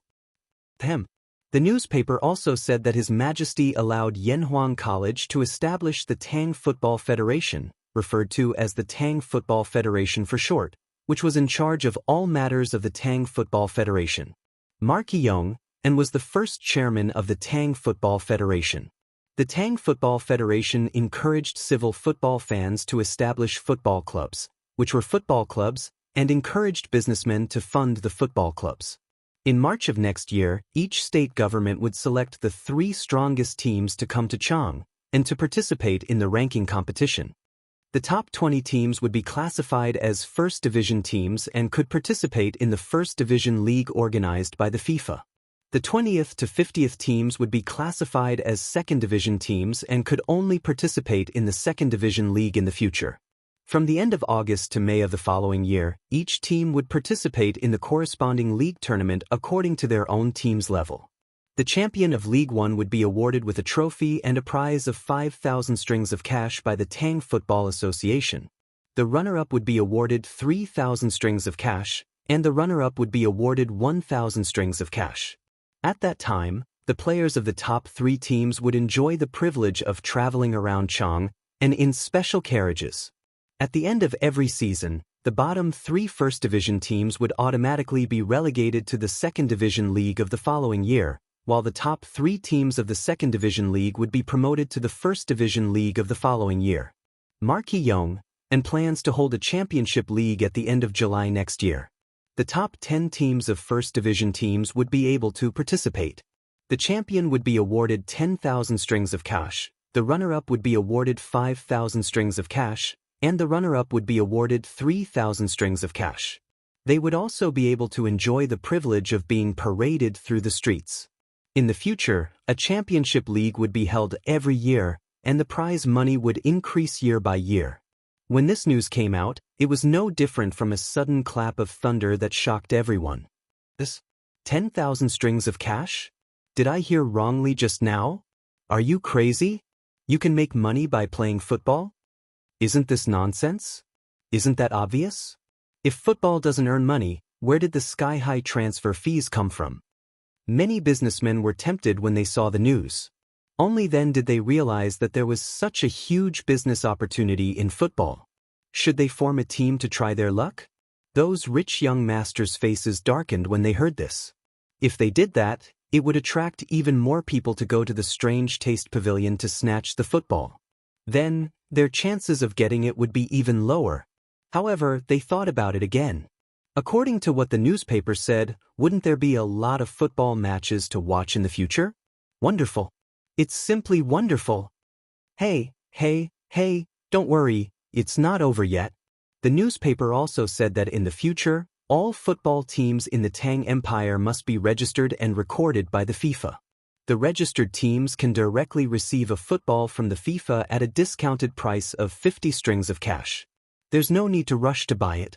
In addition, the Strange Taste Pavilion will provide a batch of football for rental. The rental is about 100 copper coins a day, and they must be returned on time. If they are lost, they will be compensated at the original price.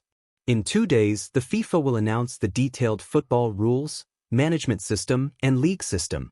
If you need it, you can buy it from the Strange Taste Pavilion. The main reason for introducing these 2 systems was that Li Zishuan wanted to promote football to every place in the Tang Empire as soon as possible.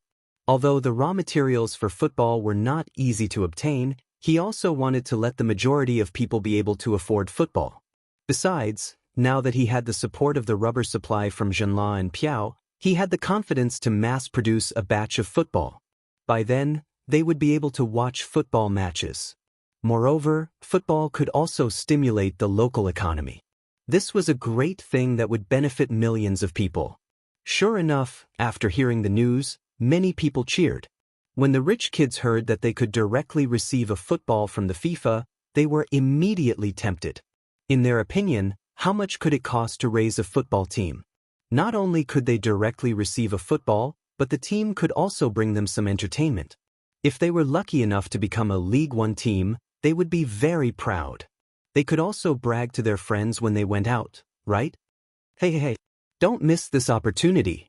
My young master wants to form a football team to participate in the ranking competition in March next year. Those who are below 30 years old and above 12 years old who can play football can come and sign up. As long as you are chosen by my young master, your monthly salary will be at least 500 copper coins. Come and sign up. As a matter of fact, some of the more quick-witted people had already instructed their servants to start recruiting people on the streets. Strike first and gain the upper hand. Hey, isn't this Master Chen's servant? His young master wants to form a football team. That's a good place to go. Unfortunately, I don't know how to play football. Tisk TSK, 500 copper coins a month. You don't have to do anything except play football every day. This is a great job. I want to sign up. For a moment, there was a craze for forming a football team in Chang'an City. As the news spread, this wave was about to sweep across the entire Tang Empire. Chapter 886. While the people of Chang'an were talking about football, the students of Yanhuang College in Yunshan, outside of Chang'an City, finally welcomed their first class after coming to the academy.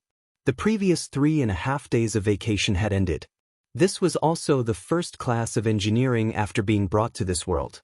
It was very significant, so Li Zishuan chose to teach this class in person. The venue was the recently built auditorium of the academy. The architectural style of the auditorium was designed by Li Zishuan by imitating the Beibei building in his previous life. It was a magnificent palace-like building, and the second floor could accommodate more than 600 people at the same time. This was also the reason why Li Zishuan chose to teach here. His class was for all the students. More than 600 students and more than 70 teachers gathered together, making the newly built auditorium very lively. Li Zishuan saw that Mo Zhong had brought the tools over. He coughed lightly and said, Quiet down. The class has started. The noisy classroom suddenly became silent. Currently, in the academy, no one dared to challenge Li Zishuan's prestige. Li Zishuan stood on the podium and looked at the more than 600 students below. After a moment of silence, he said, From the day you decided to enter Yanhuang College, I believe you already have some understanding of engineering. But that was just a simple introduction I made on Datang Daily. What you understood was just the literal things. Today, I will let you see what real engineering is like with your own eyes. Everyone, brace yourselves and open your eyes wide. You are about to enter a new world. Seeing that Li Zishuan was so serious, the students all raised their spirits and stared at the podium without blinking, afraid that they would miss some magical phenomenon. The teachers of the academy also looked at Li Zishuan curiously. Today, they came to listen, mainly because they wanted to learn from Li Zishuan's teaching style. According to the rules, the academy would have a title evaluation at the end of the year. Who didn't want to improve their title quickly? On the podium, Li Zishuan smiled unhurriedly and asked first, Everyone here has learned mathematics. Do you know what the ancestral ratio is? If you know, raise your hand and answer. Zhu Chongji was the first to calculate the value of pi to 7 decimal places in the history of mathematics in the world. This achievement was ahead of the world by nearly 1,000 years. Later generations advocated that the ratio of the circumference to the diameter of a circle be called the Zhu ratio, which was the predecessor of pi. As soon as he finished speaking, 40 to 50 students below the stage immediately raised their hands. Li Zishuan casually pointed at a skinny student and said, This student, why don't you say something? By the way, tell me your name. Although he had the ability to remember everything he saw, he had never taught a class before. How could he know the names of all the students? When the student was pointed out by Li Zishuan, he didn't have stage fright. Instead, he was faintly excited. He stood up and saluted Li Zishuan, saying, Student Sun Zhongji. In response to Mr.'s question, it has been recorded in the fixing technique that the ancestral rate is approximately 3.1415926 to 3.1415927. Li Zishuan nodded and continued to ask, Not bad. Then do you know how this result is calculated? That student's face suddenly became awkward. He thought for a moment and shook his head. Teacher, I forgot about this. It's okay. It's already very good. Sit down first. Li Zishuan comforted her with a smile, then looked at the others and asked, does anyone know how the ancestral rate is calculated? After a moment of silence, a dozen students raised their hands. Li Zishuan pointed to Jia Jin, whom he had met several times before. She was also the fourth in the opening examination of Yanhuang College and said, Jia Jin, you say something.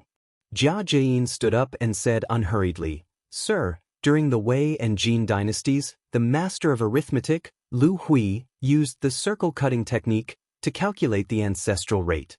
He first calculated from the inside of the circle to the inside of the circle to the inside of the circle to the outside of the circle to the outside of the circle to the outside of the circle to the outside of the circle to the outside of the circle to the outside of the circle to the outside of the circle.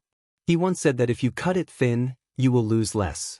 If you cut it again and again until it cannot be cut, then you will merge with the circumference and nothing will be lost. Based on his method, Ancestor Chongji went one step further and obtained an even more accurate result.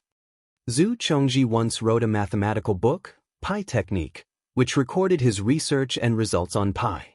But at that time, scholars couldn't delve into the profoundness of it, so they ignored it, and it was later lost.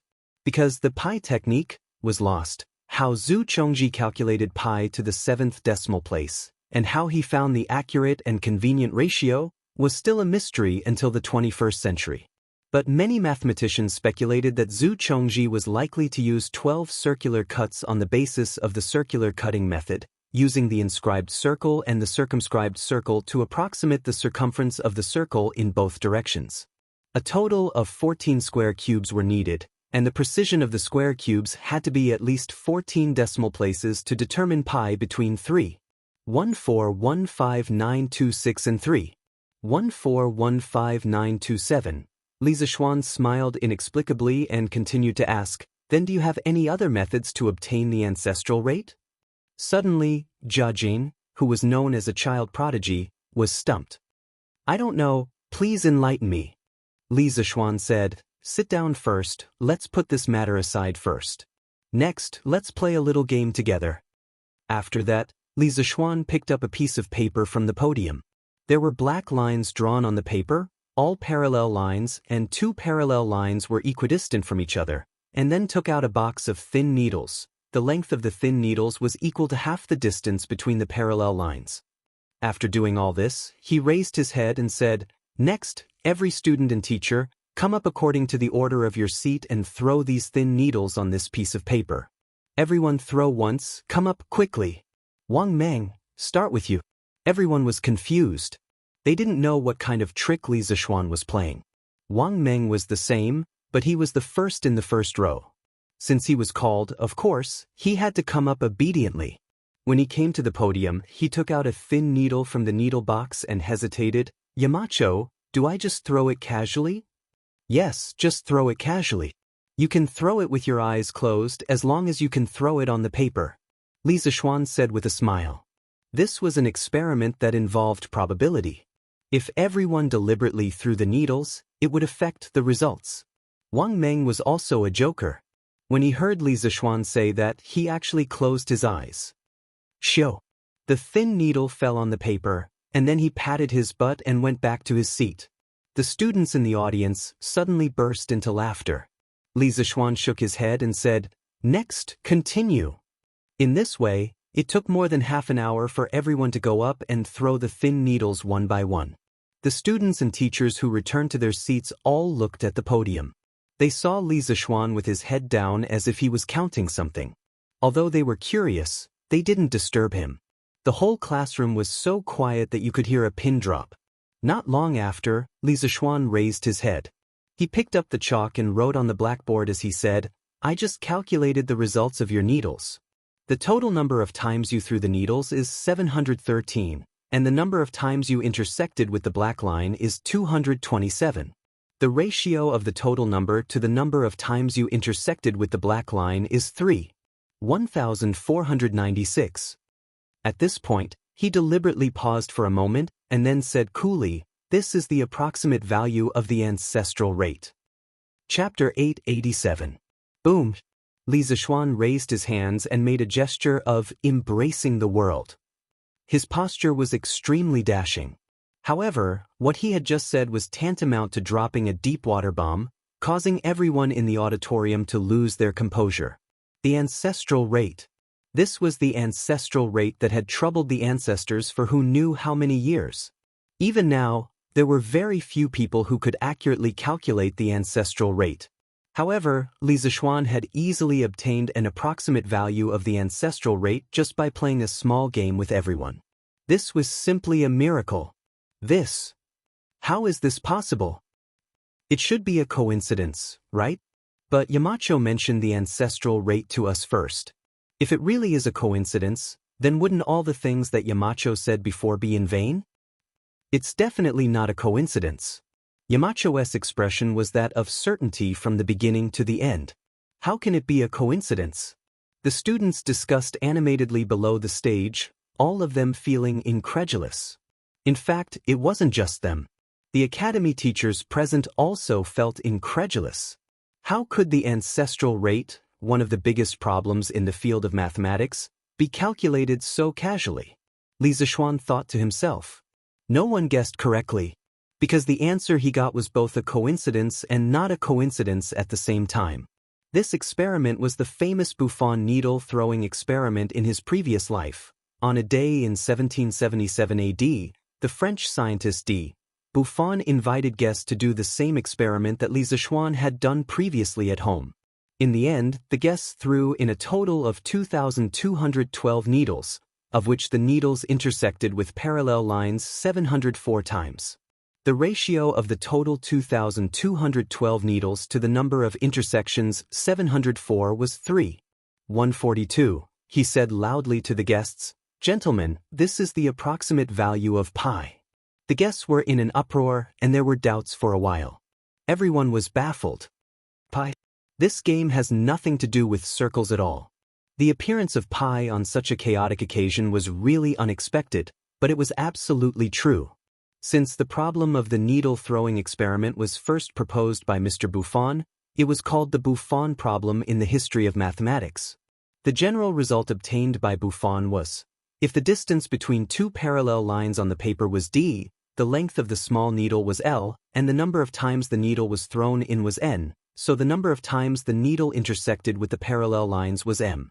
Then, when N was relatively large, it was, pi is almost equal to 2ln dm. The needle length L used here was exactly half of the distance d between parallel lines, so substituting the above formula was simplified to be, pi is almost equal to n.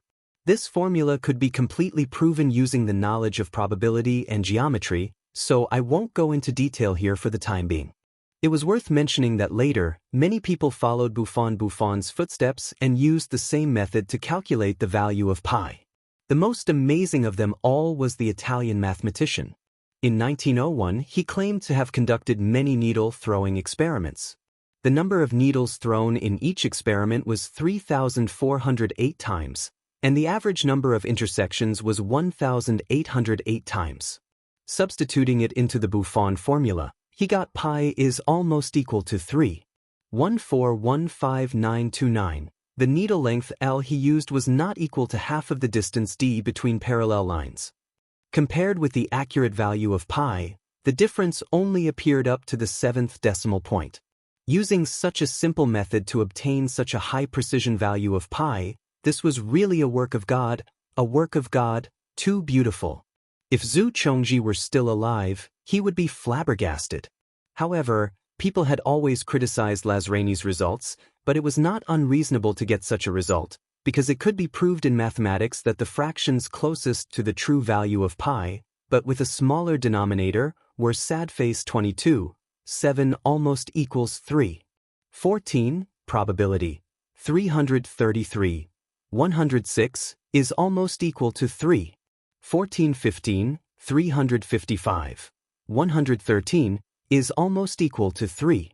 1415929, probability, 103993, 33102, is almost equal to 3. 141592653 and Lazrani actually threw the probability. For a throw within 10,000 times, it was impossible to get a better result. No wonder many people doubted, could it be such a coincidence? But most people thought that Lazrani was really lucky because he had been diligent and cautious all his life. As for the truth, there was no way to investigate it now. Therefore, the result that Li Zishuan had just obtained was both a coincidence and not a coincidence. If he had been unlucky, the error in the result would have been slightly larger, but not by much. This was a probability problem. In the auditorium, Su Hongji, who had been studying mathematics for most of his life, was the most shocked person. At this moment, he did not care about being polite. He instantly stood up from his seat and walked directly to the podium. Halfway there, he realized that he had been rude. He quickly bowed to Li Zishuan and said, "Yamacho, can I go up and take a look?" "This? I don't mean anything else. I just want to go up and take a look with my own eyes." The second half of his sentence seemed to be a cover-up. After all, if he had not seen such a miracle with his own eyes, he would never have believed it. Li Zishuan was amused. Is this old man still suspecting that I cheated? So he laughed and said, "Mr. Su, if you want to take a look, please come up and take a look. Not only that, other teachers or students who have doubts can also come up and take a look. Be careful not to touch the podium and mess up the position of the thin needles." "Thank you, Yamacho." As soon as he finished speaking, a few people immediately came up from below. There were students and teachers from the academy. Li Tai was also among them. Several doubters quickly came to the podium and began to count the thin needles that fell on the parallel lines on the paper. 1, 2, 3, 225, 226, 227. There are exactly 227 thin needles on the black line. After a quarter of an hour, 4 or 5 doubters walked up to the podium and counted the numbers. They could not help but exclaim. Su Hongji was completely convinced at this moment, but he still could not understand how a simple game could be related to the ancestral rate.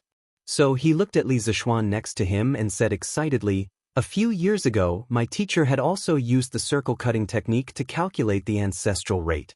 However, after 3 days of calculation, only the first 4 digits after the decimal point were exactly the same as the ancestral master's calculation. Many times, if one careless miscalculation was wrong, it would lead to a complete miscalculation. Today, Yamacho casually played a game and accurately calculated the first 3 decimal places. I am deeply impressed. I wonder if Yamacho can explain the principle to us?" At this moment, everyone's eyes were on Li Zishuan. Obviously, they also wanted to know the theory behind this. However, Li Zishuan smiled and said, "Everyone, please go back to your seats first. Let's put this question aside for the time being. I will play a small game with you. F*CK your game. We want to hear the truth." When everyone heard this, they almost vomited blood. They were all going crazy in their hearts. However, Li Zishuan was the one who spoke. If he did not want to say it, they could not find someone to beat him up and force him to say it, right? Who in the auditorium had the guts to do that? Besides, who could beat him? Therefore, they could only sit down obediently and wait to see what Li Zishuan would do next. Chapter 888. Emojong, come here. Li Zishuan, who wanted to play a new game, didn't move immediately. Instead, he called out to the dumbfounded Emojong next to him. "Here." Emojong quickly recovered from his shock and ran to Li Zishuan's side. He bent his back and looked like he was all ears. Li Zishuan leaned over to Emojong's ear and whispered something. Then, "Yamacho, this. You're not joking with me, right?" Emojong's eyes widened. His mouth was open so wide that an egg could be stuffed in. "Who has the time to joke with you? Hurry up and go," Li Zishuan said in annoyance. Everyone was a little confused when they saw this.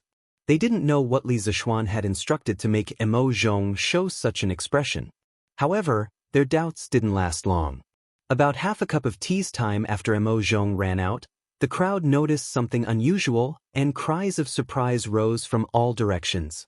Emojong had actually run up to the roof and started to peel off the tiles. There was a saying that went, "If you don't teach me a lesson for 3 days, I'll peel the tiles off the roof." The teachers and students in the audience couldn't help but wonder in their hearts. Did Emo Zhong lose his mind? He actually dared to go up to the roof and peel off the tiles? Yamacho, do you think it's okay to peel off this tile? Emo Zhong, who was on the roof, leaned over and shouted to the people below. It was only then that the students and teachers in the auditorium understood that Li Zishuan had instructed Emo Zhong to peel the tiles off the roof. They couldn't figure out what Li Zishuan meant by this and couldn't help but discuss it among themselves below. No. Move it a little further back.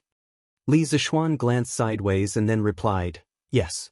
Emo Zhong, who was on the roof, had no choice but to cover the tile that had been peeled off.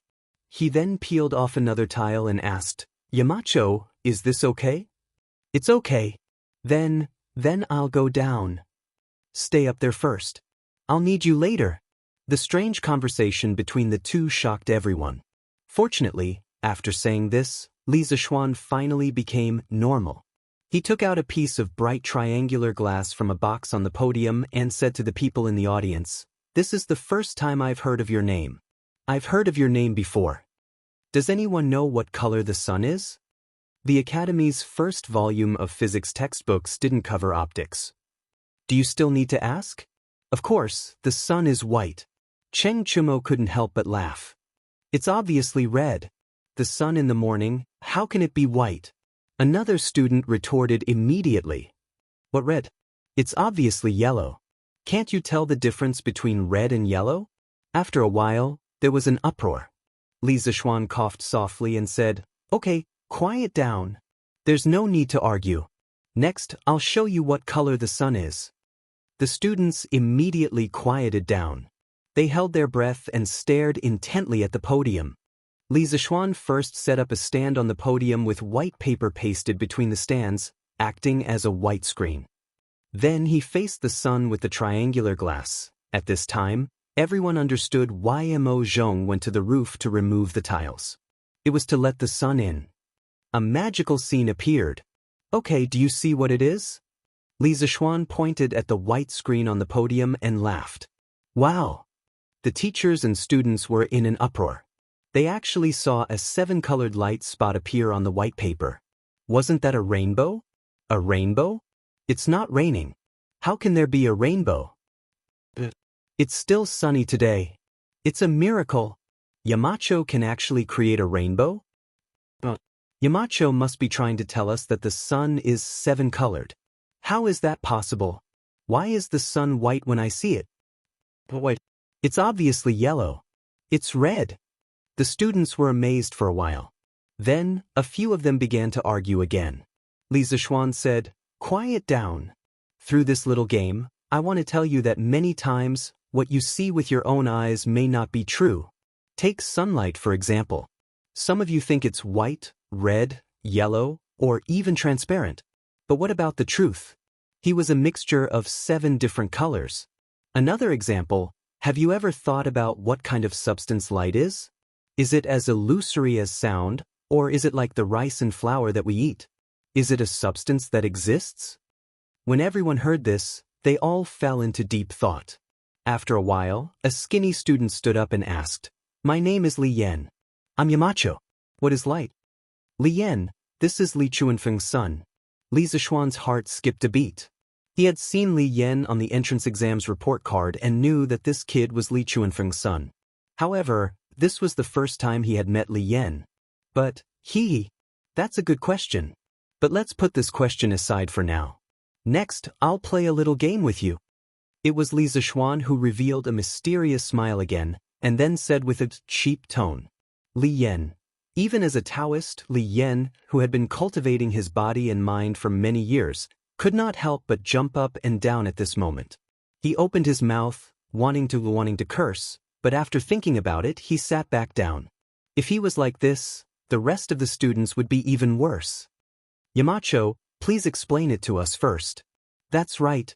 Explain it clearly before we play the game." F***CK, this again. You only know how to play games. Play your sister's game. This was what Li Tai, the king of younger sisters, muttered in private.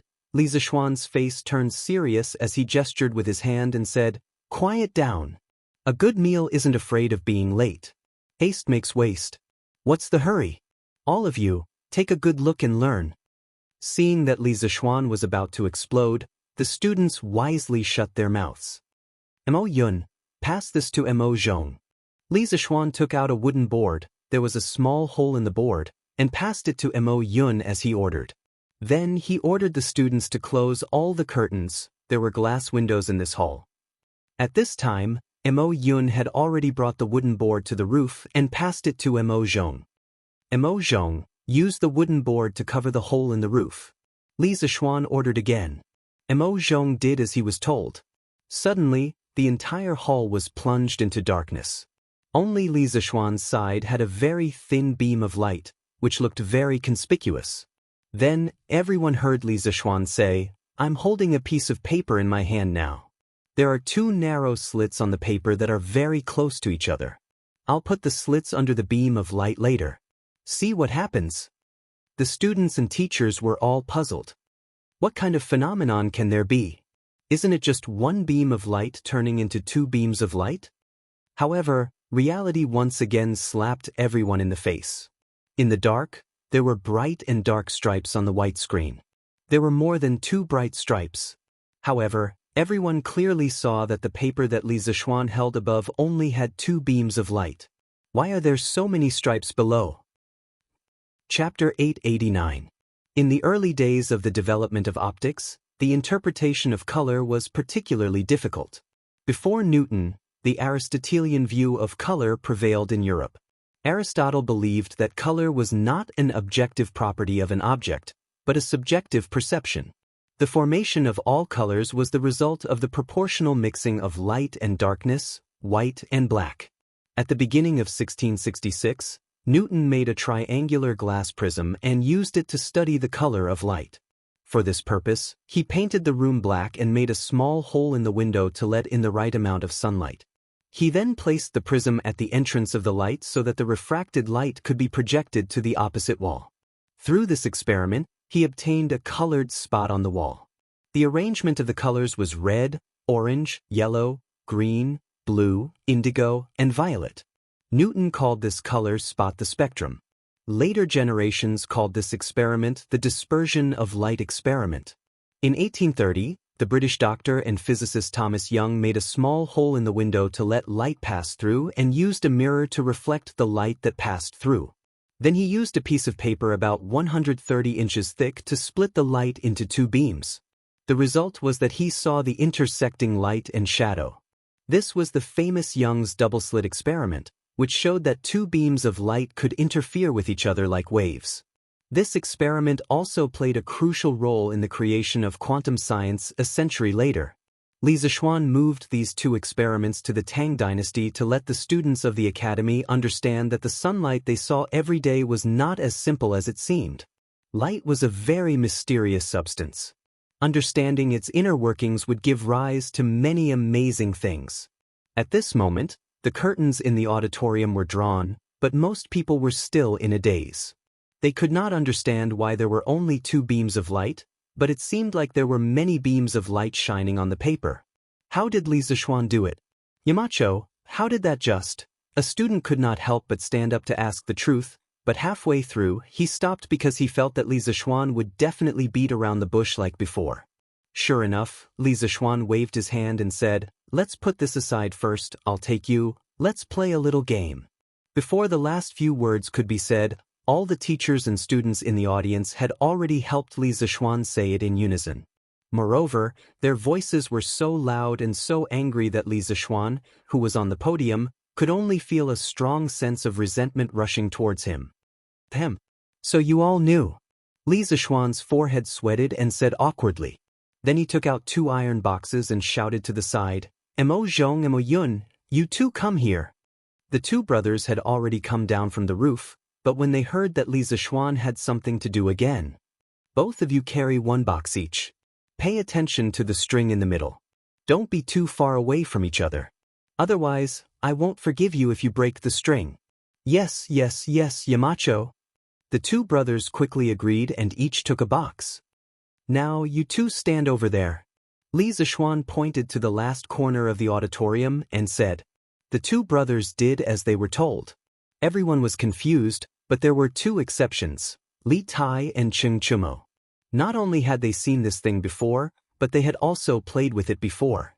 Li Zishuan took out two more iron boxes. One contained a voltaic battery, and the other contained a telegraph.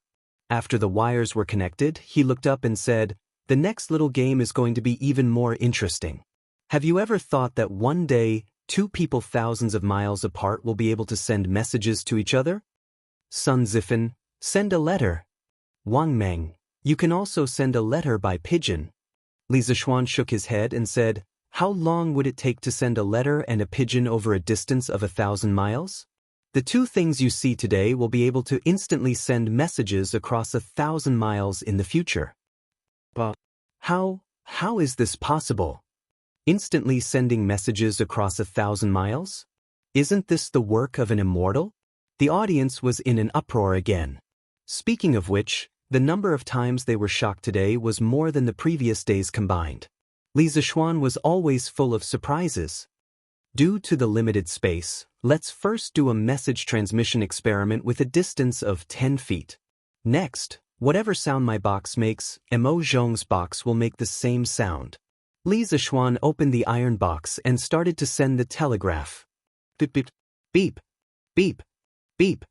2 short sounds and 3 long sounds. Almost at the same time, Mo Zhong's iron box also made beeps.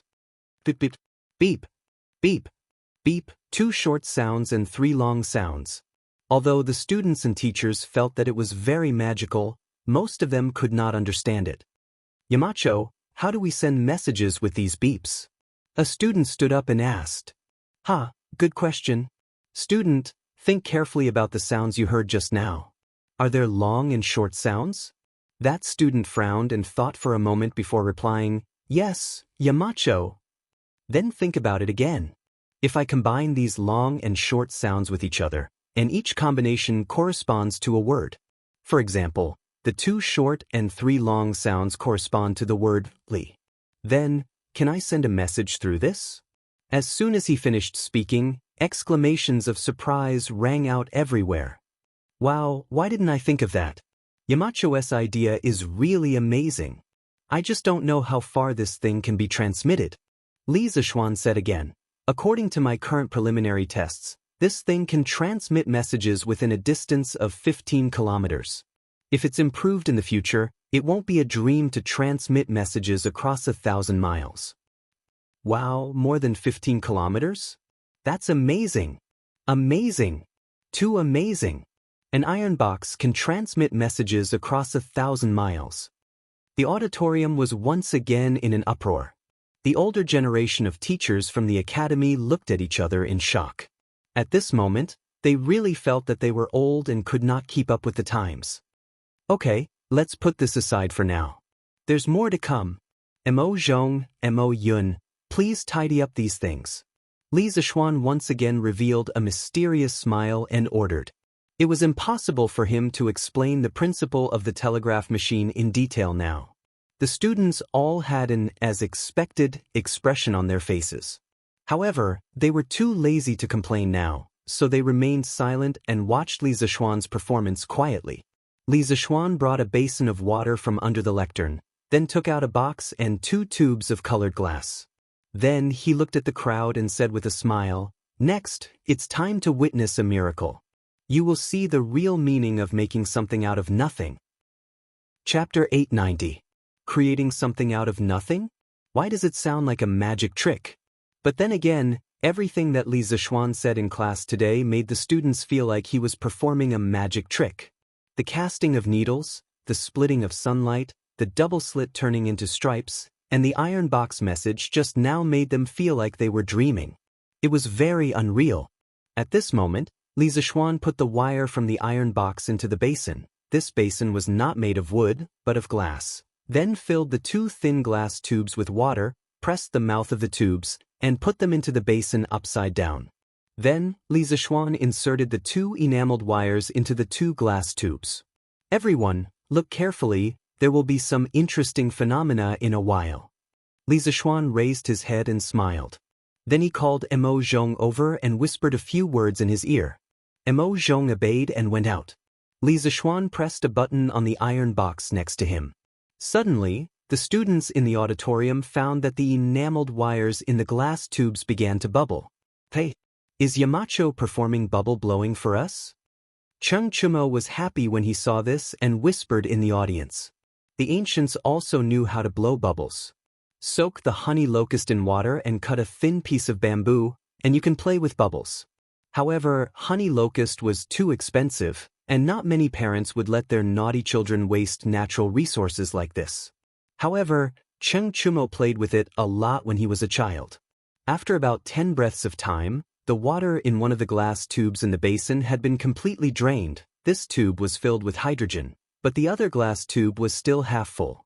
Li Zishuan ignored it and let the gas in the glass tube overflow. When the water in the other glass tube was completely drained, Li Zishuan pressed the button on the iron box again, and the enameled wires in the basin stopped bubbling. Yamacho, is this electrolyzed water? Someone in the audience stood up and asked. It was Wang Ji. The experiment of electrolyzing water was mentioned in the first volume of Chemistry of the Academy. However, he had only read the description in the book and had never seen a real person demonstrating it. He had never done it himself because he didn't know where to get electricity. Therefore, it was only now that he felt that he looked somewhat familiar. Mr. Wang, you have a good eye. This is the water electrolysis experiment.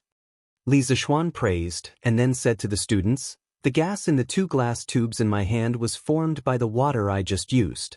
It's different from the air you breathe every day. Tisk, what's the difference? The students shook their heads in disbelief. In their eyes, the 2 glass tubes in Li Zishuan's hands were colorless. Weren't they just filled with air? What was so strange about it? Li Zishuan didn't make any more excuses. At this time, Mo Zhong came in with a brazier. Wherever he went, the students all avoided him because it was hot.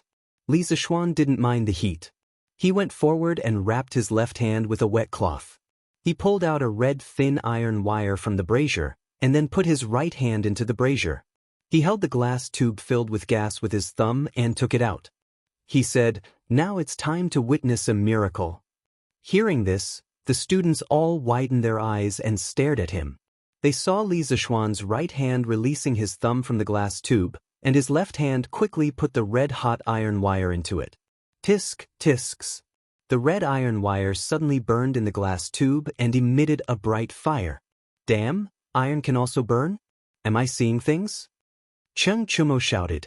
The other students were also shocked and felt that it was incredible. After the fire went out, Li Zishuan smiled a little mischievously and then took out the other glass tube. His left hand took the small burning wooden stick from Mo Zhong. The students didn't know what was going on, but the teachers of the Academy's chemistry department all buried their heads and covered their ears. Boom! The students saw Li Zishuan place the wooden stick with a flame at the mouth of the glass tube.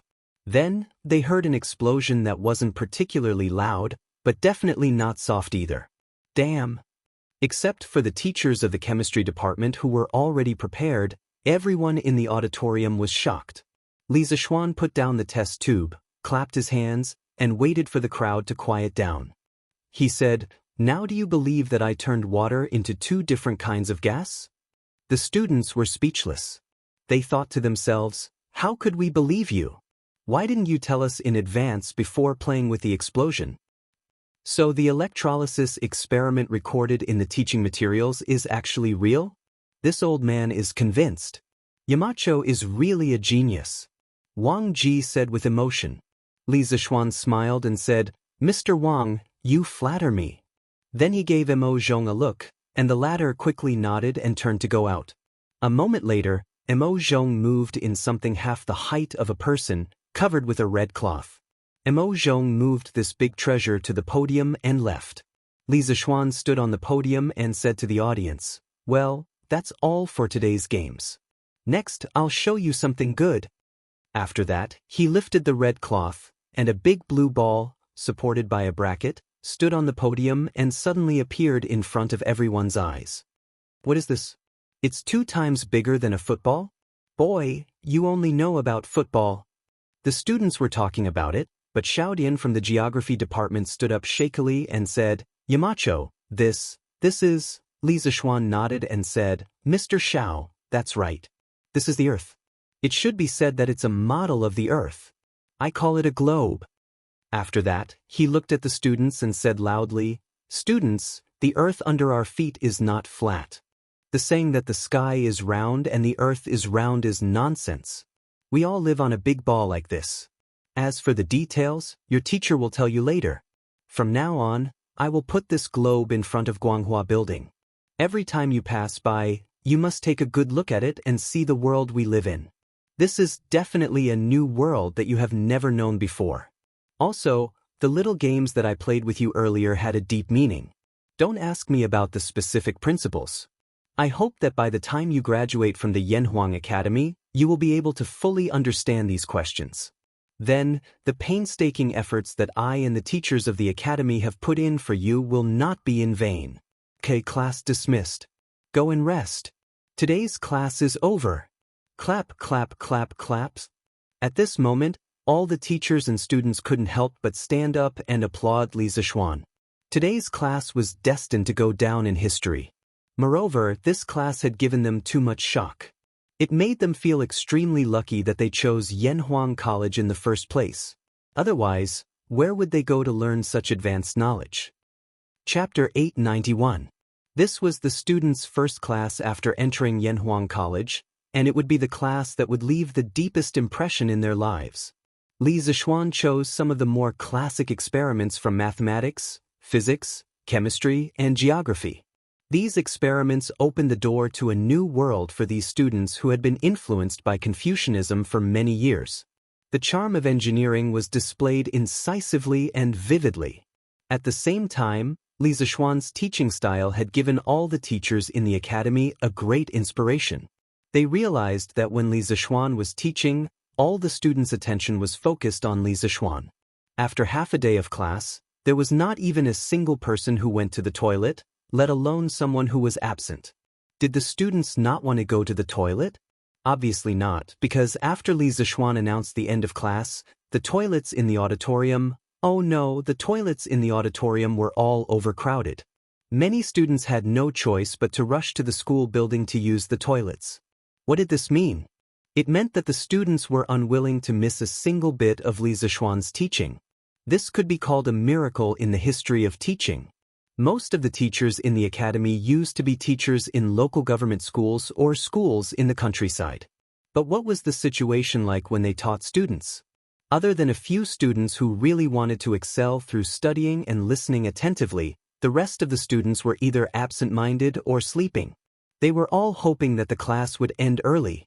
Compared to Li Zishuan's class, the effect of their teaching was like the bottom of the abyss, while the other was above the clouds. Therefore, after Li Zishuan's class, Yan Silu, who was in charge of teaching in the academy, did not even eat lunch.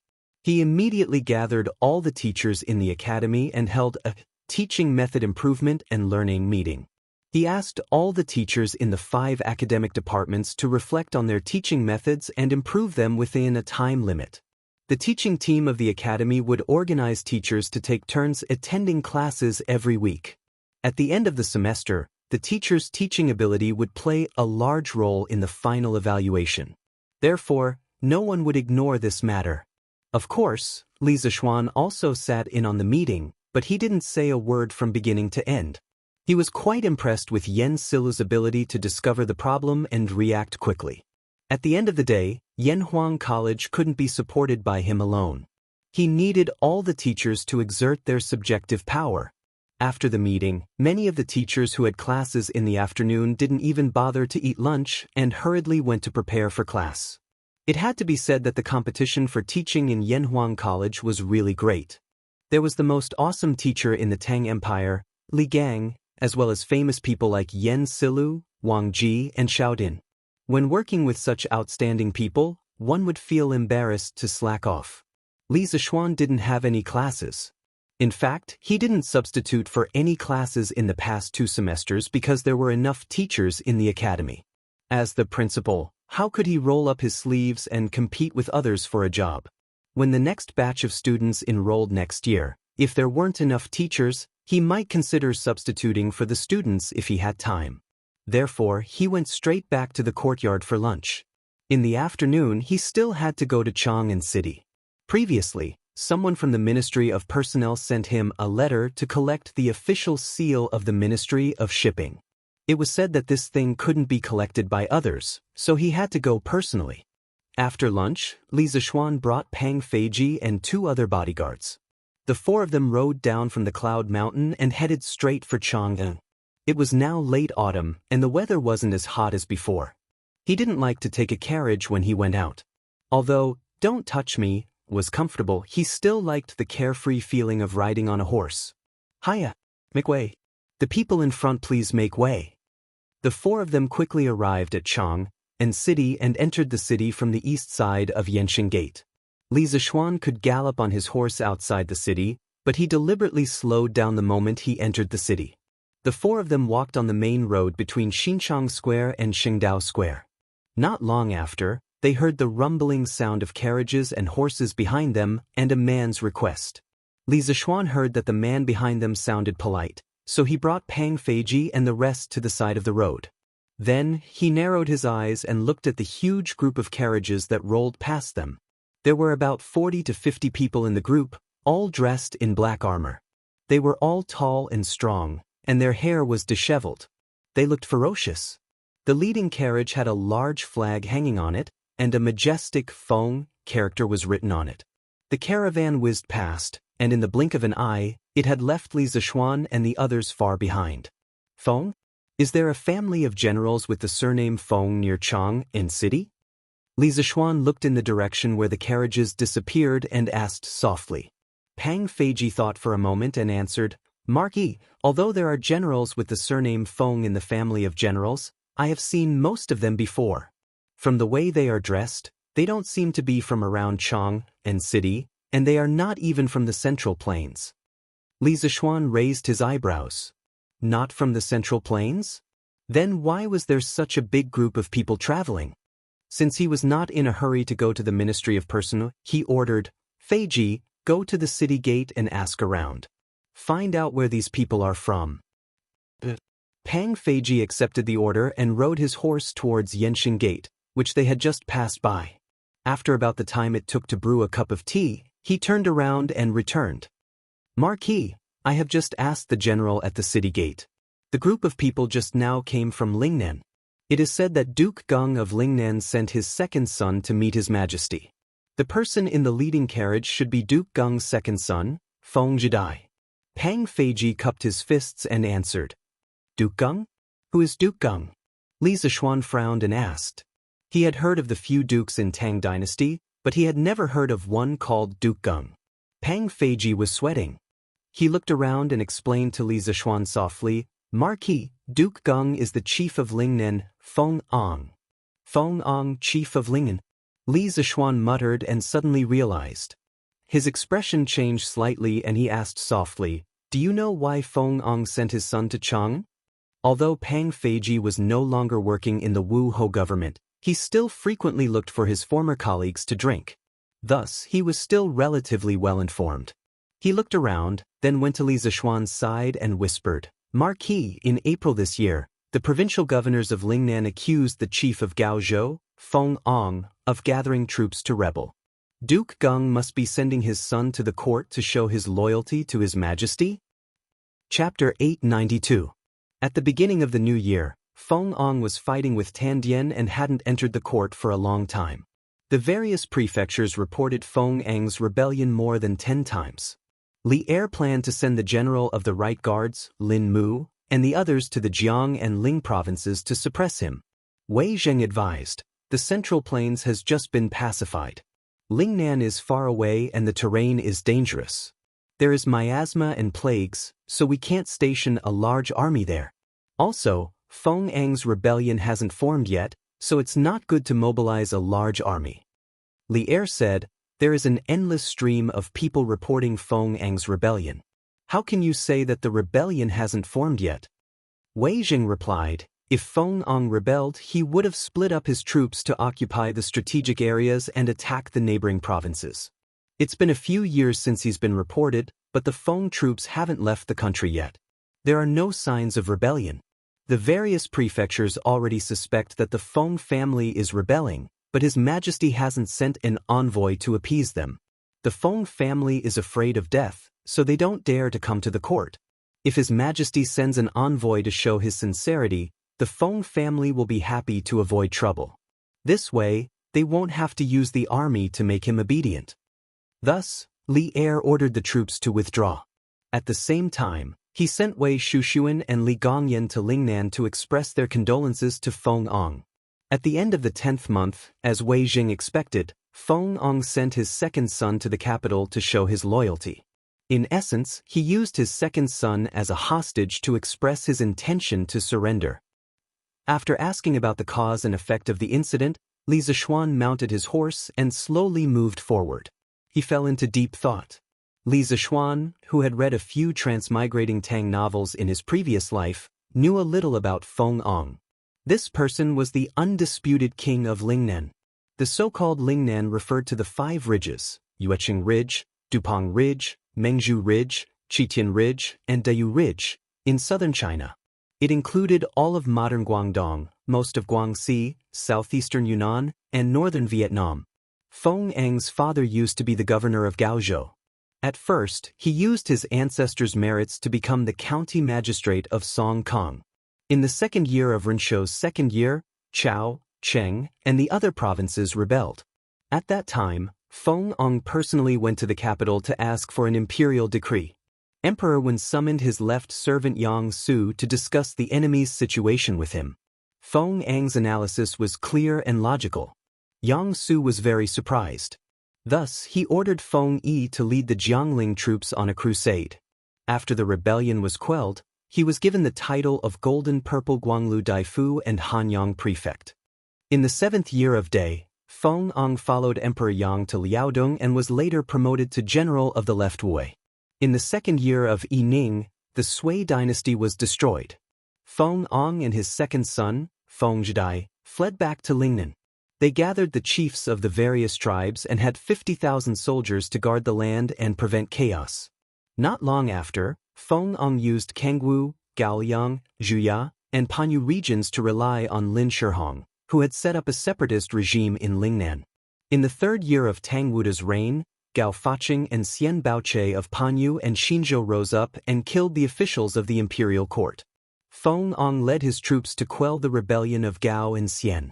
Later on, Xian Baoche's nephew, Xian Jichen, gathered his troops at Xinzhou and refused to fight. Feng Ong led his troops on an expedition. During the battle, Feng Ong took off his armor and shouted, "Do you know me?" When Xian Jichen's soldiers saw that it was the famous Feng Ong, they immediately put down their weapons and knelt down to surrender. Xian Baoche, Xian Jichen, and the others were all captured by Feng Ong. From then on, from Panyu to Kangwu, Guangxi Wuzhou, to Zhuya, Laizhou Peninsula and Hainan Island, they all submitted to Feng Ong. Feng Ong proclaimed himself to be the chief steward. He ruled over 20 prefectures and thousands of li of land. His territory was even larger than Zhao Tuo's, martial emperor of South Yu, Qin dynasty's southern sea dragon Chuan commander, founder of South Yu Kingdom and former Qin dynasty general.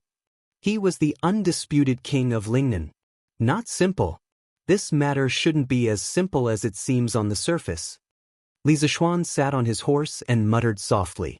Heroes were born in troubled times. For Feng Ong to be able to rule Lingnan and govern it well, he was definitely not an easy person. It was not an exaggeration to call him a hero of a generation. Li Zishuan believed that such a person would not be as cowardly as Wei Jing said to Li Zishuan. Li Zishuan did not believe that Madame Feng was afraid of death and did not dare to come to the imperial court. This time, when Feng Ong sent Feng Zhidai to the capital, in the eyes of others, it might be Feng Ong showing his loyalty to Li Er by sending his son over as a hostage. However, in Li Zishuan's eyes, this move might not be without the intention of spying on the imperial court. Li Zishuan had always disdained those who sent their sons to the capital as hostages to show their loyalty. A few hundred years later, Zhu Di sent his sons to Jinling as hostages to the Jiangwen emperor.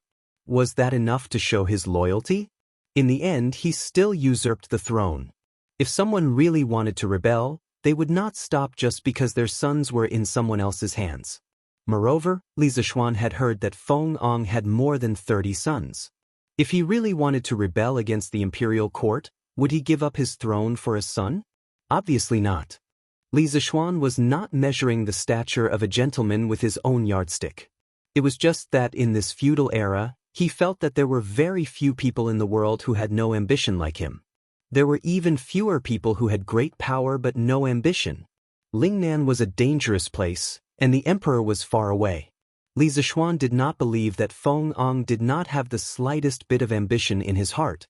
Your Majesty, Feng Ong has sent his second son to Cheng.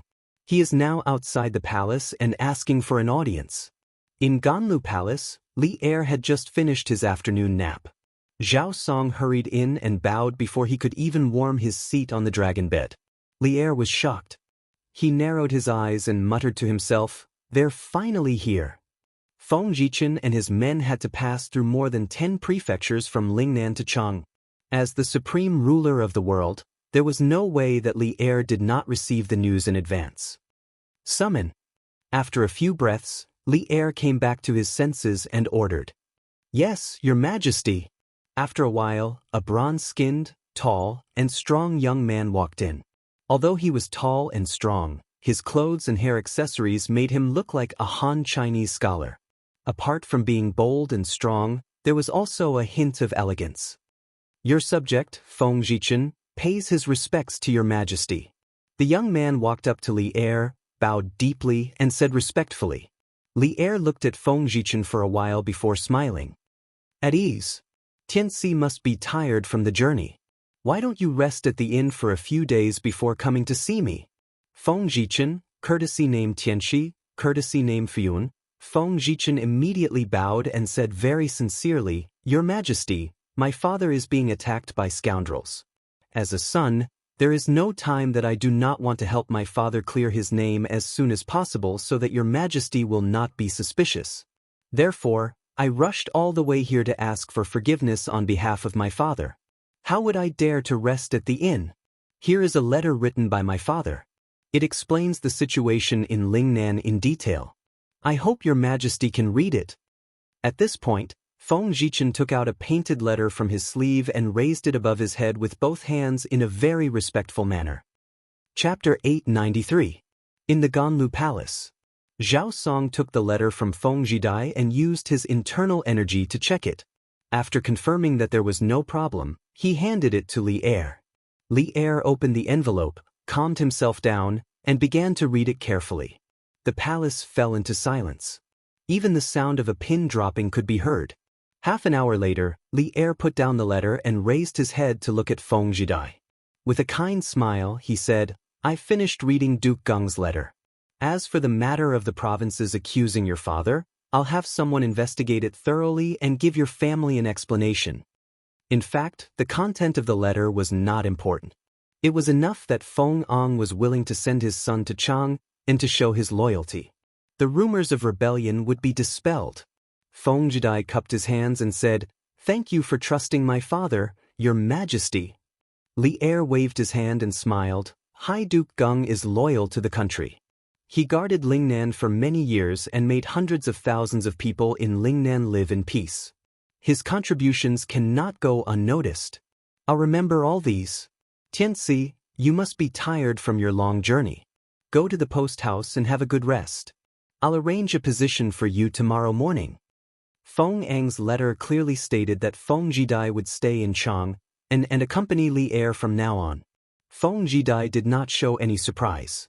Obviously, he already knew about Feng Ang's arrangement. He quickly cupped his hands and said, "Thank you for your concern, Your Majesty. I'll take my leave." He took the official seal from the Ministry of Personnel Affairs and asked someone to send the Kung Fu/non-Kung Fu football management rules that Li Er asked him to write to the palace. According to the type of game, there were strict rules on the behavior of the players. Anyone who violated the rules would be severely punished. It was considered a regulation of the Tang Empire's football to reduce malicious behavior on the football field. When he returned to the academy, the bearded man reported, Yamacho, after the Datang Daily was sent out today, 28 people came to register their teams and received their football. Li Zixuan had asked Zhang Zhongjin, the PE teacher of the academy, to manage the affairs of the football association. This bearded man looked rough and uncouth, but if one talked to him in detail, one would find that he was not only uncouth, but also proficient in the art of war and strategy. Which uncouth from Jianghu could be better than him? Li Zixuan personally poured a cup of wine for the bearded man because he knew that the bearded man did not like to drink tea like himself. In comparison, the old man preferred to drink strong alcohol like drunken immortal. However, where would Li Zixuan's office have such a thing? The bearded guest took the wine glass. Li Zixuan then said, "I didn't expect so many people to have formed their teams today." The bearded man grinned and said disdainfully, "Hey, from what I see, these people are most likely here for the football. They formed a team, came here to take the football at a cheap price, and then took it out to sell. They can make at least 50 strings of cash. Then they can just find a reason to disband the team. Wouldn't they be making 50 strings of cash for nothing? Yamacho, I see that your method doesn't seem to work. You should change it. Otherwise, wouldn't you be benefiting those villains for nothing?" Scalpers. When the bearded man said this, Li Zixuan instantly thought of the scalpers in his previous life. He did not expect that there would be such annoying people in ancient times. 50 strings of cash for a football. The workshop would still make a lot of money, but Li Zixuan did not want these scalpers to make his money and thus disrupt the market. Then in Mr. Zhang San's opinion, how should we prevent these people from maliciously reselling the football?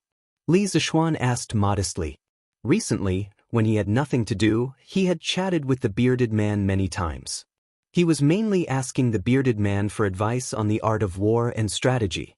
The master of this body, spiritual master Ling Su, had taught him some military tactics, but it was not comprehensive. The bearded man, who was once all-powerful and wanted to compete with Li Er for the world, had entered the academy. Of course, he had to seize the opportunity to get some useful information from the bearded man. Although he did not intend to go to the battlefield, who knew what would happen in the future? One must know that in the face of war, the role of individual bravery was very limited. Even if he became a great grandmaster, he could not rely on his own ability to determine the outcome of a war. Besides, there was no harm in learning more skills. There was no harm in learning more skills. Of course, it was not only him who learned from the bearded man.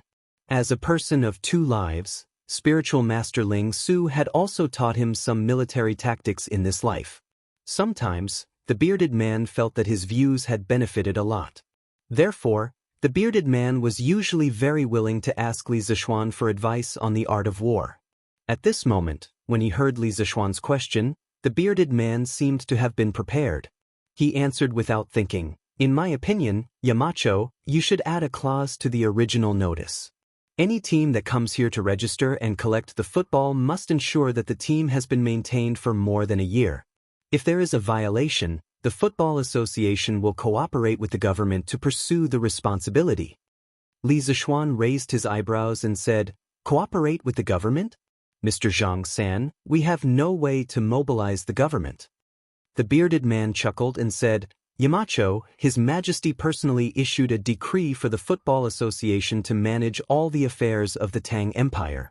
The local government naturally has the responsibility to cooperate.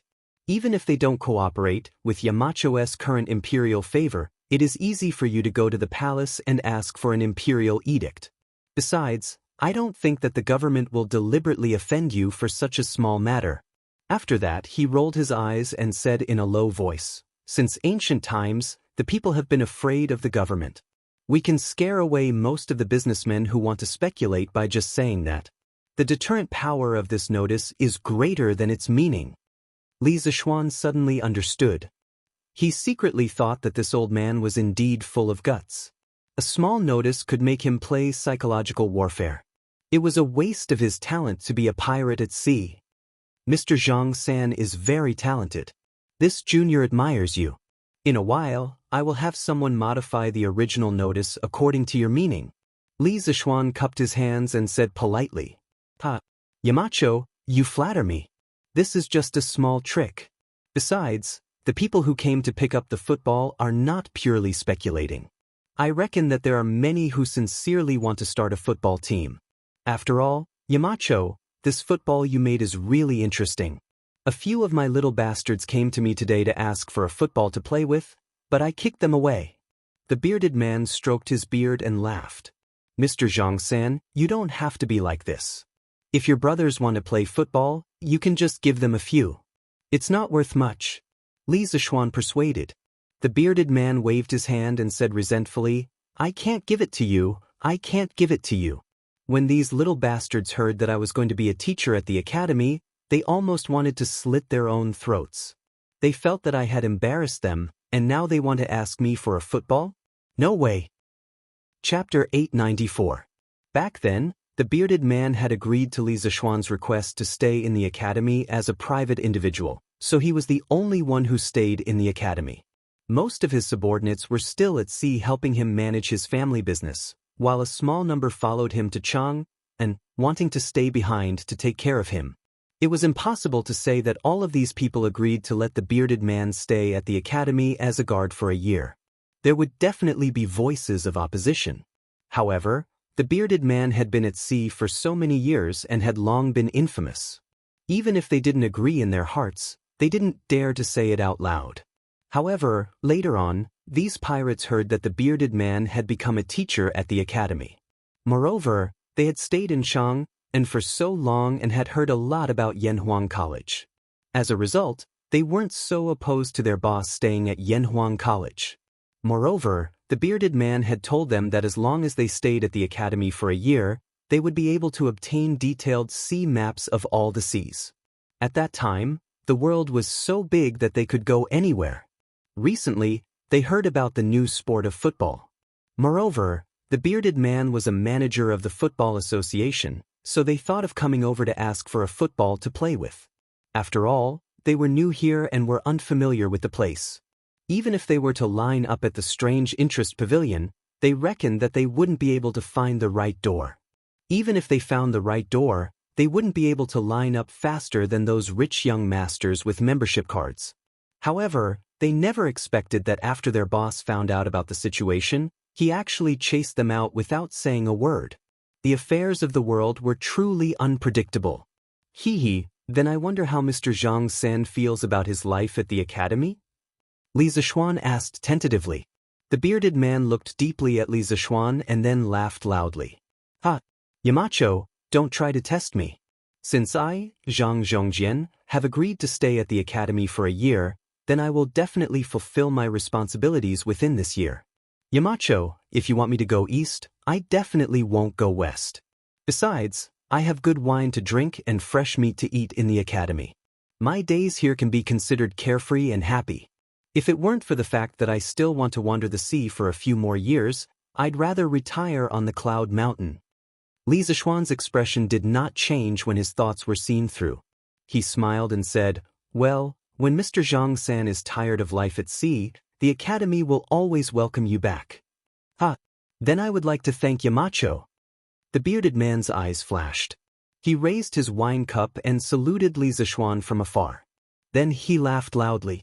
He wasn't kidding when he said that he wanted to retire at Yanhuang College.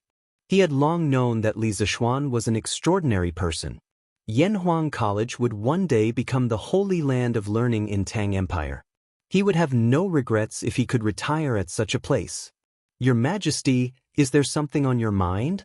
At midnight, in the west court of the Imperial Palace, the Empress bedroom, Empress Zhangsun, who had rested for more than 2 hours, inadvertently woke up. She found that Li Er, who was lying beside her, was still awake. His dark eyes reflected the light of the fire outside the bedroom, looking particularly bright. She was moved and asked aloud, Mate Guanyin, why are you awake now? Is it because No, Your Majesty. I woke up by myself.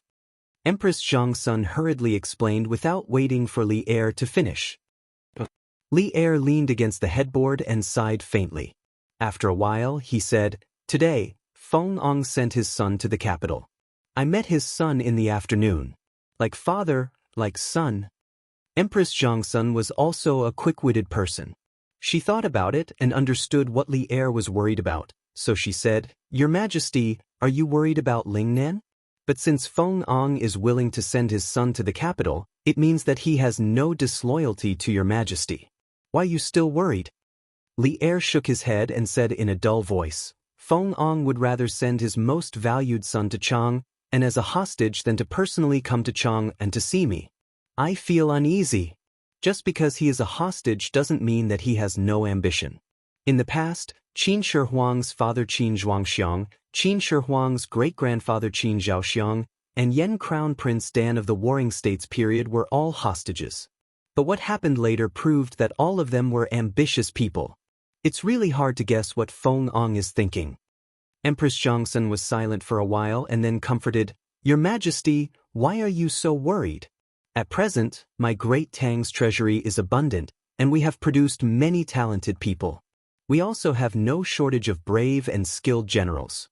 Even if Feng Ong is disloyal and decides to take the risk, this servant is confident that he is no match for the imperial court. Your Highness should relax and rest early." Li Er nodded and praised, "Mate Guanyin is right. I only hope that Feng Ong can understand the current situation. Otherwise, the Tang Empire will fall into serious internal friction." The next day, a piece of news in Datang Daily once again caused an uproar in Chang. It was Ma Zhou who sorted out the content of Li Zishuan's class yesterday morning. After Li Zishuan approved it, it was published on the front page of Datang Daily. The title was Engineering New World. What? How could a small needle-throwing game calculate the approximate value of the ancestral rate? How is that possible? That's right. That's the ancestral rate. How can it be calculated so easily? The newspaper must be bragging. Yes, it's bragging. Hey, that's not right, is it? If you don't believe it, you can follow what the newspaper said and do it yourself. You didn't even do it yourself. What right do you have to say that the newspaper is bragging? That's right. If you don't believe it, you can find a few hundred people to do an experiment. Let's do it. When I return to the Imperial College, I will gather my classmates to do a needle game for you to see.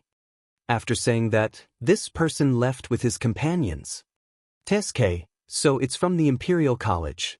When the Duke of Yong and was teaching at the Imperial College, it was really lively there. What a pity. Now, our Hongwen Library is still using the blackboard chalk invented by the Duke of Yong and Sai. We still use the dictionary of Tang Dynasty compiled by the Duke of Yong. Many people reminisced about the time when Li Zishuan was teaching at the Imperial College. Look, this news isn't over yet. The Duke of Yong and can create rainbows? There's even a metal box to send messages? The Duke of Yong and said that this thing can allow two people thousands of miles apart to communicate. That's too magical. The Duke of Yong and can even turn water into two types of gas. One can make iron burn, and the other can explode upon contact with fire. This is like magic. This piece of news, Engineering, a New World, really brought everyone into a new world. The influence of engineering once again spread. Chapter 895. When the news from the Tang Daily reached the Imperial College, it caused another uproar, especially in the School of Mathematics, which caused an unprecedented shock. Li Zishuan had resigned in anger. Not only did he take all the students from the School of Mathematics, but he also poached the original teacher, Su Hongji. The School of Mathematics was once in an awkward situation where there were no teachers or students. Left with no choice, Kong Yingda personally came forward and invited the retired professor of mathematics, Lu Hongyuan, Su Hongji's mentor, to come out of seclusion once again. He also selected a group of students from the various prefectures to fill in the gaps. After all, the majority of students were still willing to go to the Imperial College these days. Although Yanhuang Academy was very famous now, its reputation among the people was still not as good as the Imperial College, the #1 official school of the Tang Empire. It was worth mentioning that the enrollment scale of the School of Mathematics this time was about 2 times larger than before. A total of 71 students were recruited. It was as if they wanted to compete with Yanhuang College in the field of mathematics. Other than the increase in students, Kong Ingda also hired 3 teaching assistants to help Lu Hongyuan teach the School of Mathematics. Therefore, the School of Mathematics was now more than 1 level higher than before in terms of both the number of students and the number of teachers. Inside the School of Mathematics. Hey, did you hear? The Marquis of Yong and made a simple needle-throwing game and was able to calculate the approximate value of the ancestral rate. It's amazing! I saw the newspaper, but I think it must be a coincidence. After all, whether the needle is thrown or not depends on luck. He was able to get such a result because of luck. I also think it's a coincidence. If he did it again, the result would definitely be different. I don't think so.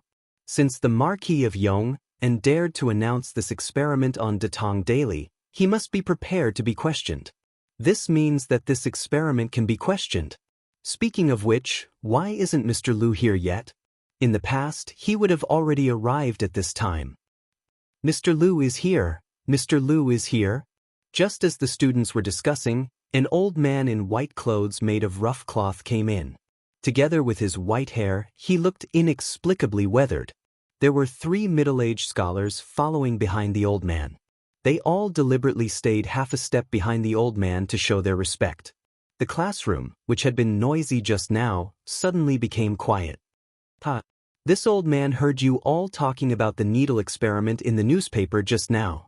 Presumably, you all want to know whether the results in the newspaper are a coincidence or not, right?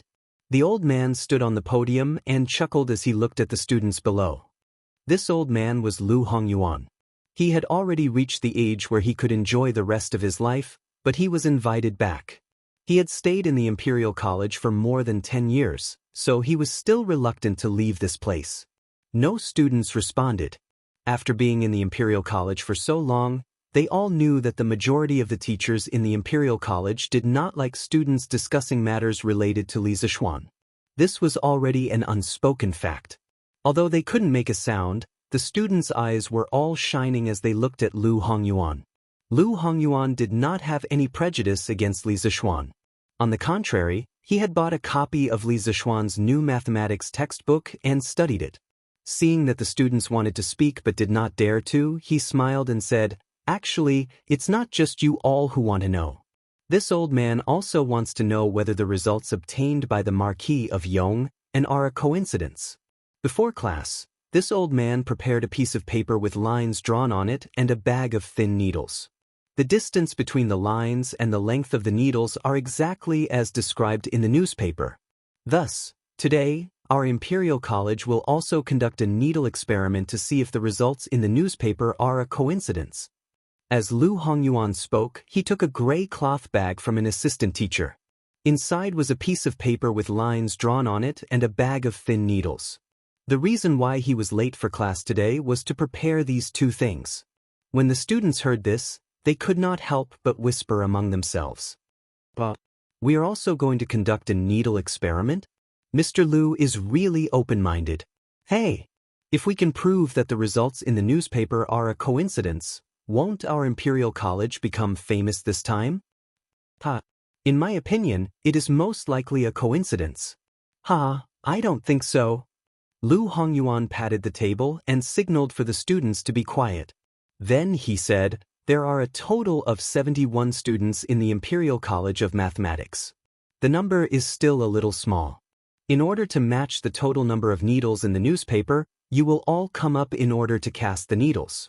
Each of you will cast 10 times. Be careful not to use too much force and throw the thin needles out of the paper. The 3 teachers and I will help you count the number of times you cast the thin needles. Yao Yuanhe, come up.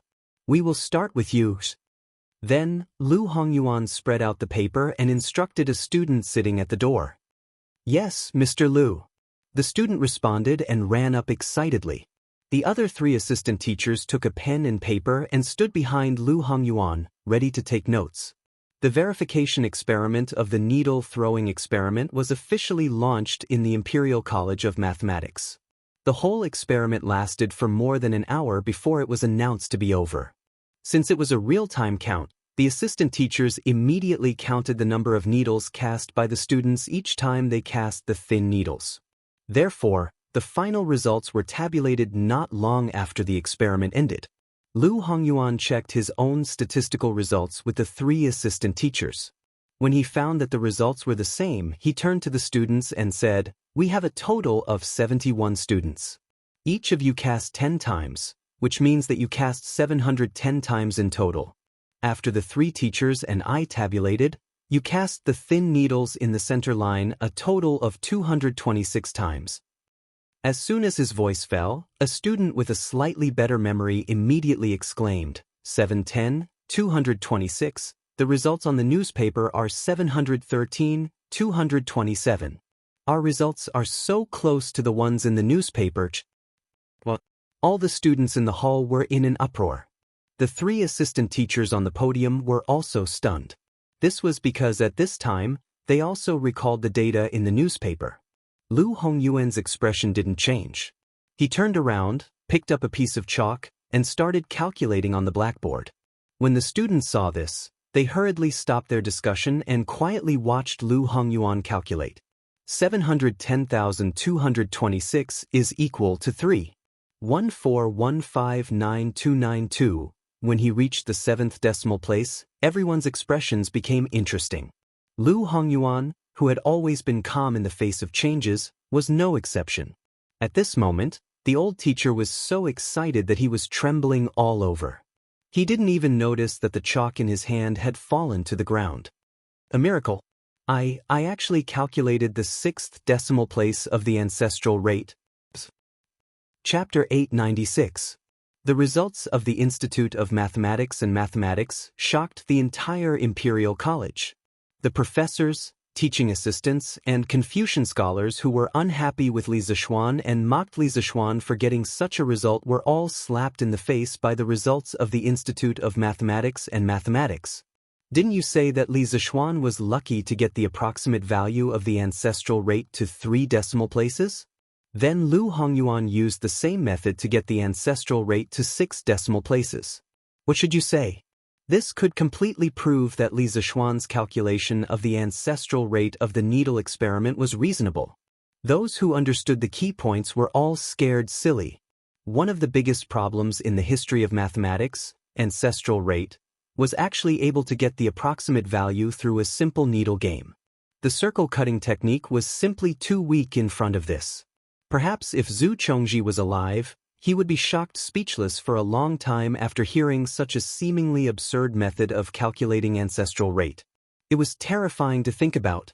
If even a needle could be used to calculate ancestral rate, then wouldn't it be true that Li Zixuan used a glass mirror to create a rainbow, double slit to create stripes, iron box to communicate, and water to create 2 gases? What kind of knowledge was engineering? How could it be so magical?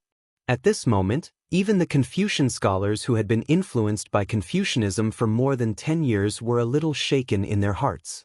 They felt that engineering seemed to be more advanced and useful than Confucianism, but they didn't dare and didn't want to say these thoughts out loud. Because they were the disciples of Confucianism, they were also the defenders of Confucianism, and they were also the beneficiaries of Confucianism. But just because the Confucian scholars didn't dare to say it, it didn't mean that the other students didn't dare to say it. In the Institute of Mathematics and Mathematics, as soon as class ended, Lu Hongyuan and the 3 teaching assistants stepped out of the classroom, and the students in the classroom immediately went into an uproar. Too magical! This experiment is too magical. Even with the circle cutting technique, it is very difficult to accurately calculate the ancestral rate to 6 decimal places. But this simple needle experiment actually did it. At first, I thought that the results recorded on Datang Daily were a coincidence. But not only did we do it, but the results we obtained were even more accurate. How is this a coincidence? This means that Marquis Yong's method can really be used to calculate the ancestral rate. This is unbelievable. The Marquis of Yong is truly a genius. I've also read his new mathematics textbook, and the content is amazing. Now, with this needle experiment, his achievements in mathematics are something that we can never hope to achieve in our lifetime. I really don't understand how the Marquis of Yong connected Zhu LV to the needle throwing experiment. The two are completely unrelated. That's true. I didn't even see a single circle from the beginning to the end of the experiment. I don't know how the ancestral rate could be obtained through this method. I don't get it. The other experiments recorded in the newspaper are also very interesting. The students of Yanhuang College are so lucky. I want to go to Yanhuang College to see what the globe in the newspaper looks like. I want to go too, Brother Yanghe. This break coincides with Yanhuang College's weekend. How about we go together? Let's go together. When the results of Lu Hongyuan's needle-throwing experiment were spread, it caused a huge commotion among the people. Li Zishuan's erudition and the magic of engineering once again refreshed people's understanding. Before Li Zishuan, who would have thought that a small game could solve one of the biggest problems in the history of mathematics? Who could create rainbows?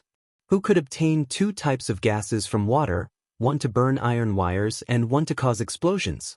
Li Zishuan, who had been quiet for more than half a month, once again created a big piece of news, pushing him, Yanhuang College, and engineering to the forefront of the storm once again.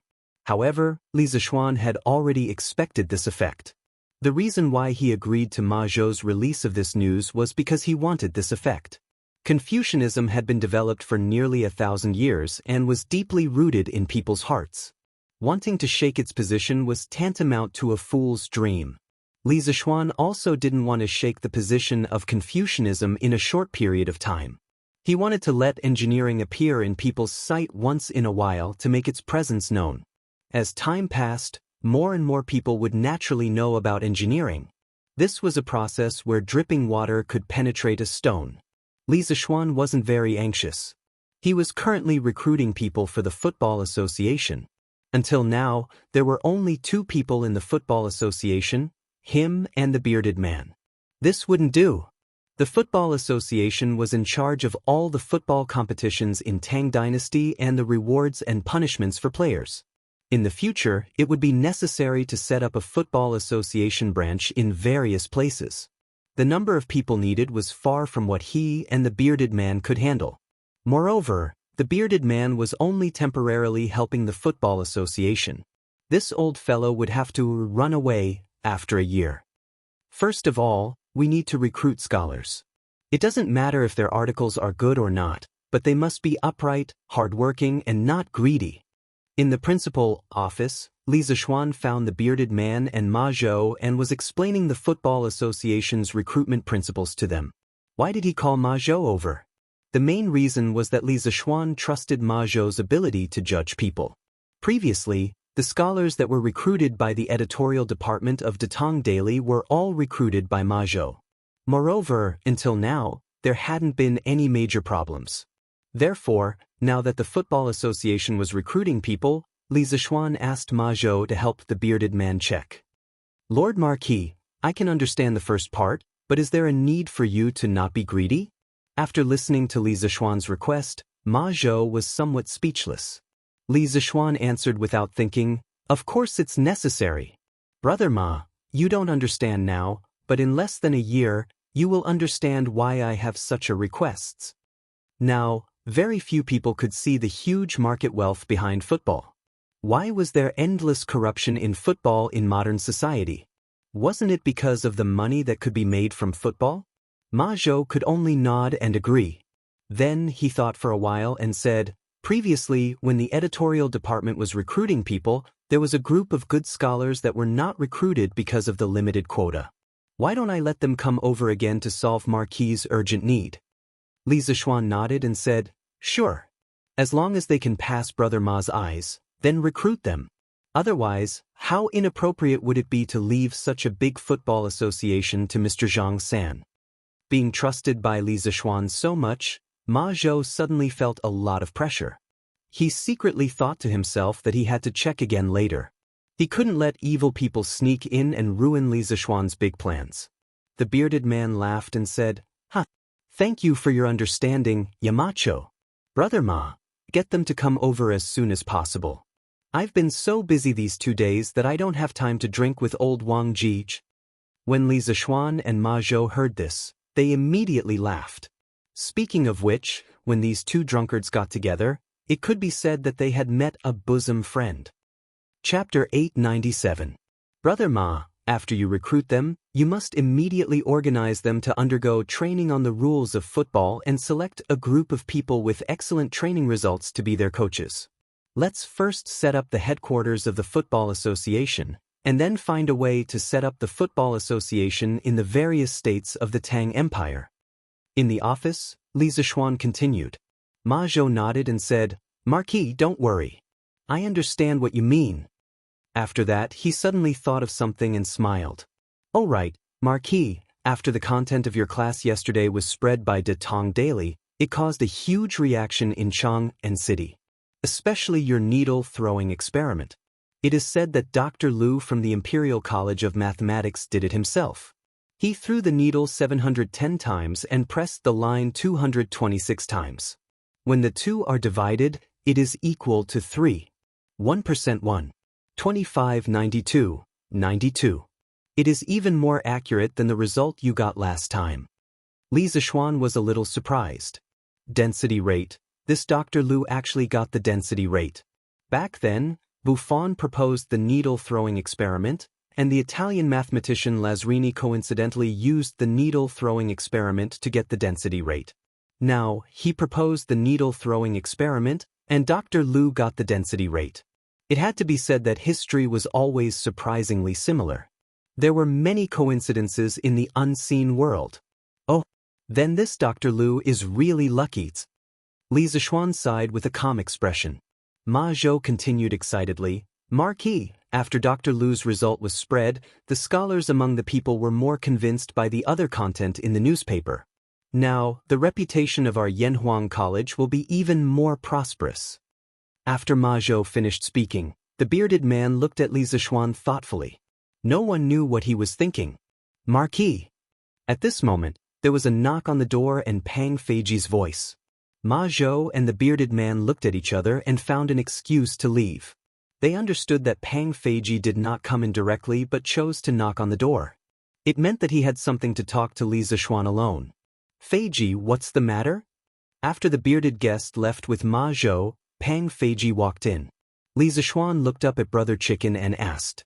Pang Feiji cupped his fists and said, Marquis, I've received news that Feng Jidai was conferred the position of Vice Minister of Guards by His Majesty during the morning court meeting.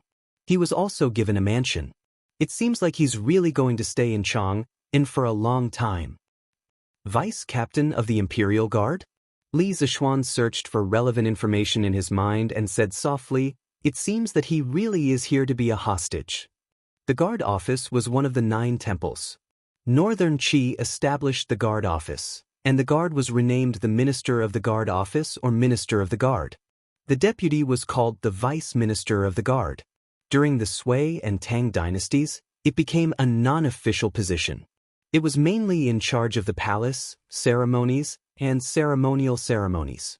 It lasted until the Southern Song dynasty when it was incorporated into the Ministry of Works. Li Er gave Feng Jidai such an easy job. Anyone with the little political brain could understand the deep meaning behind it. There's no need to pay attention to this person anymore. All we need to do is to take care of our own land. Li Zixuan recovered from his thoughts and said to Brother Chicken. Li Er was definitely not a stupid person. Li Zixuan believed that if he could think of something, Li Er would be able to think of it as well. Hence, he felt that there was no need to worry about it. Pang Feiji replied, Yes, Marquis. Outside the palace. After the morning court meeting, Feng Jidai came out of the palace. The guards who followed him to Chang and quickly greeted him. Second young master, are you all right? The leader of the black-faced guards hurriedly asked. What can happen to me? Moo, aren't you making a fuss over nothing? Feng Jidai chuckled disapprovingly. The black-faced guard said seriously, Young master, we're in Chang'an now. It's not like Lingnan. I have to ensure your safety. Feng Jidai helplessly waved his hand and said, all right. Go to the inn and pack your luggage. We have a new mansion. The black-faced guard cupped his hands and agreed. On the way, Feng Jidai sat in the carriage and inadvertently heard that the pedestrians on the road seemed to be discussing the same thing. He opened the window and shouted to the guard outside, Moo, come here. Young master, what's the matter? The black-faced guard called Mu came to the window and asked. Feng Jidai said, what do the people on the road mean by the needle experiment? Why do I feel like everyone is talking about this? Mu frowned and replied, young master, I've asked them earlier. They're talking about the content of today's Datang Daily. It seems like the Duke of Yong and has made an incredible discovery again. Datang Daily? Oh, isn't Chang and the origin of Datang Daily? Along the way, Feng Jidai had seen the Datang Daily in other states. This was also thanks to the help of the Wang family of Taiyuan. Otherwise, he could only read the newspaper in Chang. Mu, send someone to buy today's Datang Daily for me. Go now. Feng Jidai ordered again. Yes, young master. After Mu agreed, he sent someone to buy the newspaper. After a while, he returned with a copy of the Datang Daily. Feng Jidai took the newspaper, and the carriage started moving again, heading in the direction of the post house.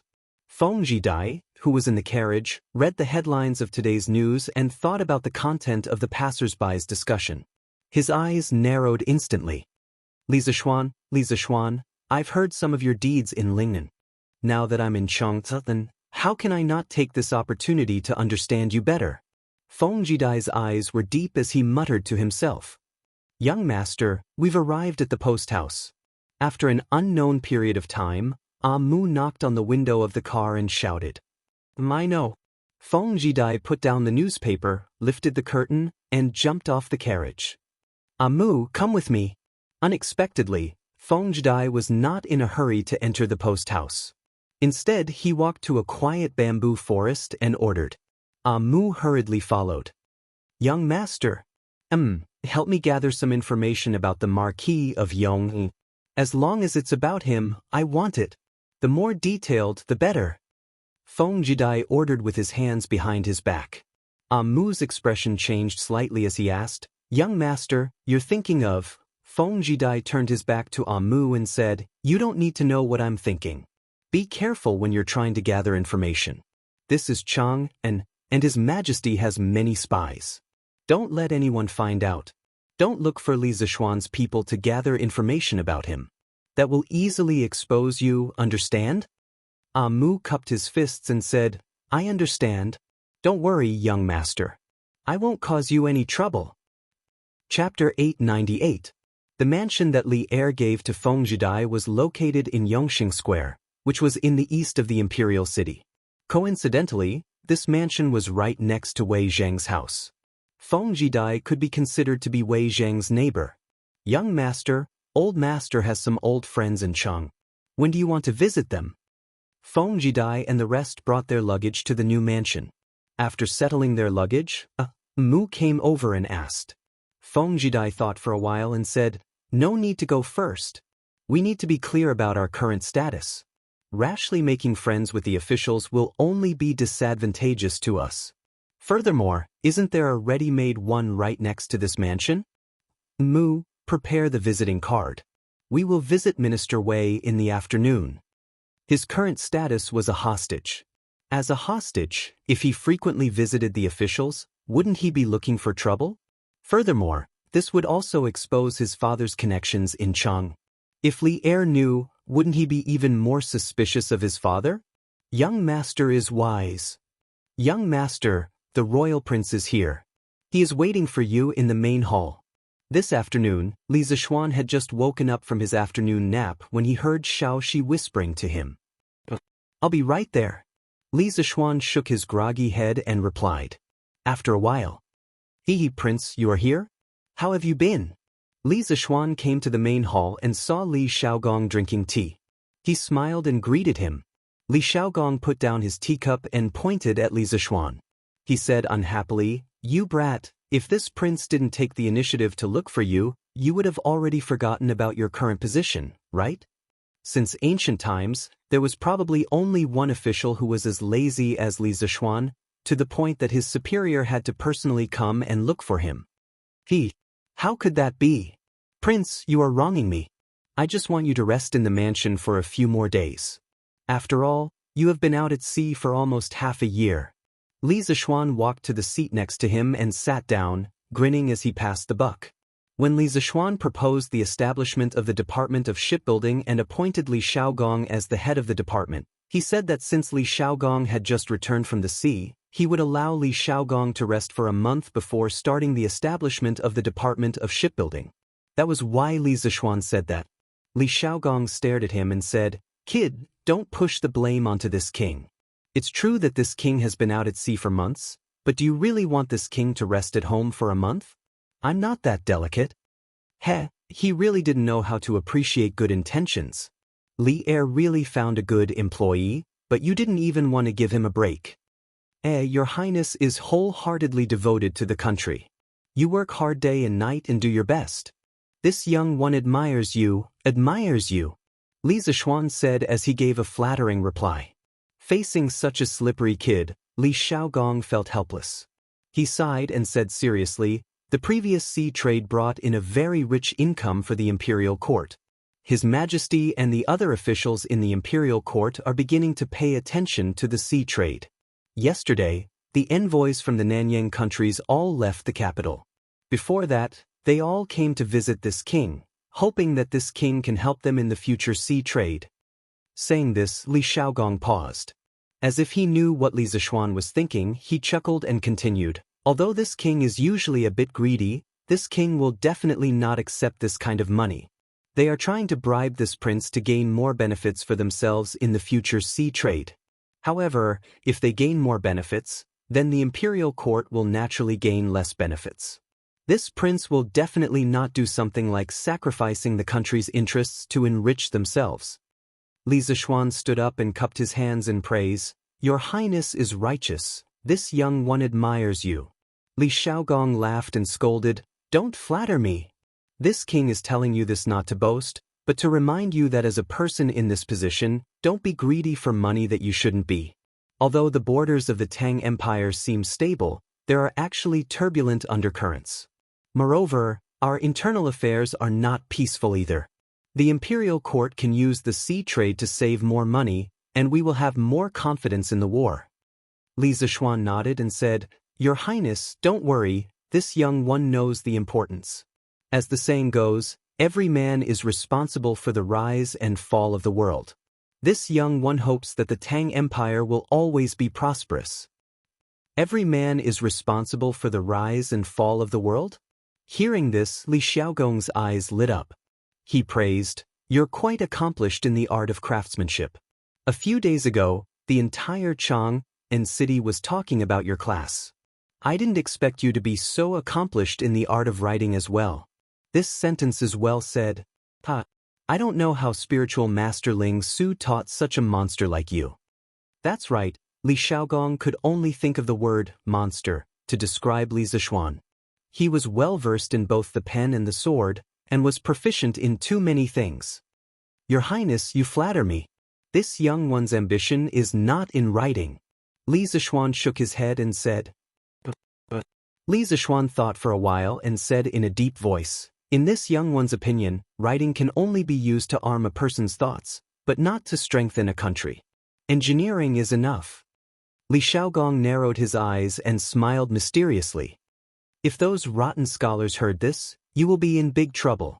Alright, this topic is off topic. Now that the envoys of the various countries have left, we should start to establish the Department of Shipping. To be honest, it's fine if you want this king to lead troops to war, but to let this king manage a yamen is too difficult for this king. This Department of Shipping is now a blank piece of paper. Xiaoxian, you have many ideas. First, think of the regulations of the Department of Shipping, then write a copy for this king. If there are no problems, we will show it to His Majesty for a look. Strive to have the Department of Shipping open before the end of the year." Li Zishuan was helpless. He had not finished the matters of the Football Association, and now he was asked to establish the Department of Shipping. It was really one wave after another. However, this was something he had promised Li Er before, and he could not go back on his word now. Yes, this young one will draft the regulations of the Department of Shipping as soon as possible. "Your Highness, please wait for the good news." Although he was complaining in his heart, he still had to do what needed to be done. This king knows that you are unwilling, but you are being loyal to the country.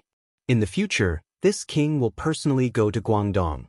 In comparison, the burden on you is still light. Li Xiaogong seemed to have seen through Li Zishuan's thoughts and could not help but laugh. Li Zishuan inexplicably shuddered. Li Xiaogong was right. He was only giving ideas in Chang, and it was far better than Li Xiaogong going to Guangdong for a long time on a business trip. To Li Zishuan, in this era where there were no trains or planes, he was not willing to go far even if he was beaten to death. Chapter 899. By the way, Xiaoxian, the football you've been working on seems to be quite interesting. I heard that His Majesty even came to Yanhuang College to play a game. If I didn't have to go south soon, I would probably form a team to play too. In the main hall of the Yunshan residence. After Li Xiaogong finished talking about business, he suddenly talked about the recent football. His face was full of regret. Obviously, he should have heard a lot about the 2 football games of the academy. Li Zishuan smiled and said, "Since your highness likes football, I'll give you 2. You can take them to the south to play. Besides, when everything is settled there, His Majesty will definitely summon you back." As a prince of the Tang Empire, Li Er would not let Li Xiaogong stay in the south for a long time. At most, he would be summoned back by Li Er after the business of the shipping department in Guangdong port stabilized. This was something that everyone could see clearly. Then this prince will accept your kind intentions. You don't know that my subordinates have been drooling for this football for a long time. Li Xiaogong laughed heartily. He had an expression of disrespect, which made Li Zishuan feel that he had been deceived. When Li Zishuan first started to make football, he just wanted to play with it for himself. He did not intend to mass-produce and sell it because there was no stable rubber supply at that time. The rubber in his hands was used up little by little. Later, after reaching a trade agreement with Zhenla and Piao, Li Zishuan had rubber supply. In addition, Li Zishuan also intended to promote football. Li Er then established the Football Association and decided to mass-produce football and promote it to the whole Tang Empire. Therefore, football now was not as precious as it was in the beginning. Li Tai had already asked for football from him. Cheng Chumo, Li Chengqian, and Iron Egg also got football as they wished. They did not have to wait until the top 3 in the monthly exam to get football. Seeing Li Zishuan's gloomy face, Li Xiaogong stood up and smiled. Okay, you should hurry up with the shipping department. I won't disturb you anymore. Hey, your residence is built well. When your construction team finishes, lend it to me for a few days. The residence is old and needs to be renovated. Li Zishuan was speechless. It was not like he had never been to the Duke's residence. It was magnificent inside. How did it look like it had been in disrepair? Li Xiaogong obviously wanted to renovate his residence according to the architectural style of the Yunshan residence. He had to admit that in terms of personal enjoyment, he and Li Xiaogong. Yes, the construction of the academy has basically been completed. If your highness needs manpower, you can choose from the construction team at any time. I'll give you a few sets of furniture furnishings. Since Li Zishuan wanted to give him a favor, then he would give him the full set. Li Zishuan had a good impression of Li Xiaogong. Good. You're the right person. Li Xiaogong laughed heartily and left with a gratified expression. At night, in the new residence of the Feng family, the study was brightly lit, indicating that the owner of the residence was still awake. Curved Yuan Plow, Immortal Drunken Wine, Soft Village, Datong Daily, Yanhuang College. Li Zishuan built such a huge foundation in Chang, and in less than a year. He is indeed different from ordinary people. Feng Jidai muttered to himself in the study under the candlelight. There was a thick stack of documents on the table in front of him. It was the information about Li Zishuan that his guards had gathered. Lingnan was relatively uninformed. He had heard of Li Zishuan's name and had used Li Zishuan's items, such as Datong Daily and Immortal Drunken Wine. But after reading the information, he realized that Li Zishuan had done a lot of things in the past year. The more he read the information, the more shocked he was. The speed of Li Zishuan's rise was beyond the scope of ordinary people's understanding. Li Zishuan descended from the sky and wiped out the 7 cultivators of true virtue sect with his own strength? After turning to the next page and seeing the note on it, Feng Jidai's eyes narrowed and his face turned solemn. He quickly read it carefully. The study was terrifyingly quiet. Only the sound of insects and the sound of Feng Jidai turning the pages could be heard occasionally. After a quarter of an hour, Feng Jidai put down the documents and raised his head. His eyes were deep and his face was very ugly. He muttered, "Immortal lamp? True Qi iron ball? How is this possible?" Young master. Feng Jidai was in a daze for a while. Then he called Mu and asked in a deep voice, "Do these immortal lamp and true Qi iron ball really exist?" Mu bowed and replied, "Young master, these immortal lamps do exist." During the Mid-Autumn Festival, the Marquis of Yong and brought his wife and sat on the immortal lamp to tour around Chang'an City. Countless people saw it. As for the true Qi iron ball, it was only passed down from the imperial court. As for whether it is real or not, this subordinate has no way of knowing. There really is a divine object that can take people to the sky. Feng Jidai's face showed a trace of disbelief. Suddenly, he seemed to have thought of something and asked anxiously, "How many of these true Qi iron balls does Li Zishuan have?" Mu was stunned and then replied, "According to the Marquis of Yong, and there is only one true Qi iron ball. His master, spiritual master Ling Su, poured all his strength into it before he passed away." Feng Jidai's face turned ugly. Nonsense. This young master has never heard of true Qi that can be stored for a long time. Li Zishuan must be lying. Seeing that Feng Jidai didn't believe him, Mu added, "Young master, this subordinate heard that on the night the 7 cultivators sect was destroyed, many people saw flames soaring to the sky from the northeast of Chang'an City. There was also a loud sound of thunder. A few days later, some villagers went up the mountain to check and found that the entire mountain peak had turned into ashes. If the Marquis of Yong and didn't use the true Qi iron ball, this subordinate really can't think of any weapon that could have such terrifying power." Hearing this, Feng Jidai couldn't help but become absent-minded. Flames? Thunder? How could such a divine method be in the hands of a mortal? After a while, he came back to his senses and ordered, "Mu, find an opportunity to send a message to my father. Tell him not to move. He can't be defeated." After saying this, a trace of loneliness suddenly appeared on his face. "Young master, but no matter how powerful the Marquis of Yong is, he is only one person. The terrain of Lingnan is dangerous and we have thousands of warriors. What is there to be afraid of?" Mu glared at him, somewhat unconvinced. Feng Jidai angrily said, "Shut up. Do as I say." Seeing that the usually gentle Feng Jidai was angry, Mu didn't dare to say anything else. He quickly cupped his fists and replied, "Yes, young master." Chapter 900. The reason why the imperial court isn't willing to easily send troops to Lingnan is because of the steep terrain and dense forests. As long as our men hide in the forest, they can rely on their familiarity with the terrain to make it impossible for others to find them. If the imperial court insists on sending troops to Lingnan, it will definitely consume a lot of money and soldiers. At that time, the northern Turks won't let go of the Great Tang. This is also the main reason why the imperial court has always ignored the conflicts between the various tribal chiefs of Lingnan. But now, the imperial court is in control of the immortal lamp, as well as weapons of mass destruction similar to the true Qi iron balls in Li Zishuan's hands. The imperial court can send an army to destroy any place in Lingnan from the air at any time. If we dare to make any moves, we will very likely become the next 7 cultivators of true virtue and be annihilated overnight. Thus, Lingnan can't be touched and the imperial court can't be an enemy. Inform father to end the conflict with Prince Tan as soon as possible and stop testing the imperial court's patience. The Great Tang's current strength is not something a trifling Lingnan can provoke.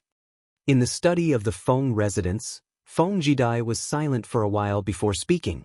The Prince Tan he spoke of was a tribal chief in the western part of Guangdong during the Sui and Tang dynasties. He was active in the northwestern part of Gaozhou to the northeastern part of Huazhou. He was a tribal chief on the same level as Feng Ong in Gaoliang. In the first year of Jingguan, due to the issue of territory in the northern part of Gaozhou, the Lingnan tribal chief Feng Ong and Prince Tan repeatedly attacked each other and did not enter the imperial court for a long time. The various prefectures reported that Feng Ong was plotting rebellion dozens of times. Only then did Li Er become suspicious and decide to send troops. In the study, after hearing Feng Jidai's analysis, Mu's face was full of shock. The fate of the 7 cultivators sect was right before his eyes, so he had to believe that what Feng Jidai said was very likely to happen. At that time, the imperial court would send a group of divine soldiers to descend from the sky on the back of the celestial lamp and throw some of them down. Li Zishuan was able to destroy the 7 cultivators sect with 2 Grandmaster realm experts by himself. If the imperial court's army could imitate Li Zishuan's method of attack, it would be too terrifying. Thinking of this, Mu's back couldn't help but be covered in a layer of cold sweat. Young master's foresight is truly admirable. Mu bowed and cupped his fists. Feng Jidai nodded. After a long while, he sighed softly and said, "Go." Based on the current strength of the imperial court, we are definitely not their match, so we cannot act rashly. Find a chance to pass the news to my father as soon as possible. The situation in Lingnan must be stabilized as soon as possible. Yes. In the blink of an eye, 3 days had passed. In these 3 days, in addition to the increasingly heated discussion about Li Zishuan's engineering enlightenment class, the influence of football had further expanded and had begun to affect the states and counties near Chang. As of now, there were more than 100 teams registered with the FIFA, including 11 states and counties including Chang. As Datong Daily gradually spread the news of football to remote areas, it was believed that more and more teams would come to sign up. Of course, how many teams would still exist after a year was another matter. After all, when the league ranking tournament was held in March next year, only 20 teams could enter League 1, 30 teams could enter League 2, and the rest could only be regarded as amateur teams. They would face the situation of no prize money and no sponsorship. It was worth mentioning that Chung Chumo also formed a team, but his team was mostly playful because the players were all second-generation Chang, and rich second generation like Yuchi Baolin, Wang Meng, Sun Zifan, Zhang Sun Chong, and even Li Tai. In fact, Li Tai himself also wanted to select a group of guards to form a professional football team, but his identity was too special. If he formed a team and no one dared to play against him, then it would be bad.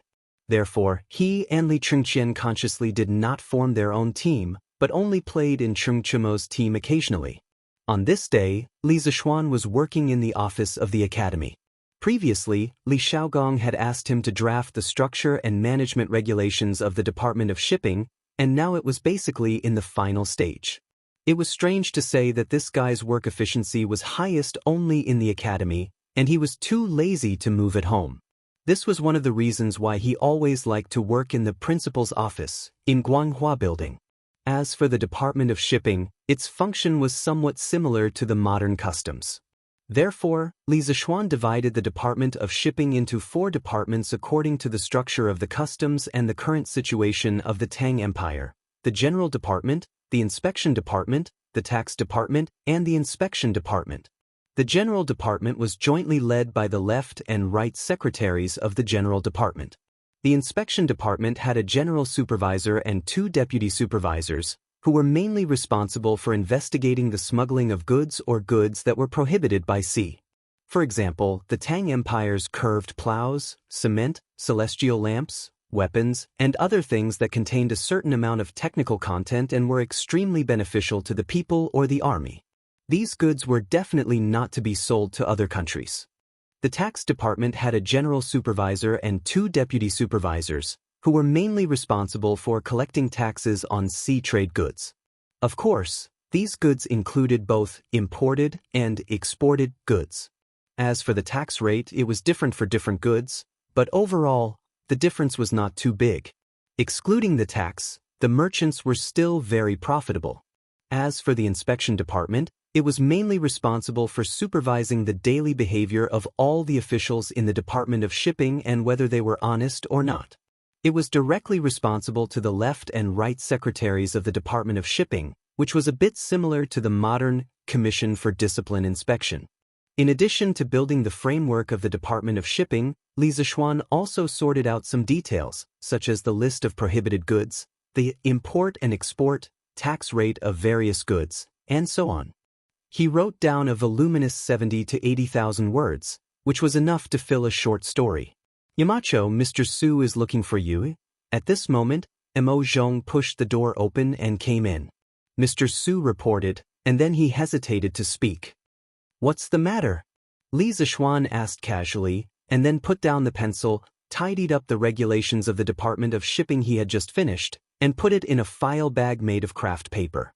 His current office was becoming more and more like a modern office, and basically had everything. Yamacho, Mr. Su also brought Dr. Liu from the Imperial College of Mathematics. What do you think? Mo Zhong said in a low voice.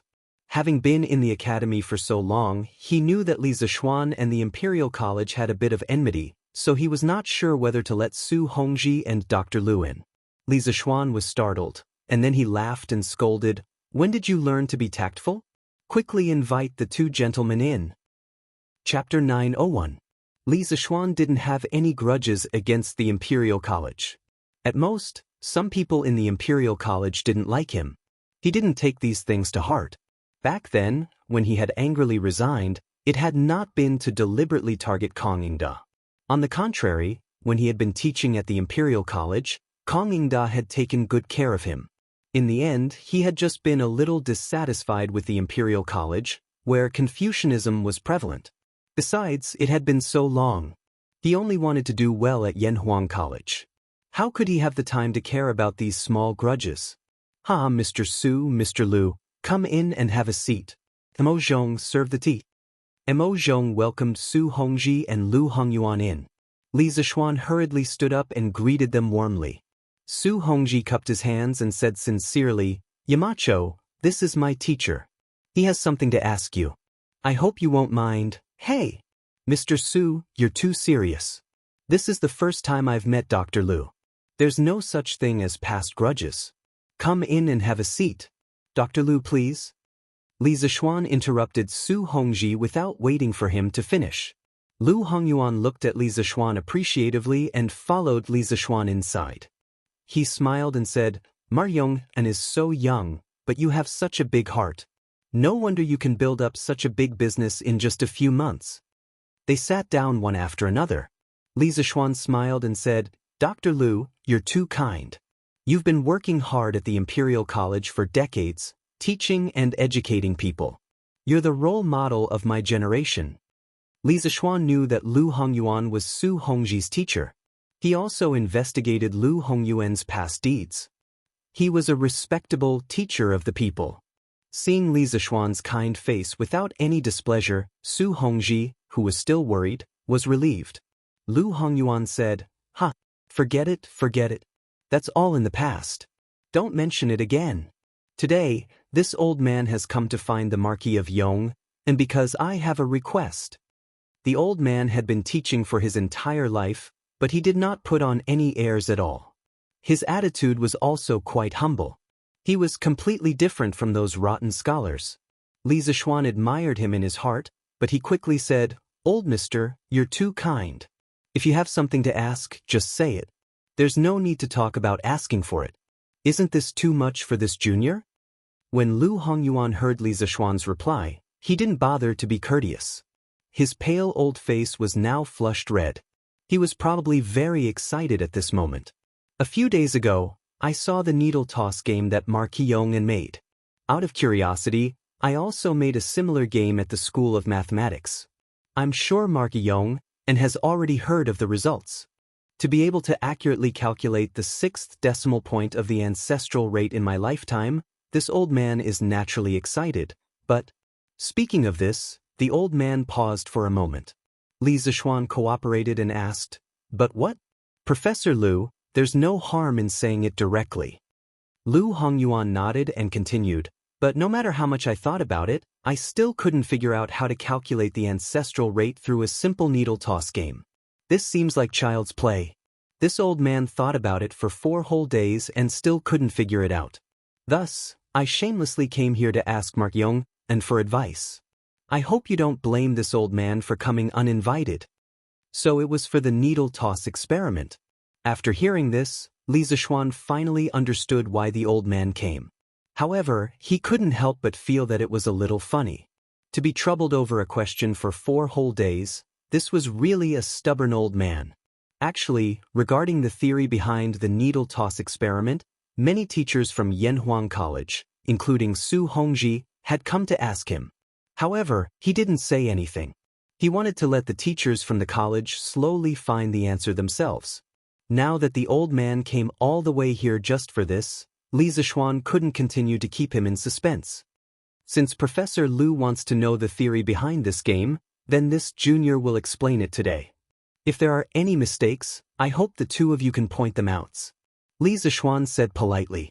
Then he took out a pencil from the pencil box on his desk and a piece of white paper. He began to explain as he drew. Let's assume that there is an iron wire bent into a circle. Its diameter is exactly the distance between the parallel lines that I drew on the paper when I was doing the needle toss game. We will use D to represent this distance. It can be imagined that for such a circle, no matter how it is thrown, there will be 2 points of intersection with the parallel lines. Thus, if the circle is thrown n times, then the total number of intersection points must be 2n. Cough cough, the people of Tang Dynasty didn't understand English, let alone the pronunciation of the English alphabet. Thus, when Li Zishuan set the unknown variables, he used Hanyu pinyin to read it so that others wouldn't understand. To make it easier to read, there will be no additional labels for the letters. Lu Hongyuan and Su Hongji both nodded thoughtfully. Both of them had learned Li Zishuan's new mathematics and had read about equations in the textbooks, so they could understand Li Zishuan's method of setting the unknown variables. Li Zishuan continued, let's now imagine that the circle is straightened, then the length of the iron wire is pi d. Oh, right, I usually like to use pi to represent the ancestral rate. After the circle was straightened, the situation of such an iron wire intersecting with parallel lines when it was thrown down was obviously more complicated than that of a circle. There might be 4 points of intersection, 3 points of intersection, 2 points of intersection, 1 point of intersection, or even no intersection at all. Since the length of a circle and a straight line are both pi d, according to the principle of equal opportunity, when they are thrown a large number of times and are equal, the total number of intersection points between the two and a set of parallel lines is approximately the same. That is to say, when a wire of length pi d is thrown n times, the total number of intersection points between the wire and a set of parallel lines should be approximately 2n. Now let's talk about the case of the iron wire length L. When the number of throws n increases, the total number of intersection points of the iron wire with the parallel lines, m, should be proportional to the length L. Thus, m equals kl, where k is the coefficient of proportionality. In order to find k, we only need to note that for the special case of L equals pi d, we have m equals 2n. Thus, we get k equals 2n, pi d. Substituting the former formula, we get m is almost equal to 2ln, pi d, and thus pi is almost equal to 2ln, dm. When the length of the line is half the distance between the parallel lines, the above formula can be written as pi is almost equal to m. These are the 2 needle throwing games we did before. There were some beyond the scope of the knowledge, so Li Zishuan forgot to explain. He didn't care whether they could understand or not, he just said it all. Sure enough, Lu Hongyuan and Su Hongji both frowned. The two silently digested the information. After a while, Lu Hongyuan asked, I have something I don't understand. What is the principle of equal opportunity? Chapter 902. In the office. When Li Zishuan heard Lu Hongyuan ask about the principle of equal opportunity, he couldn't help but rub his eyebrows. This problem was too complicated to explain. After thinking for a long time, he still didn't know where to start, so he could only say, Dr. Lu, this so-called equal opportunity, I can't explain it to you at the moment. In the future, another field of mathematics will be derived, called probability theory and mathematical statistics. After you finish reading that book, you will roughly understand what equal opportunity is. In addition, when mathematics is developed to a higher level, the same result can be derived through pure mathematics. That method is more complicated, so I won't take it out. In fact,